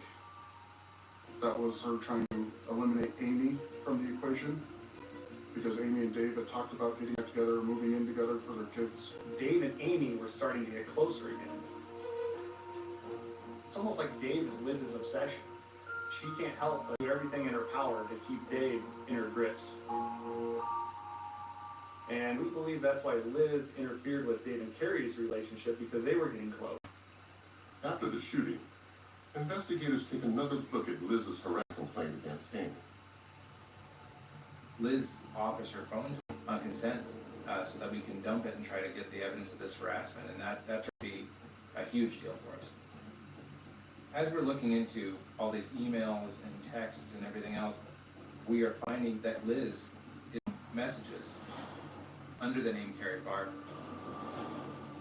She's the one who's doing these impersonations. Liz had been posing as Carrie this whole time, and I believe that she had killed Carrie at the point, but I couldn't prove it with evidence, and we need details of what happened to Carrie if we're ever going to charge Liz. 9 days after the shooting, Doty and his team set a trap for their... They tell Liz that they believe Amy did shoot her. And we basically ask for Liz's help, and we tell her that we need it to get Amy put in prison. My mind kind of leads to maybe bold enough to shoot you. It doesn't take a lot of steps in your head to go maybe bold enough to do something to somebody else, possibly Carrie. Right. I was hoping that maybe you had a message or something, or received something. I'm gonna do you in like I did Carrie. Sure enough, within days of that interview, Liz starts emails out of the blue that have details about what happened to Carrie. These emails that Liz forwarded us were from Amy, and they confessed to killing Carrie. So we knew right away that Liz bought into it, but they're really vague. If we're going to take this case to court, we need details that the murderer would know. Weeks after the interview, a frustrated Liz Goyer calls Sergeant Doty about it. So she gets to shoot somebody, and then she gets to kill another person, and then she gets to move in with Dave, and she gets to be free, and you guys aren't arresting her. Well, I'm sorry. I was trying to build a case. We were close, but we were just a couple steps away. She was just a mess. She could not wrap her head around why Amy wasn't put in jail yet. And it didn't take long after that that the email started pouring in from Liz posing as Amy. And that's when we finally got an answer as to what had happened to Carrie. The emails reveal a possible crime scene location, Carrie's SUV, which police found in Omaha. Doty teams up with all police for a second, more exhaustive search of the car. It had been originally cleared and processed as a missing persons vehicle, so you're not necessarily processing that for blood evidence, but when you do a homicide investigation, you're doing a lot more detailed and forensic evidence collecting. I take off the fabric off the passenger seat. There's a dark red stain in the center of that seat. We did a quick test, and it was positive for human blood. The blood sample went to the lab for DNA analysis. As investigators wait for the results, they focus on another significant clue. I was able to location data that was obtained from Carrie's cell phone records to show that Carrie's phone was hitting off a cell phone tower that was adjacent to his Goyer's neighborhood after her disappearance. Police confront Liz with what they know. We have your transfer account, your phone at your house, you using multiple email accounts, creating different social media sites. I haven't created any emails. They're coming from you. No, they're not.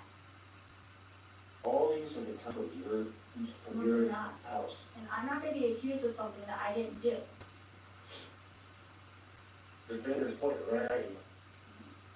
And I'm done talking, and I'm going to have my attorney, because I didn't do anything. Still, unless Liz confesses, investigators don't have enough for an arrest. At least not yet. That changes 5 weeks later, when detectives get the lab results from Carrie's SUV. It's Carrie's blood that was in her vehicle. Contents of those confessional emails. That's what led us to that blood. This is what we needed to charge Liz for the homicide of Carrie Farber. 4 years after Carrie Farber vanished into thin air, police arrest Liz Goyer and charge her with first-degree murder. Learning the truth, it was hard to swallow. I mean, it's still, the whole thing is just hard to believe, hard to deal with. It's a mess to wrap your head around. I badmouthed Carrie for a long time to everybody who would listen. And it turns out she was the victim. When they look closely at the evidence, prosecutors realize this case is unlike anything they've ever seen. All of the emails and the complexity of the digital evidence, it was key to this case. And it really was overwhelming. If she's acquitted, we can never try her again for that crime. It would be double jeopardy. So we certainly had our work cut out for us to prove that Liz killed Carrie Farber. As prosecutors prepare to try Liz Goyer for the murder of Carrie Farber, her attorney requests that a judge, not a jury, decide her fate. I wanted to waive the jury because the jury would not like my client. Her conduct was so horrendous that they would probably jump over the rails to strangle my client. That was the first reason. The second reason is it meant that I get the case to the court quicker, and I wanted to do it before they found a body. I thought I was going to win. Most of the evidence they had was evidence that she sent these texts and sent these emails. But we didn't have a body. We had no eyewitness. We had no confession. There were all these blanks, and those are what defense attorneys capitalize on. For prosecutors, filling in those blanks could lead to a conviction. My colleague Jim Masteller and I had a lot of things to put into place. We were very fortunate enough to have investigators camped out in our what we called a war room, and we spent a lot of hours together preparing for this trial. 4.5 years after Carrie Farber's appearance, Liz Goyer's murder trial begins. In the opening statement, I really just wanted to lay the whole story out for the judge, how diabolical she was, in the steps she took to create this facade. This is a bizarre and twisted case of a fatal attraction. It's about an obsessive woman that would stop at nothing to get what she wanted. In this case, what she wanted was a man. We will attempt to unravel the web of deceit that the defendant has spun. She murdered and went to great lengths to keep this victim, Carrie Farber, alive by way of emails, photographs, text messages. She set her on fire, killing her own pets, and then she shot herself. It's so unreal. Nobody had thought my client was the same. But the issue was there murder? Did she murder this girl? Material relating to how bad a person she is, crazy Liz, or how evil she is. But there isn't any evidence of the evil act or the crazy, and that's what a court of law is about. That's what you need to convict. My argument is death by supposition, homicide by innuendo. And that's all it was. It was a theory, and you can't convict on a theory. After the opening statements, the prosecution begins by calling some of Carrie's colleagues to the stand. We just wanted the judge to understand what Carrie's about, what her life was about, where she worked, to show the judge that this was just not like Carrie, to not show up and just disappear.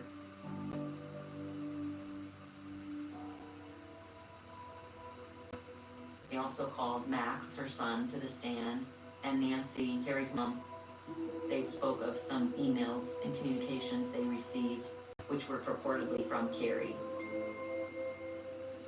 And that's what was so just heartbreaking when you heard Max reach in the hopes of, what if she really is out there? She'll answer me.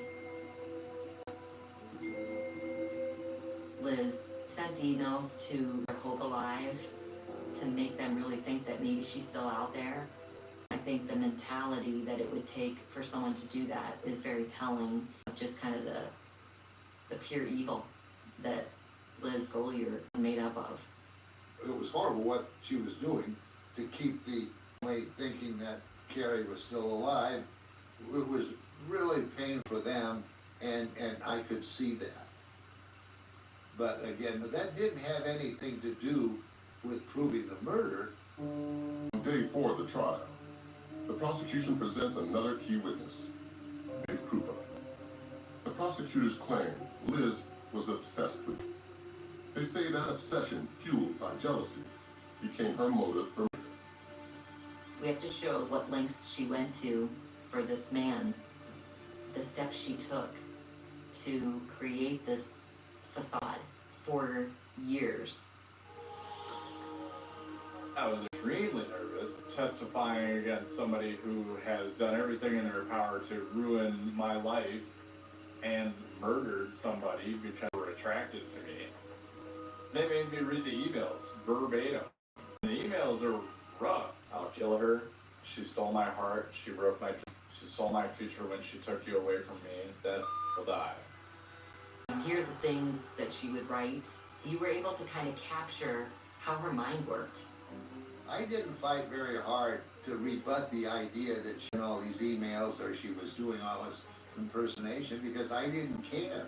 That was just circumstantial evidence that they tried to put together. My primary concern was that first-degree murder charge. The prosecutors also focused on the murder charge. They claim to have rock-solid proof that Liz is Carrie's killer. The emails laid out how she did it. That should never be done to a human. Just horrific things.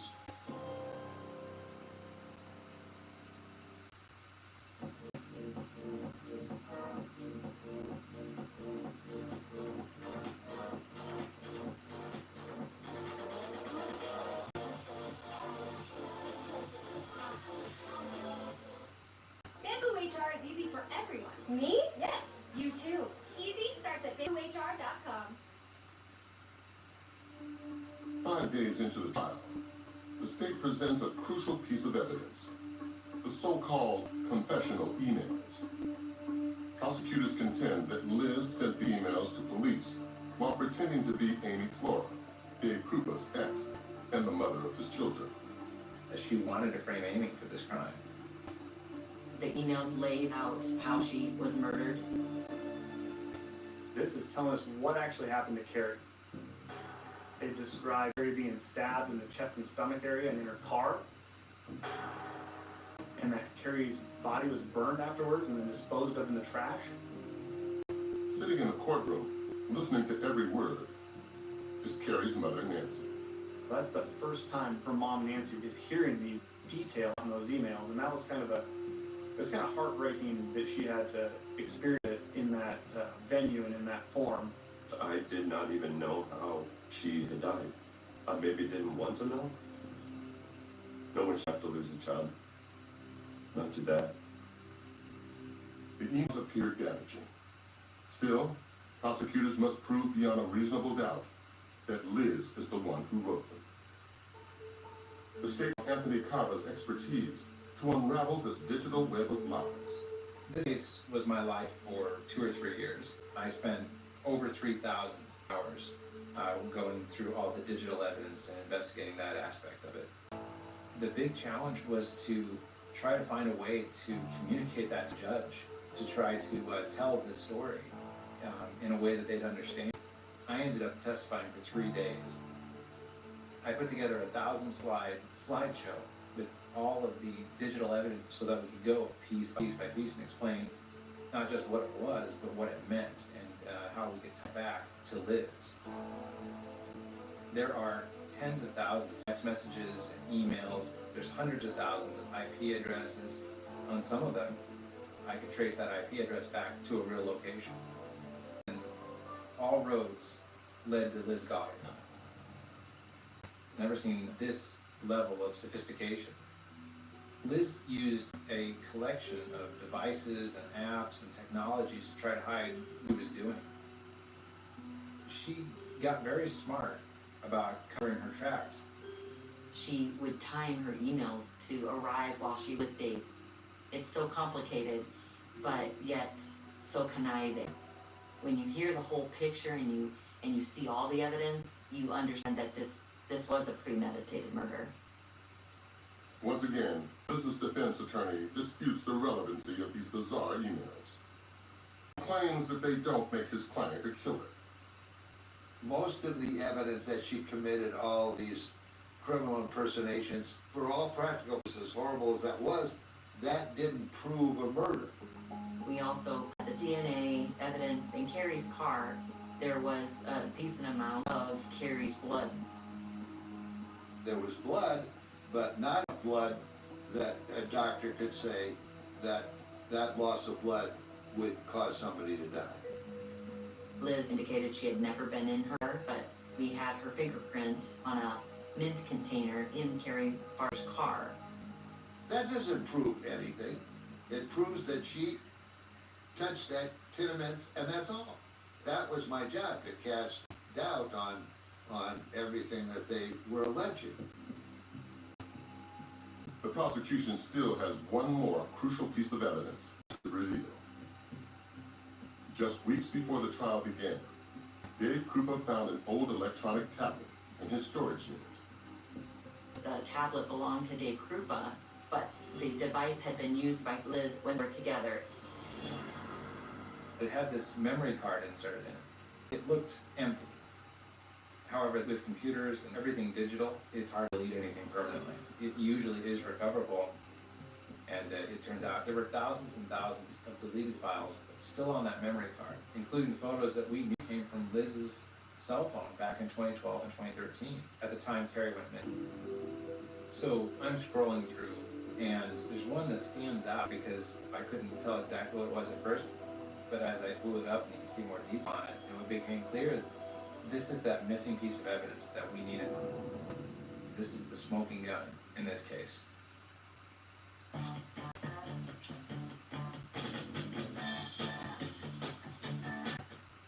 Once I learned about a hybrid program, it was really the only option for me. Choosing Tufts was the best decision that I could have made.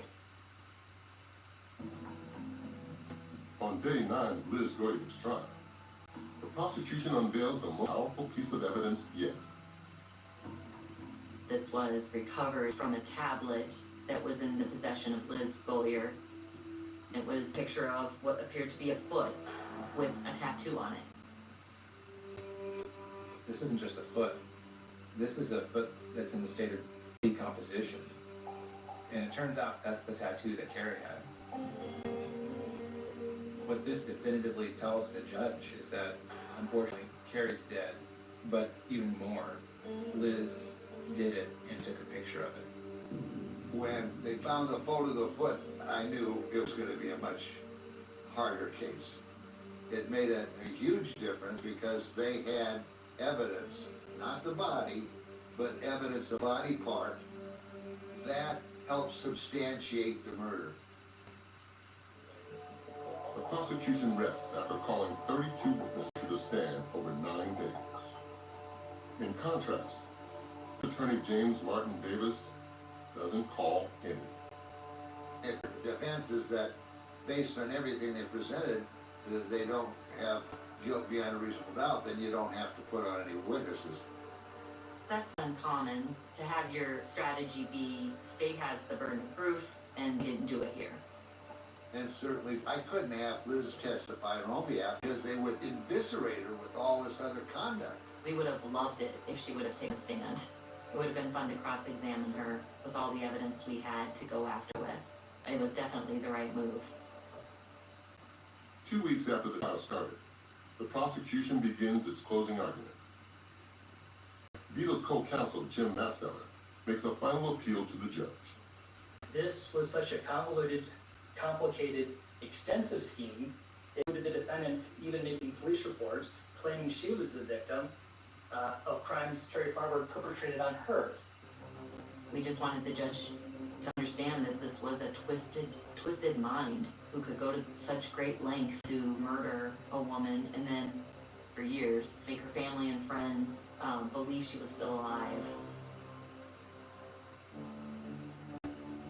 For my final argument, the script never changed. They did have evidence to show that my client somehow was involved in her death. Can you say that that was an image of a body part of a victim who was stabbed to death? That doesn't tell us the cause of death. That doesn't say the manner of death. And judge, those are what you need in a murder case. The judge retires to his chambers to carefully weigh the evidence. I mean, the thought definitely crossed my mind that there's a chance she could be acquitted. I don't think I dived into it enough to really think about how tough of a blow that'd be, not only to me, but family and the rest of our investigators. 24 hours later, the judge delivers his verdict. Carrie Farber did not voluntarily disappear and drop off the face of the earth. Very sadly, she was murdered. The court finds and adjudges the defendant guilty of murder first degree. When the judge read his findings, it was a relief. The whole team wanted to bring the family that closure that they so longed for and so deserved. The judge also finds Liz guilty of second-degree arson. Liz was totally stone-faced. I mean, absolutely no reaction. The straw that broke the camel's back was that photo of the decomposing. Had there been no photo, I'm convinced there would not have been a conviction in this case. When she was finally found guilty, that was huge because it's over. It's really over. 5 years after she murdered Carrie, Liz Goyer is sentenced to life without parole. She's got a life sentence now, but she also gave everybody else that loved Carrie a life sentence. She took Carrie's life, gave my grandson a life sentence of not having his mother there, and all of the people love her. We have to live with the nightmare that we have lived with for so long. I hope that she stays absolutely alive and well in prison for the rest of her damn life. She should have to hurt a very long time for what she did. For investigators, this is more than just another case closed. Carrie was a good person, and she didn't deserve any of this. So Dodie and Avis and I got together and we wanted to do something positive in Carrie's name. And so we did establish a scholarship at a community college here in the Council Bluffs area. Carrie Farber Memorial Scholarship. We thought that that was a good way to remember the kind of person that she was, rather than the way that she was painted by the person who killed her. To those who loved her, Carrie will never be forgotten. I miss her over-opinionated attitude. I miss her free spirit. How she had the most confident air about her. And I'm so grateful that she was my friend.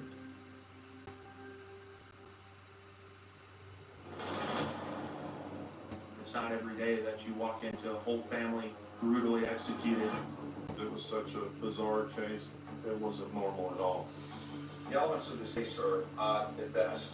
It's witchcraft, I'll say that right now. There was concern that there was a killer at large and who might be next. They were beaten in the head with a hammer. Part of her pinky was missing. This was a very full type killing. It was devastating. Who did this to them? You could feel this energy coming off of him. You didn't want to be around it. This is one of those horrible events you just can't forget. Extra absorbent, even for your messiest meals. Vanity Fairs, elevate every day. In America, the court of justice can be made or broken by the smallest detail. These are the cases that define American justice.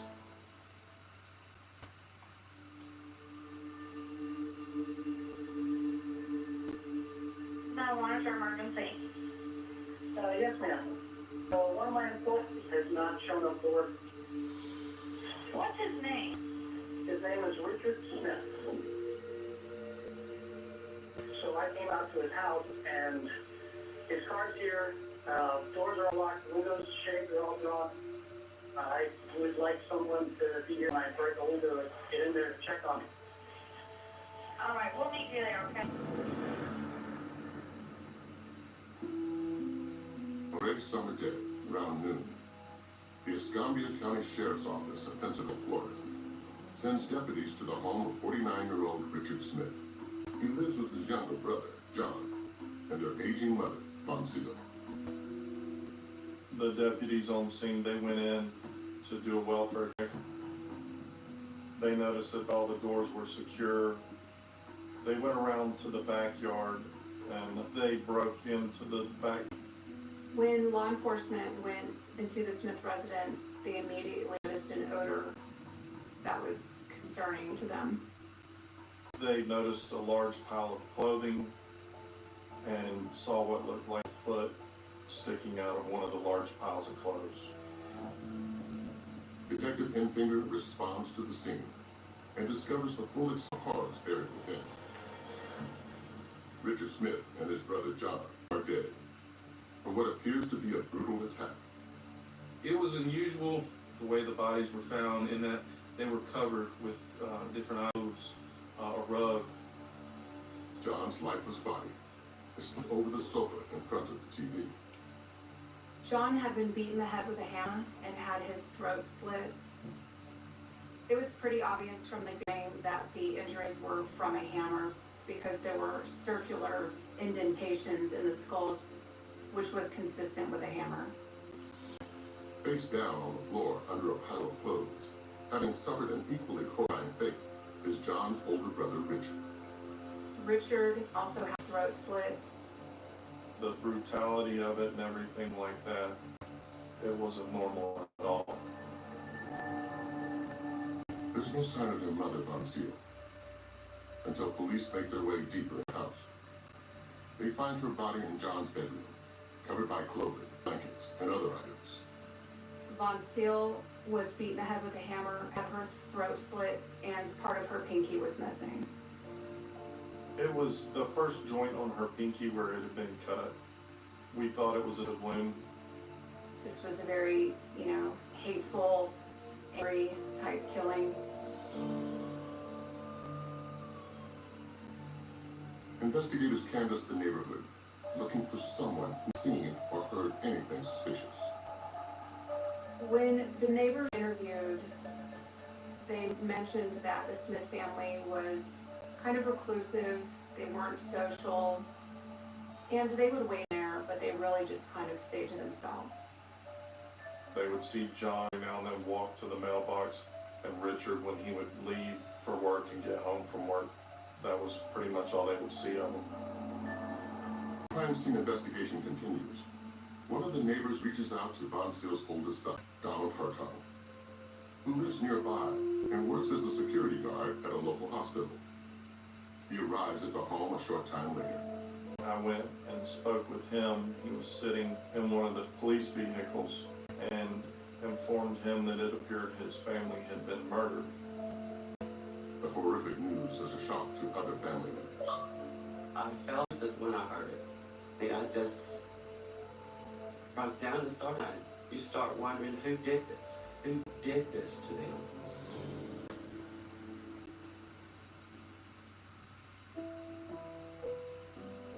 My fondest memories of my aunt were her singing songs with us. Some of the old songs, you know, that kids used to sing here in the South. My aunt used to love to go dancing on Saturday night. So that's how she met her first husband. They were married and they moved to New Orleans. Shortly after their first son, Donald Harton, was born, Von Seal's husband leaves her. 8 years later, she remarries and has 2 more sons, Richard and John. John had some learning disabilities from birth. He was still like a child in a man's body. He was a big teddy bear. He had a job. He worked it for 20 years. Here's something you may not know about GLP-1 weight loss meds. New GLP-1 companion users are losing 48% more weight than when taking meds alone. Powerful weight loss meds deserve a power companion. Get new GLP-1, now available at Noom.com. Richard was very intelligent to college. He's very loyal to his family. Richard Smith was a lifelong bachelor. He lived at home with his mother, his brother John, and he kind of was the man of the house, taking care of his family. Richard also had a job working on computers at the Department of Homeland Security. As far as really what he did, I know it was classified, so I don't really know all of it. Richard's job is just one of the many unknown surrounding the Smith family and their home. The home was very large. There were a number of packages and just clutter everywhere. Von Seal had a television shopping habit, if you will. She liked to shop from home, and there seemed to be packages coming on almost daily. Investigators painstakingly sort each item in the home to determine what's evidence and what isn't. We were there a week going through that crime scene. There was a hand that was found in the kitchen area by the side of the sink. It appeared to have been washed. There was a trash can in the laundry room. Cigarette butts were in there. There was some bloody rags in there as well. There was no evidence of a break-in. There was no evidence of windows broken, doors broken in. There were valuables still inside the home, so it didn't look like a burglary or a robbery might have taken place. The initial investigation had to look at everything. Who could have done this, and how did this happen, and why did it happen? Detective Enfinger needs Donald's help to draw a bigger picture of the Smith family. Donald had moved from Virginia to Pensacola nearly 10 years earlier to be close with his mother. He had gone through a divorce prior to the move and had a son who remained with his ex-wife. I learned that John and Richard were actually Donald's half-brothers. They were a pretty tight-knit family and kind of stayed to themselves. Tuesday, Donald went to Von Seal's house to cook dinner for his family. It was a affair that even included Donald's dog. And he would let his dog run out there because he didn't have a fenced-in area in his yard where he lived. On the day his family was killed, Donald prepared the Tuesday dinner as usual. He said that Richard didn't eat with him that day, and he left his plate microwave for him. I felt that I had a pretty good idea of how the family worked after talking to Donald. He seemed to be pretty honest and open to everything. Donald also provides a DNA sample and allows investigators to search his home in order to rule him out as a suspect. Less than 3 miles down the road, Donald's house stands in stark contrast to the Smiths' home. It was a very small, very humble home. It was simply furnished. He didn't have a lot of personal items. He didn't have a lot of clothes or furniture. As they make their way through the home, investigators discover something unexpected they can't ignore. The home was pretty eerie because of what the investigators found. I think that's put a lot more interest in the case. Something wasn't normal. They were all shocked by what they found.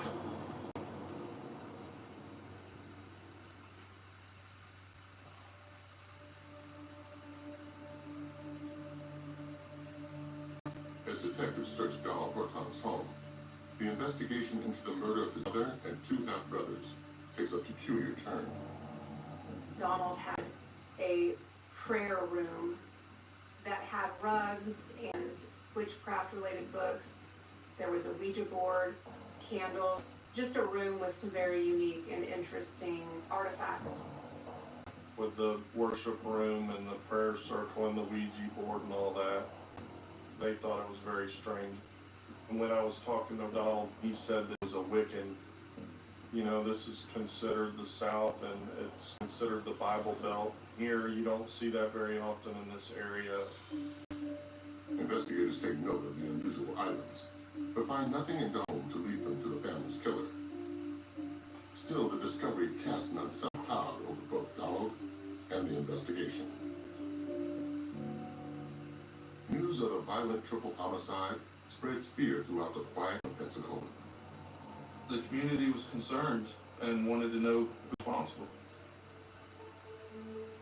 So Pensacola is a small, close-knit community, known for its beaches, its tourism. It's also known for its history crimes, where they captured Ted Bundy. There's been a series of just horrific crimes that tend to happen in the area. Time again, we end up with these really tragic, creepy, sadistic murders. This case is certainly among the worst of them. Escalating County detectives return to the crime scene and search for an additional 3 days. The actual processing of this scene took longer than I've ever seen because it was such a large home and the bodies were found in 3 different locations. There was a lot of blood around the area where Von Seal always sat in her recliner. And then we got to looking at the floor, and there was a rug missing because you could tell that the rug where the carpet was clean and then kind of where it was dirtier. And she was actually found rolled up in that rug in the back bedroom. That told us that she was killed in the living room and her body had been moved. Typically when a killer does something like this, don't want to look at them after they've killed them. Investigators explore every possible angle. Von Seal was aging and rarely left the home, and John's interactions were limited. But Richard's work with the U.S. government gave him access to both highly classified information and a lot of people. Richard had security clearances for his position at the Department of Homeland Security. I did Richard's boss and asked him, with his type of work, maybe this had something to do with his job. The Department of Homeland Security sent 2 investigators to help us with the case. It was working in tandem with the Homeland Security investigators. They were here for a couple of weeks and basically went through everything he was working on and came to the determination that there was nothing that Richard was working on where something like this would happen. When I got that news, I was like, well, that's a good thing, but now we've got to start over at square one. You have essentially our family killed in a brutal fashion inside their own home.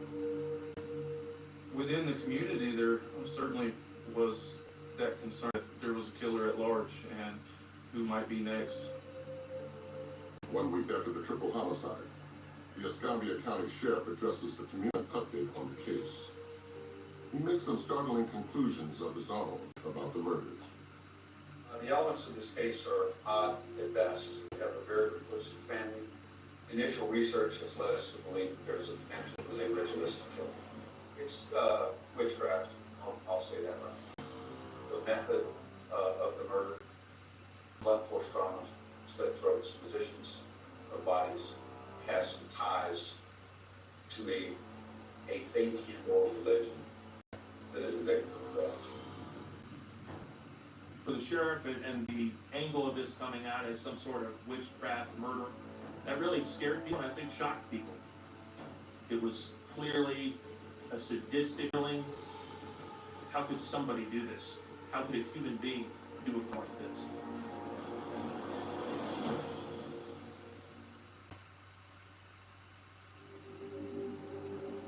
The investigators continue to exhaust leads. The Smith family murders remain cloaked in mystery. Police dig deeper for any connections between the killings and Donald's wickednesses. After the sheriff's press conference, this case got considerably more attention, not just locally, but nationally as well. There were a variety of different names that were attached to the homicide. Things like the Blue Moon Killer, Triple Lincoln Homicide, Witchcraft, murders. The murders of Donald Harton's family coincided with a rare blue moon, when a full moon occurs 2 times within the same month. The case got hashtagged as the Blue Moon Murders, and so that became a real issue in the public's mind about the case. But in Wicca, the blue moon is just another full moon. We do celebrate the cycle of the moon, but there is no connection between the blue moon and sacrifice. I have no idea where they came up with that as an element of Wicca. That is completely out of left field. While the idea of a Wiccan sacrifice makes for eye-catching headings, investigators don't find any legitimate link between witchcraft and the murders. I never felt like the witchcraft was a factor in the murder. I just felt like bringing up the witchcraft and the blue moon to the public would be more of a distraction than a help to the case. In mid-August, Richard, John, and Bonsil Smith are laid to rest, and Donald begins cleaning out the family home. Donald selling things off, selling the house, selling belongings in the house. Moved fast to clear out what was left behind from his mother and half-brothers. He never offered us anything from the house. I called Donald to try to get him to stop the sale of the family box and let me have it. But he never did. So I had to get for it. That's how I got this necklace. This necklace hung to my hand, and I wear it every day. And it's my reminder of her. Oh, l'amore, tutta la mia vita sei tu. Dolce and Gabbana, light blue.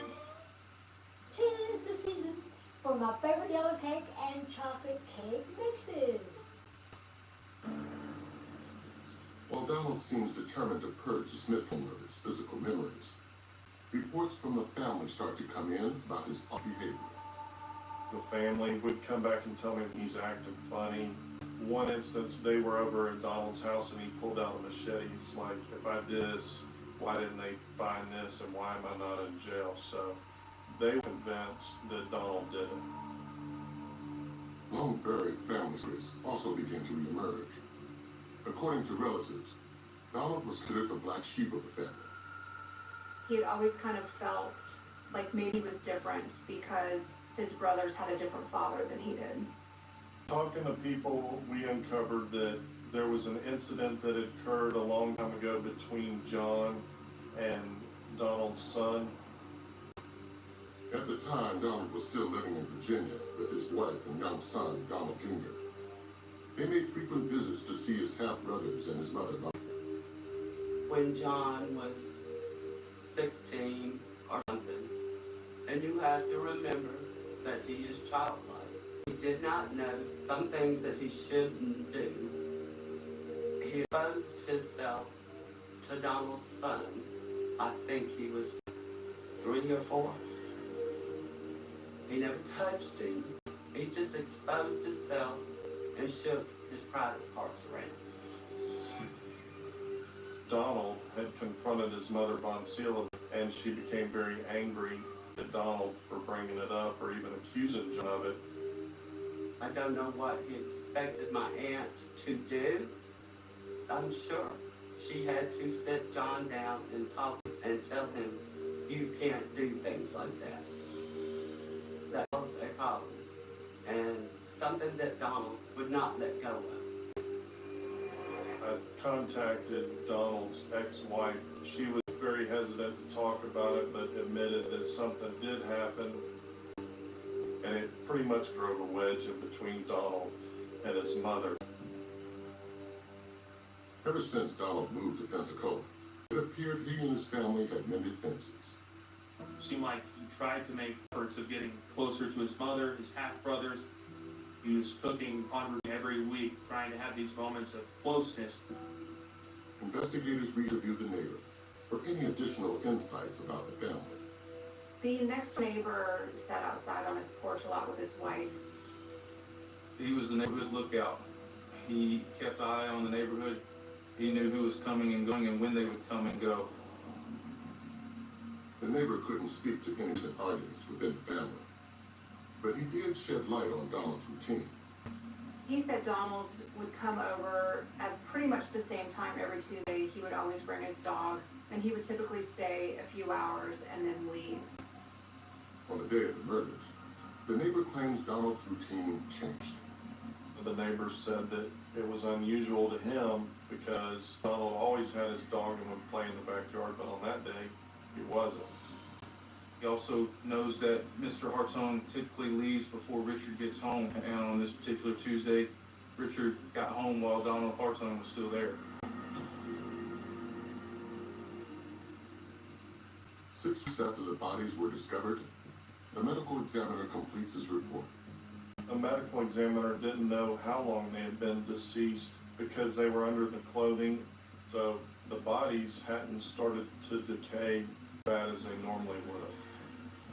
The medical examiner also discovered food particles in both John and Bonseel's stomach contents that was consistent with the meal that Donald had last cooked for them on the Tuesday.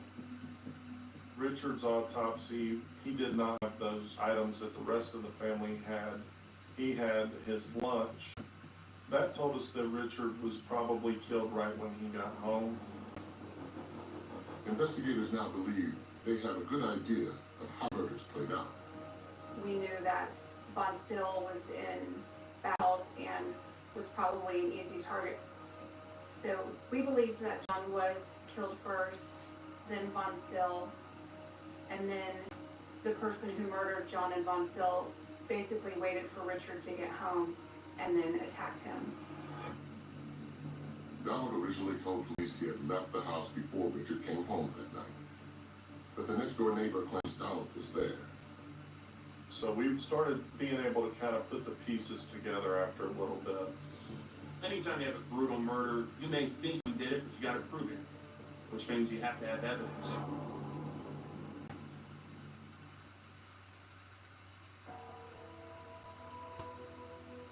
The same day the autopsy reports for Bonseel, John, Rick Smith are finalized. At Cox Mobile, we know you need reliable health service that goes wherever you do. That's why we run on the network with more nationwide coverage than T-Mobile, for a price you'll love. So you can share your adventures from anywhere. Kia has 10 hybrid, electric, and plug-in hybrid utility vehicles to choose from. So no matter what you're looking for, the question isn't which vehicle to get, it's which Kia to get. Kia, movement that inspires. DNA test results arrived from the evidence found at the crime scene. While Donald's DNA is found on several pieces of evidence, that just confirms what he told police about being at the home the night of the murders. Finding Donald's DNA in the house by itself is not significant. He goes at least least once a week. It's where the DNA was found that was significant. Donald's DNA was found on the fabric case on the kitchen countertop, and it belonged to Richard. Donald's DNA was also on the back side of Richard's belt. According to Durk, he had not seen Richard in 2 to 3 weeks prior to the murders. There was a cigarette butt in the trash can that was above bloody tissues and towels that were used to clean up the crime scene. We got those cigarette butts tested, and sure enough, they were Donald's cigarette butts, had his DNA. Being able to know that somebody cleaned up the crime scene and having his cigarette butts throughout that sealed the deal for us that Donald had done this. Almost 3 months after the murders of Richard, John, and Von Silsner, investigators make their move. Donald Harton, Sr., 58, has been arrested in connection with a triple homicide that occurred on July 31st, 2015. Harton, the son of Mr. Smith and half-brother of Richard and John, will be charged with 3 counts of first-degree premeditated murder. The day he was arrested, I couldn't stop crying. We had been waiting for this for a while. When the victim's advocacy lady called me, I just told her, thank you, thank you, thank you, thank you. Donald was my first thought, just because I knew our relationship was not good. Having created experienced lawyers and investigators that have reviewed this matter, and our office has determined that we will in fact seek the death penalty in this case. With the death penalty on the table, preparing for Donald's murder trial becomes an all-consuming task. Whenever you're defending someone on a murder, most specifically a death penalty case, they take an inordinate time because you have to be sure that every base is covered. And the pressure on the defendant, Mr. Harton, and the pressure on the lawyers is incredible, because you're looking at the state killing your client. As Donald sits in jail awaiting trial, both sides continue to build their case. 5 months after Donald's arrest, an unexpected source reaches out to the prosecution. The state attorney's office gets a letter from an individual named Marlon Purifoy. Mr. Purifoy indicated that he was in jail, at the Escalating County Jail, with Mr. Harton. Marlon and Donald were able to build sort of a friendship inside the jail that Donald at that point felt comfortable providing specific details and information to Marlon. Marlon Purifoy claims to have new information about Donald's case. Investigators approach him with a high degree of skepticism. It was kind of like, okay, another jailhouse snitch gonna tell us stuff that we already know. The reason they snitch is to get a better deal for themselves. They don't do it out of the goodness of their hearts. They do it because they want some back. Most of what Marlon has to say is nothing new to investigators. Until he reveals a detail they believe that only one other person could know. Von Smith had a will, and Donald went in. My aunt took him out of the will because of other times through his life they had to help through his divorce. He had, I don't know how many DUIs. Paid the lawyers, the fines. They paid to move him back here. Von husband spent his entire career in the U.S. Navy. Between her widow's benefits and Richard's 401k and savings investments, the Smith family was worth quite a bit of money. Donald Harton's family invested well. They had a sizable amount of money. It was a rather substantial estate, over $1 million. Von Still's beneficiaries were Richard and John Smith. To investigators, this means one thing. According to Florida laws of succession, Donald stood to profit from his family's deaths. Donald knew how close his 3 family members were. He knew that he was kind of an outsider. Donald worked as a security guard and only made $10 an hour. He has always been jealous of Richard. His accomplishment for Homeland Security, good job. for Donald to reap the benefits of his family's financial success, all three of the family members needed to die. It started to come together that this was money driven. With a motive identified, the prosecution believes they have enough to move to trial. But the defense insists the entire investigation is short-sighted. They focused on Donald, they built their evidence against Donald, and that was it. It's a risky move for the prosecution. The investigators get really one thing wrong. You know, this suspect to get away with murder.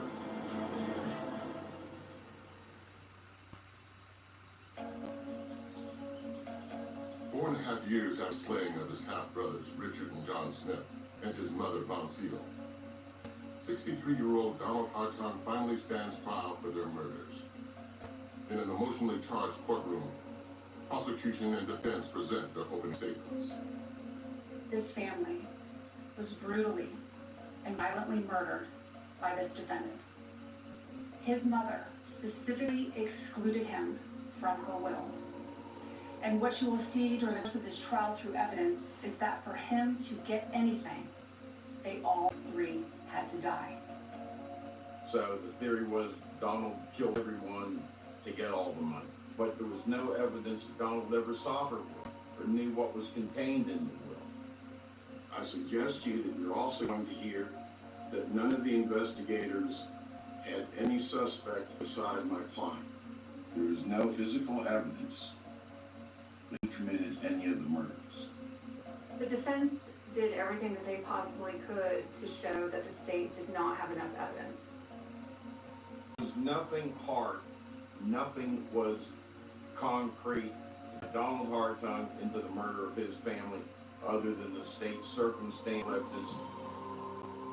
On the first day of trial, the prosecution makes it crystal clear that the sheriff's widely publicized statements regarding witchcraft have zero basis in fact. Elements of this case are odd at best. A big reason this case got so much attention was a press conference shortly after the murders.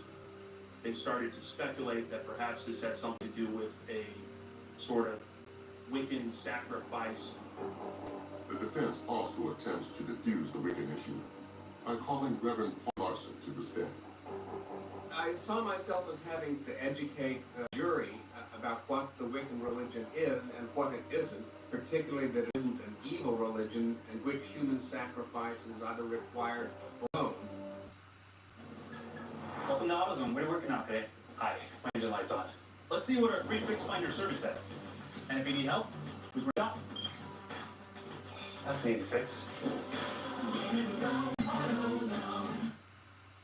Now more than ever, there's an appreciation for real and rare.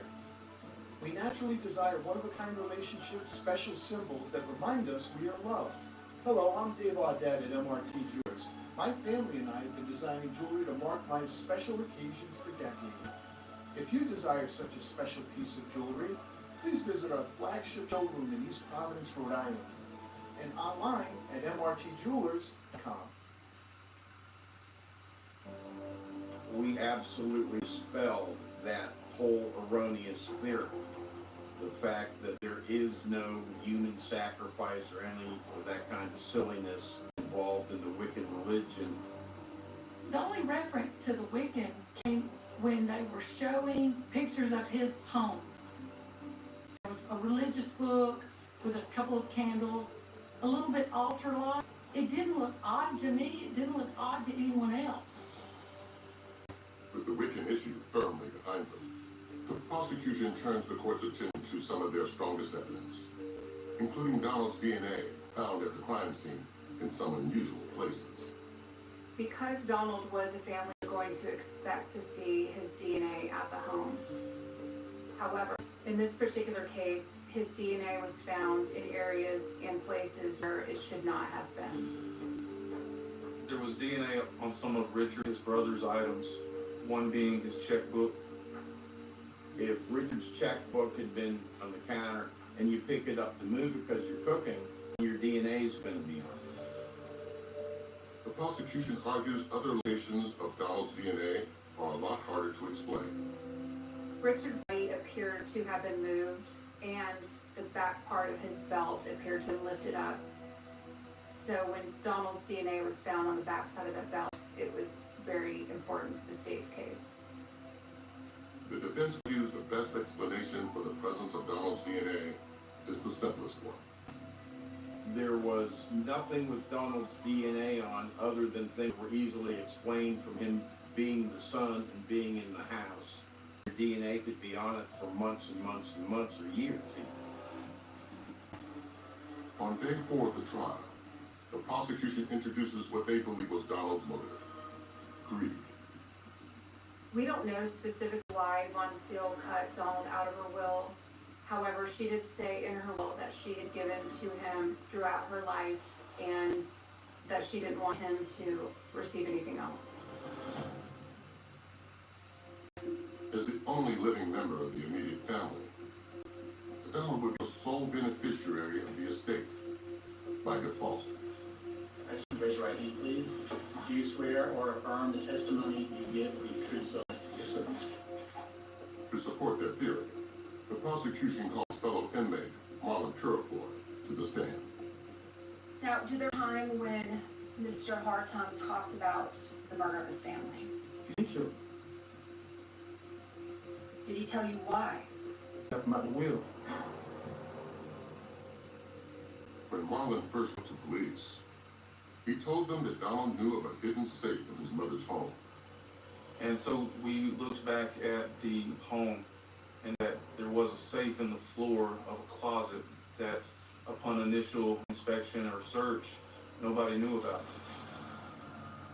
According to Marlon, Donald didn't know the combination to the safe, but was determined to get it, no matter what. He went to his mother, and he cut off our left pinky finger, so he can tell the combination for the safes and stuff. Okay. And did he say if he got the combinations to the safe? Yeah, she told him what it was in the black person. The company that opened the safe said there was nothing in there when they opened it, so if there was something in there, Donald got it when he opened it after his family. The defense is quick to point out Marlon's not exactly a trusted source. Donald had all of the discovery for him to go over in jail cell. Any of these jailhouse snitches could have gone in his room, read that information, and then cut a better deal for themselves based upon them flipping or snitching for the state. For Marlon, that meant having his mandatory life sentence reduced to 30 years, giving him the chance at freedom. I discounted Marlon's testimony entirely. A career felon, a person that would lie and sell somebody to get their way, who had been doing it his entire life. They thought that had credibility. I did not. After nearly a week, the prosecution and defense rest and prepare statements. These murders were brutal, vicious, violent, and personal. You heard about the rifts in this family. This defendant was excluded from his own mother's will. Does that not tell you how divided this family was? It has been suggested to you that Donald murdered his family to get to their money. The only indication that Donald knew of the contents of the will would be based on what Purifoy, the jailhouse informant, testified to, and cut a great deal for himself by testifying. There was a split in the family. That doesn't make a murderer. After more than 30 witnesses and dozens of pieces of evidence, Donald Harton will be decided by 12 jurors. Holding somebody's feet in your hands is an incredibly heavy load for a person.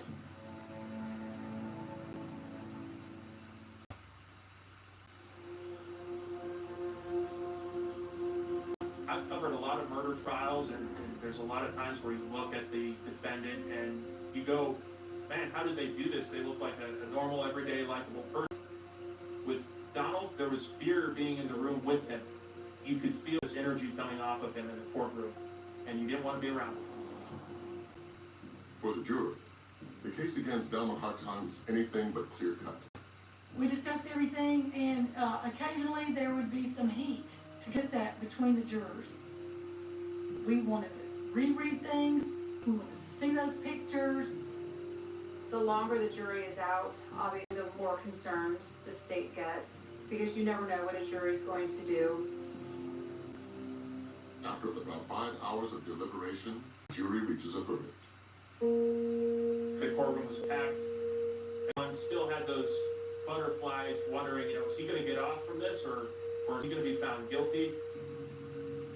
With the jury found the defendant, Donald Harton, guilty of first-degree murder as charged in the indictment. So say we all. When I heard the guilty verdict, it was a relief after 4.5 years to hear the jury say that. Anytime we can bring justice and a sense of truth as to what actually happened to the victim's family, or the community, it's a great sense of pride for us. With the verdict, the jury must decide if Donald Harton should face life in prison or the death penalty. I believe in the death penalty, but if you're going to take somebody's life, there's just no describing how perfect that has to be. I mean, nobody could have made a mistake. Nobody. The death penalty discussion was very serious, but I felt like some people went to the jury room with their mind made up. 1 week later, the jury determines Donald Harton will be spared the death penalty. He is sentenced to life in prison without the possibility of parole for 3 counts of first-degree murder. Mr. Harton is obviously pleased. I mean, you'd have to be pleased that you're not getting the death penalty, but he was overwhelmed by the totality of the circumstances. Find the best holiday on Amazon. Save on toys, home, more. Shop great deals now on Amazon. What does it mean for a company to hire fairly? It means they get the best talent for any role. What does it mean for the candidate? It means everything. Make more fair and purposeful hiring decisions all together in Greenhouse. I feel satisfied with the no death penalty decision. I think that was fair. It was somebody's life, and it didn't matter what he had done, or what station of life he was in, or what they thought of him. We were listening to the evidence. The final word the jury hears comes from the victim's family. I will forever miss her hugs, her laughter, her southern drawl. This tragedy has forever changed my life from the day I heard about it. It's been very hard. There's not a day that goes by I don't think of it. Donald Harton will never again be a free man. He may have avoided the death, but he'll die behind bars. Who knows what's going on inside his head, inside his heart at that time? That's kind of one of the questions throughout this. For those that were sitting there waiting for some sort of heartfelt apology from Donald Harton, they certainly didn't get it. That kind of just shows the type of person and the mindset that was behind these brutal murders. How he carried out these murders for that end goal still just as unsettling. Talk about it today. It's brutal and it's sadistic. The biggest thing that stands out to me in this case is the way Donald killed his mother and just treated her like a piece of garbage. I'll never understand how anybody can do what he did. Hate you. It's hard to wrap your brain around that. I found out after the death how much they were loved by the amount of people that was memorial, by the employees that stood by me when we would have the anniversary. They loved me. They were very loved. don't know how anybody could do that to their mother.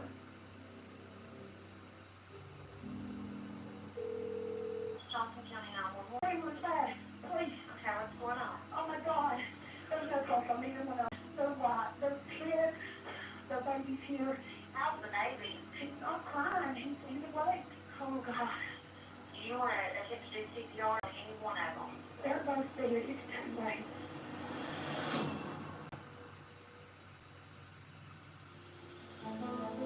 In America, the course of justice can be made or broken by the smallest detail. These are the cases that define American justice.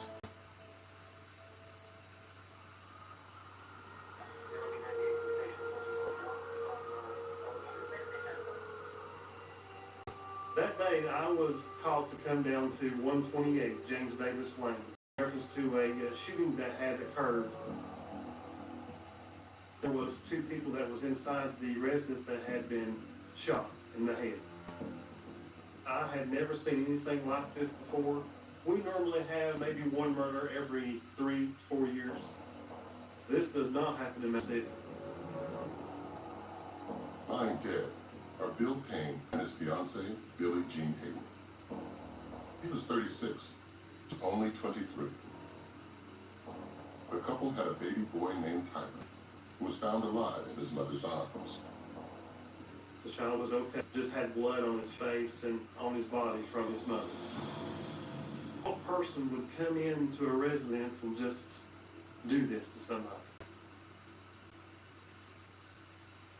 When I found out, I didn't believe it at first. It was a few hours before I really it sunk in. And just to think that this could happen to one, they were just finally starting to start a family and a life. So it was hard.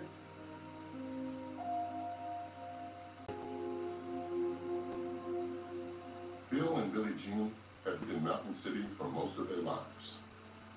They loved that it was quiet, a perfect place to raise a family. Bill and Billie Jean, they met in the cotton factory that we had in Mountain City. They became close friends at first and then quickly moved into a romantic relationship. Billie Jean, she was small package punch. She had a great big personality. One thing Billie Jean and I had in common was we were clumsy. We'll bump our head, bump our arm, and so as a joke I gave her a helmet for her 20th day. Bill Payne was very charismatic. His personality definitely matched hers. Very outgoing, always making Billie Jean laugh. Very caring, very attentive, definitely a provider. And they were talking about marriage. It was very obvious to see that they were meant for each other. The young couple hoped to build a life together, but their home is now swarming crime scene techs. The sheriff requested the Tennessee Bureau of Investigations to come to the scene. When the TBI got there, I went inside the sliding glass door and a hallway led to 2 rooms. In the first room to the left, I noticed Mr. Payne. He was laying near the foot of the bed with his feet sort of hanging off, and he had been shot in the head, and his throat was cut. I went down to the next room, and that's when we saw Billie Jean Hayworth. She was in a fetal position, laying on her left side, and you could see a gunshot wound to the right side of her head. I am the only prosecutor in Johnson County, so I went out to the scene after I'd heard. There were 2 bullets found. A bullet was found in Billie Payne's pillowcase, and the bullet that exited Billie Jean's head was found in baby's bouncer toy. No shell casings were discovered at the scene, which made us think that it was a revolver-type weapon. The police search for clues and eventually find one. Traces residue. We deal with a lot of methamphetamine, a lot of meth labs. So initially, in the very beginning, we thought that it may have been some type of a hit, that maybe somebody had shot them due to the drugs, but there were no signs of forced entry. Nothing had been gone through, their personal belongings were there. It looked as if someone just came in and did the shooting. As crime scene techs comb the scene for more evidence, Woodard reconstructs the moments of Billie Jean's life. It looked as if Billie Jean had just made the baby a bottle, left all of her stuff laying out on the counter, and went and gave the baby a bottle in the crib. This was a very cold action, left an innocent child unharmed, yet brutally murdered the parents.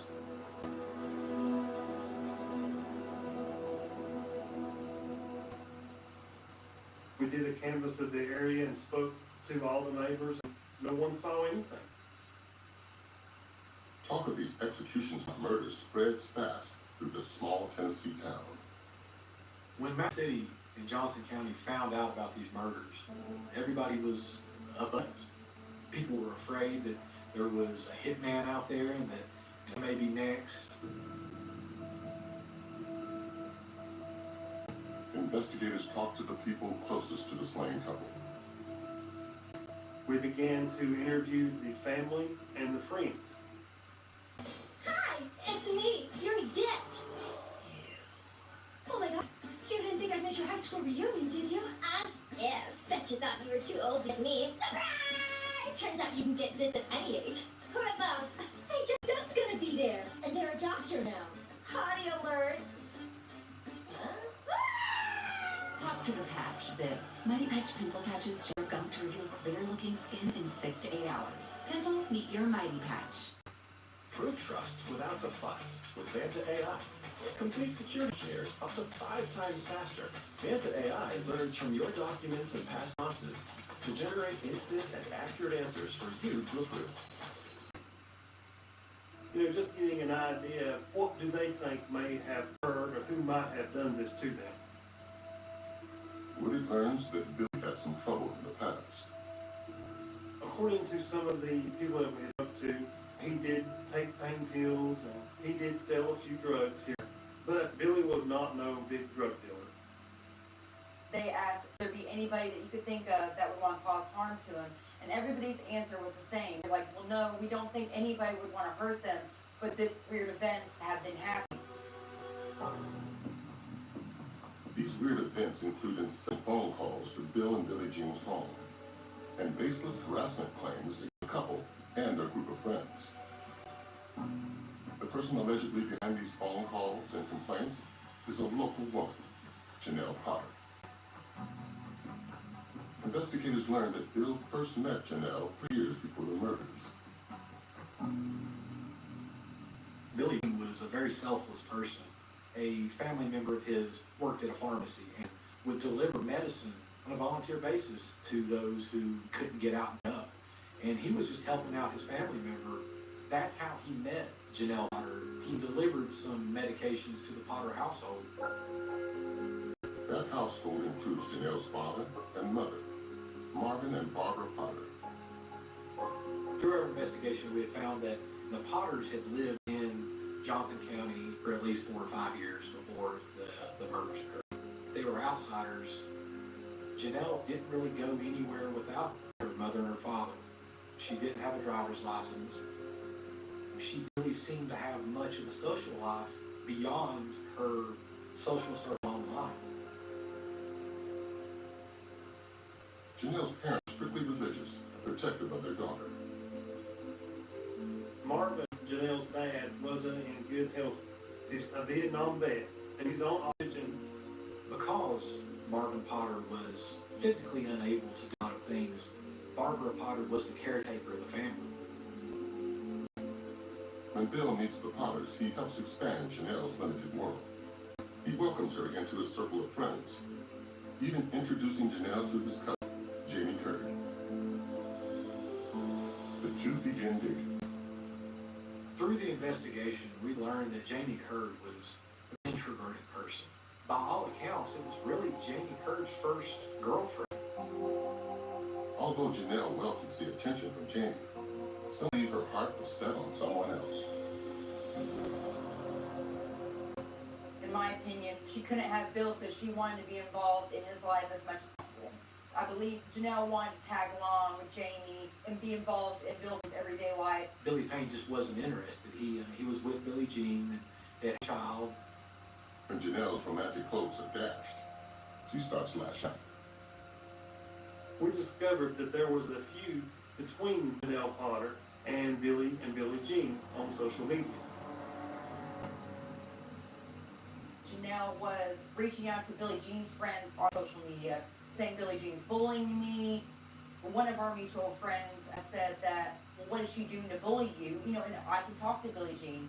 Oh, she's, you know, just not letting me be happy. And it's like, okay, well, that's not really bullying, Janelle. The online feuding lasts over a year, until Bill and Billie Jean and others in their circle unfriend Janelle on Facebook. It escalated, and after the blocking from Facebook, the phone calls started happening. It was just insanity.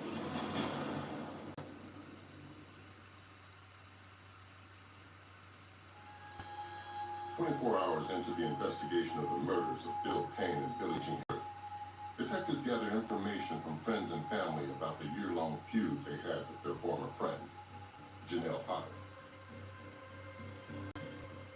It was very disturbing. I would go over to Bill and Billie Jean's house, and the phone would just keep ringing off the hook, and it would be the Potter number. They wouldn't even say a word. They wouldn't make noises, you know, I mean, nothing. Friends say the call in the Potter house started a few months before the murders. They tell us Janelle called Bill and Billie Jean and their friends over and over to the point of distraction. At one point, Janelle Potter had contacted and called one of the friends at least 70 to 75 times in a day. Friends of Billie and Billie Jean had taken protection and also criminal complaints against Janelle Potter for harassment. When they take a closer look at the Potters, investigators realize their behavior just might run in the family. My office had fielded complaints from citizens that lived near the Potter family. There was a police report where Marvin Potter was found outside of his home in the middle of the night in his underwear with guns strapped to him because he thought that there were people outside his house. Amelia, unlock the door. I'm afraid I can't do that. Why not? Did you forget something? A protein shake. 100 innovative companies, 1 ETF. Before investing carefully, read and consider fund investment objectives, risks, purchase expenses, and more. Prospectus at Invesco.com. With your support, we can respond rapidly to emergencies and make every second count. Our nurse here has the task of setting up the assembled breathing circuit set on the left and setting up the one on the right by assembling the separate components. The breathing circuit set, the expiratory valve set, and the flow sensor.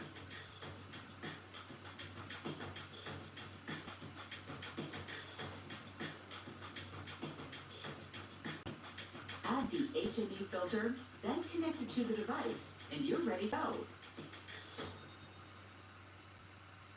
The results speak for itself. With the all-in-one pre-assembled breathing circuit set, you make your life easier and avoid the hassle of searching for components or make mistakes. Use our all-in-one pre-assembled breathing circuit sets and save yourself valuable time for the more important aspect of care. The calls, the feud, the odd behavior. It's enough for investigators to take the next step. We wanted to go and conduct an interview with Janelle Potter, Barbara Potter, and Margaret Potter. Hey, how you doing? All right, thanks. Their house was in like a type of disarray. Marvin, you know, he's like a big lover of guns. He had many different firearms everywhere in his residence. I'm sorry that those people died. I don't wish that on nobody. But how'd y'all get that? We heard on the news. I mean, I'm sorry it happened, but I mean, that's all I could tell you is they have been harassing the living crap out of me. Janelle tells detectives that Bill and Billie Jean and their friends have been threatening her over the past few months. Why would they be harassing? It came out to be a jealousy thing. They thought I was too pretty, that I wasn't from here, so they were going to be accepted. Janelle is a 30-year-old woman that acts like a small child. And she has that talk of a small child. She thought that she was the victim of being harassed by Billy and Billie Jean. I carry mace that leave us scared. I have been threatened by guys to rape me. She talked to us about some people trying to rape her, friends of Billy and Billie Jean, making it as the point that she was the victim here. She wasn't concerned that Billy and Billie Jean were gone. Well, let's get back to what we're doing. Yeah. What we're doing right now is investigating the double homicide. Very serious matter. Do you know anybody that would hurt there? No, actually, I don't. I feel bad about the situation because I didn't want to harm on them. How do you know them? Oh, boy. Janelle explains to investigators how she met Bill Payne, how she'd even gone to his house. The second time we went down there, I was not comfortable. Oh, There was drugs there. cocaine, methamphetamine. You know what? He had pills. Lots of pills. Janelle was saying that this was a drug deal gone bad, that Billy Payne was somehow a high-level drug dealer, and that this was a hit on him to steal his drugs. Well, we want to make sure you didn't have that. No. Not strong. Yeah, especially with a guy and a baby, why would I do that? Investigators don't get anything useful from the powders. But results of the ballistics report speaks volumes about killer's intent. Through the ballistics evidence that we reviewed, there were X's cut into the tip of the bullets, which make them very similar to hollow points, and the way that they impact, it's like they explode.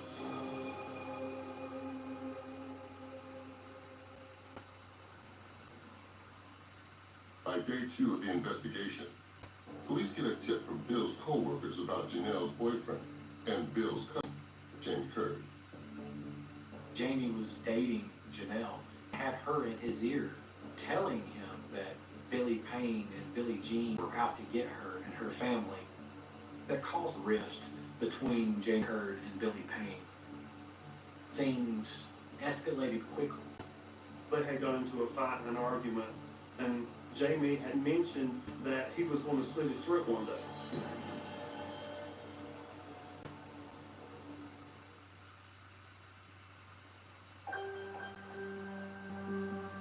Investigators working the murders of Bill Payne and Billie Jean Haywood turn their attention to a possible suspect. Jamie Curd and Billy Payne were cousins, and they had a very close relationship by all accounts. But in the months leading up to the murders, they drifted apart. And it seemed that when Jamie Curd, his relationship with Janelle Potter, is when that separation really started. Bill's friends tell investigators that he and Jamie had a heated exchange months before the murders. At some point in time, Jamie had spoke about cutting his throat.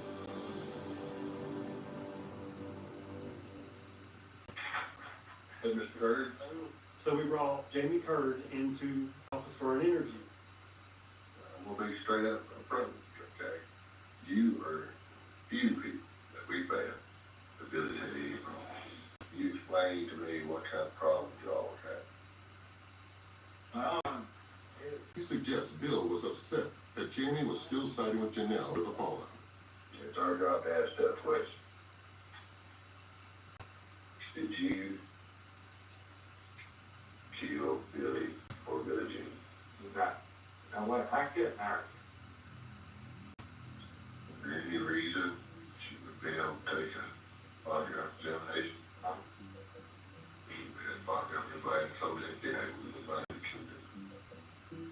Investigators plan to bring Jamie back for a polygraph, but cut him loose for the time being.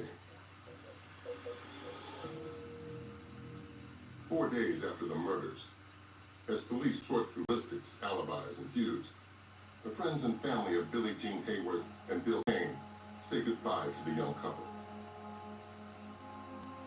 I went to Bill and Billie Jean's viewing, but it got so emotionally hard by that point because it was even so hard to believe that it was a reality. They had a joint funeral with Bill and Billie Jean, and they were together. I know that is what they would have wanted.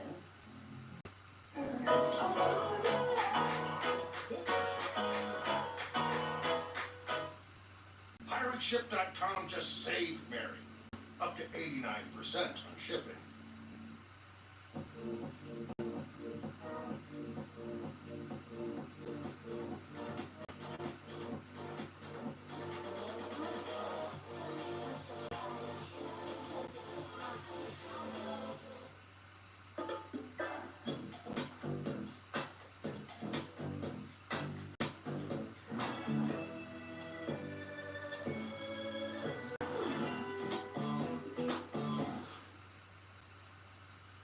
How's the scented angel soft coming? Angel, we got it. The smell needle is at the scent inside the tube. And for tube also adds a hint of freshness? So much better. By golly, it is simpler. Angel soft. Soft and strong.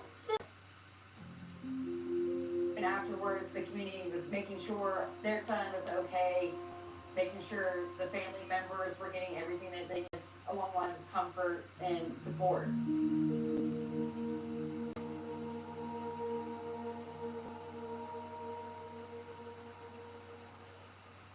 2 days after the funeral, investigators run a polygraph test on Jamie Curd. I know you know who she's supposed to be. How's it on? TBI just interviewed Jamie Curd a little bit stronger. Hey, you failed this test, and it's time for you to be up front with us and tell us what had happened. I know.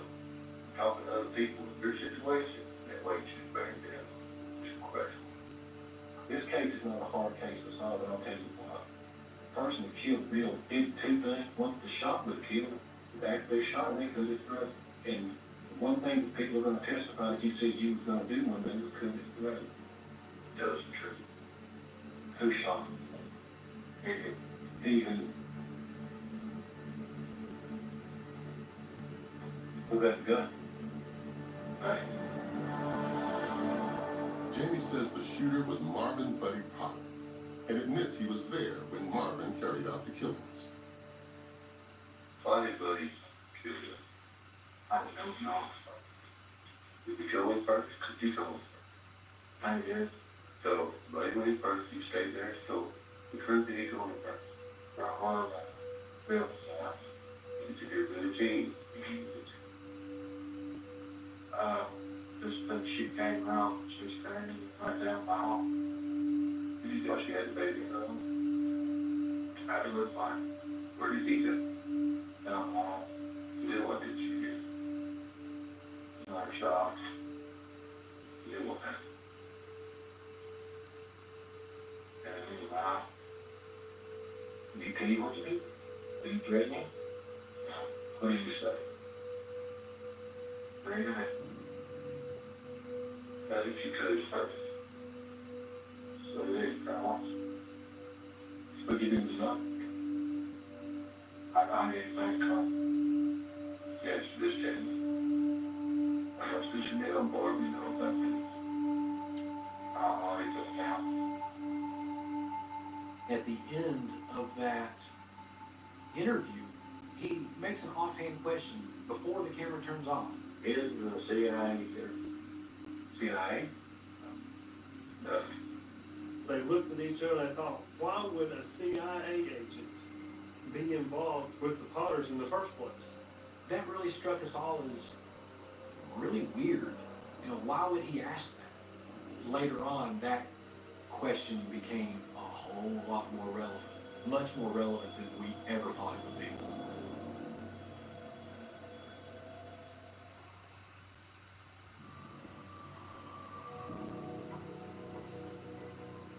After admitting he was with Marvin Potter when Marvin killed Bill Payne and Billie Jean Hayworth, Bill's cousin, Jamie Curd, starts to weave a strange tale. At the conclusion of Jamie Curd's second interview, when he asks, just randomly, is the CIA here? We weren't aware of what he was talking about. I'm just about the CIA. Fellow, they works. Jamie claims he was recently contacted by a friend of Janelle's who said he worked for the CIA.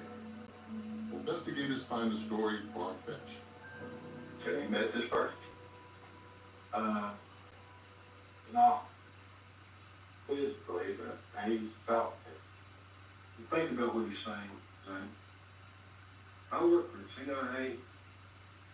The last thing I'll do is let dead people. I work for the CIA. Yeah, that's exactly. I'll tell you what. Let's type up this statement. Everything you tell us. Okay? I got the call that Jamie Curd had admitted to his involvement in the murders. I immediately jumped in my vehicle and drove up here so that I could be present with law enforcement as they continued the investigation. We need to get buddies. You know that's okay. Once he got through with the polygraph test, he was to go and call Barbara and Marvin to let them know how everything had went. What they do is they put this in your ear. We wire him up and we record the phone conversation. He called.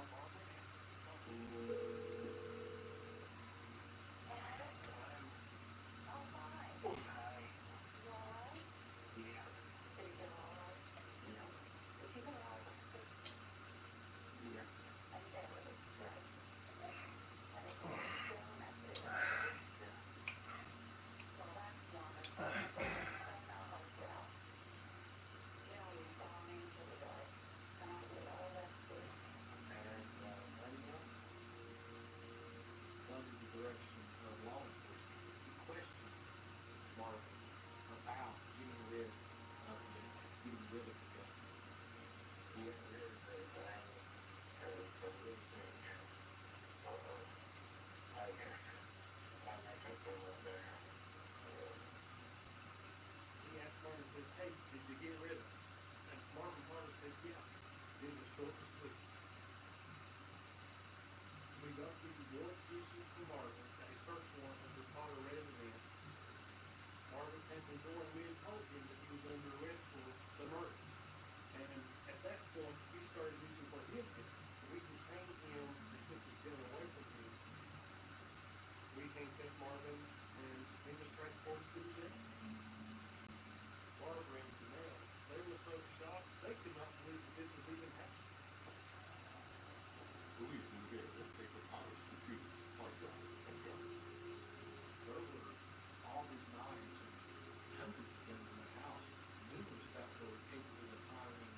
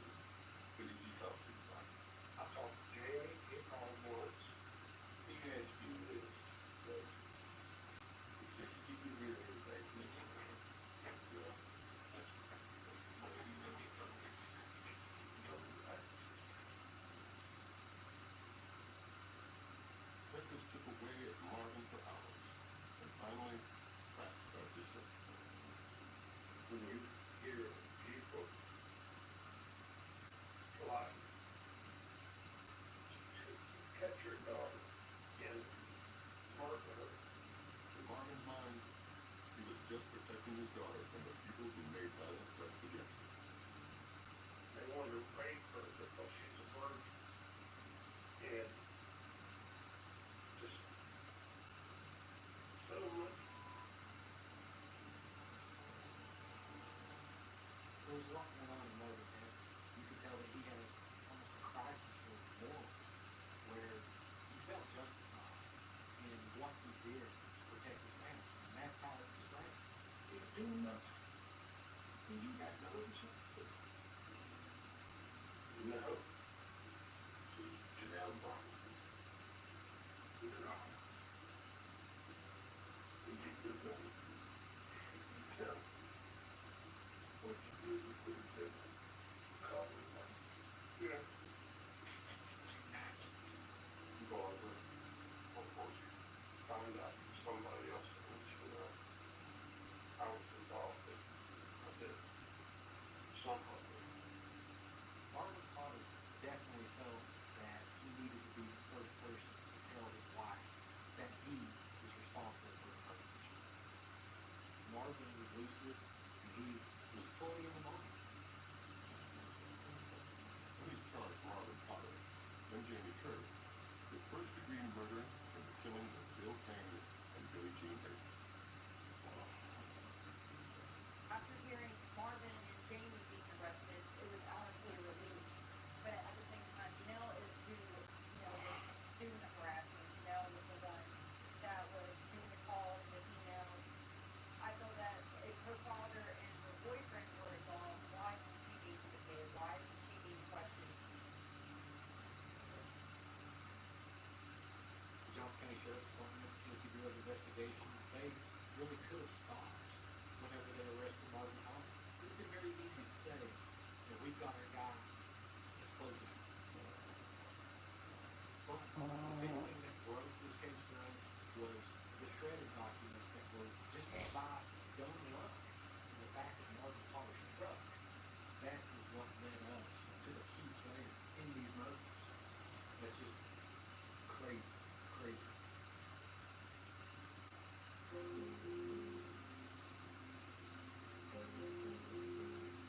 2012 murders of Bill Payne and Billie Jean Hayden, police have just arrested Marvin Buddy Potter, the father of their former friend, Janelle Potter. In the search of his truck, they find reams of shredded paper.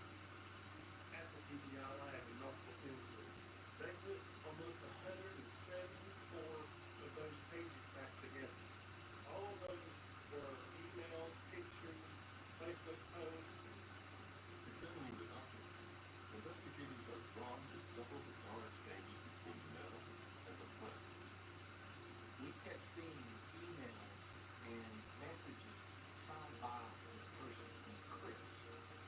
Sometimes Chris was described as Janelle's friend, but he was consistently referred to as her protector. Chris warns Janelle that Bill and Billie Jean are out together. He also makes contact with Barbara. We did find correspondence between Barbara and this Chris. These emails say these things about Billie Jean and Billie Payne, that measures need to be taken to make this harassment and bullying stop, that somebody needs to do something. Investigators discovered evidence that Barbara might have conspired in a deadly plan just 2 weeks before the murders. We received all of the internet activity from the Potter household, and we did find where Barbara did a simple search for can a murderer be forgiven. Barbara did intend for somebody to be killed. Janelle and Barbara allegedly shared every word of Chris's story with Janelle's boyfriend, Jamie Curry, and her dad, Mark.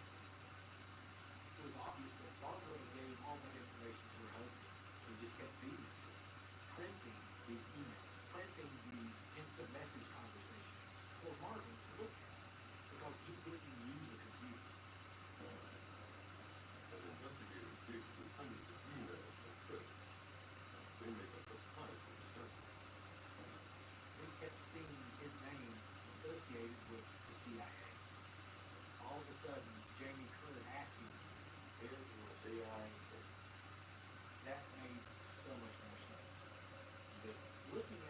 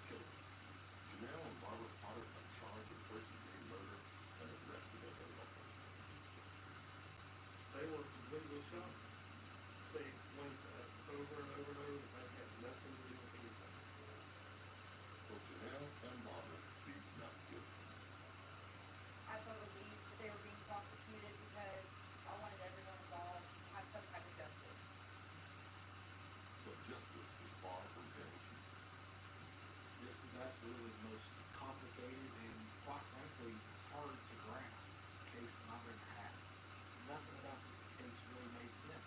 But just because you can't make sense of it doesn't mean that it didn't happen. Donald Harton's trial is much more straightforward. This is more than almost innovative TV. It's a portal where your TV turns into a canvas or a smart hub depending on the day. Your favorite shows come to life with our most advanced picture quality. Great values with Amazon Fire TV's newest Omni TV. Stay on top of your goals and stay healthy with Outsource RI. Find new coverage, replace lost coverage, receive guidance, compare health plans and costs, and see if you qualify for financial help. Visit HealthSourceRI.com. Marvin's trial lasts 5 days, and he decides not to testify. We thought we could develop a viable defense involving Mr. Payne's drug activity, but it never really got together. After just 3 hours of deliberation, the jury declares Marvin guilty as charged. The judge gives him 2 consecutive life sentences. Jamie Curry was offered a plea deal based on his cooperation with the state and is testifying against Janelle Barber in the second trial. We offered him a facilitation of first-degree murder, and he pled 2 counts back and received 25 years. We knew that the second trial was going to be a much different trial.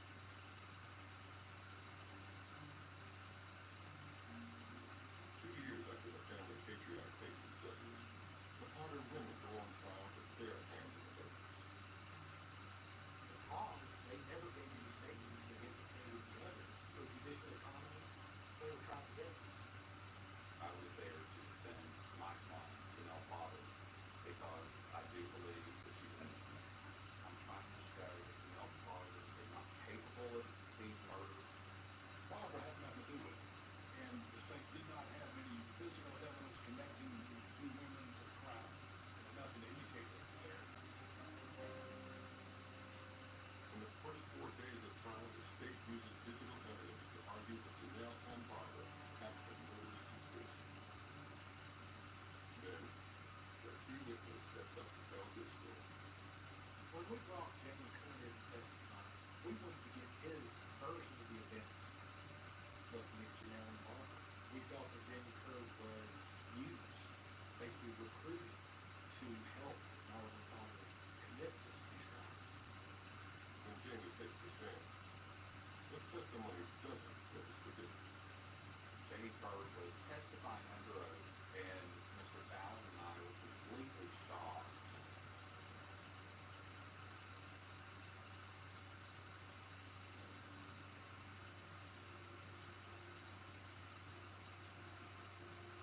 On day 5 of Janelle and Barbara college trial, for the murders of Bill Payne and Billie Jean Hayward, Janelle's boyfriend Jamie Curry is the star witness.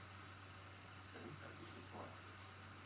The prosecution asked him if Miss Potter and Janelle conspired with him in this crime, and he said no. There was no gasp, but you could feel the energy of the courtroom understanding that this man who is alleged to have been in a conspiracy with Janelle and Barbara Potter is testifying under oath that there was no conspiracy. He said, I never touched him. I never talked to him. And I thought, you don't get any better than this. I think that goes to the fact that he didn't realize that he had been convicted. He didn't realize what the Potter family had done. Despite Jamie's surprising testimony, prosecutors press on. They ask him to walk them through what happened on the night of the murders. He detailed that he got a text message from Janelle that he was to be picked up by Marvin Harton. He wasn't being picked up, and he says that he didn't know at the time what they were going to do. He laid out that they went to the home and interviewed the house as he had so many times before hanging out with his cousin, Billy Payne, and that Marvin went in and the hit was on.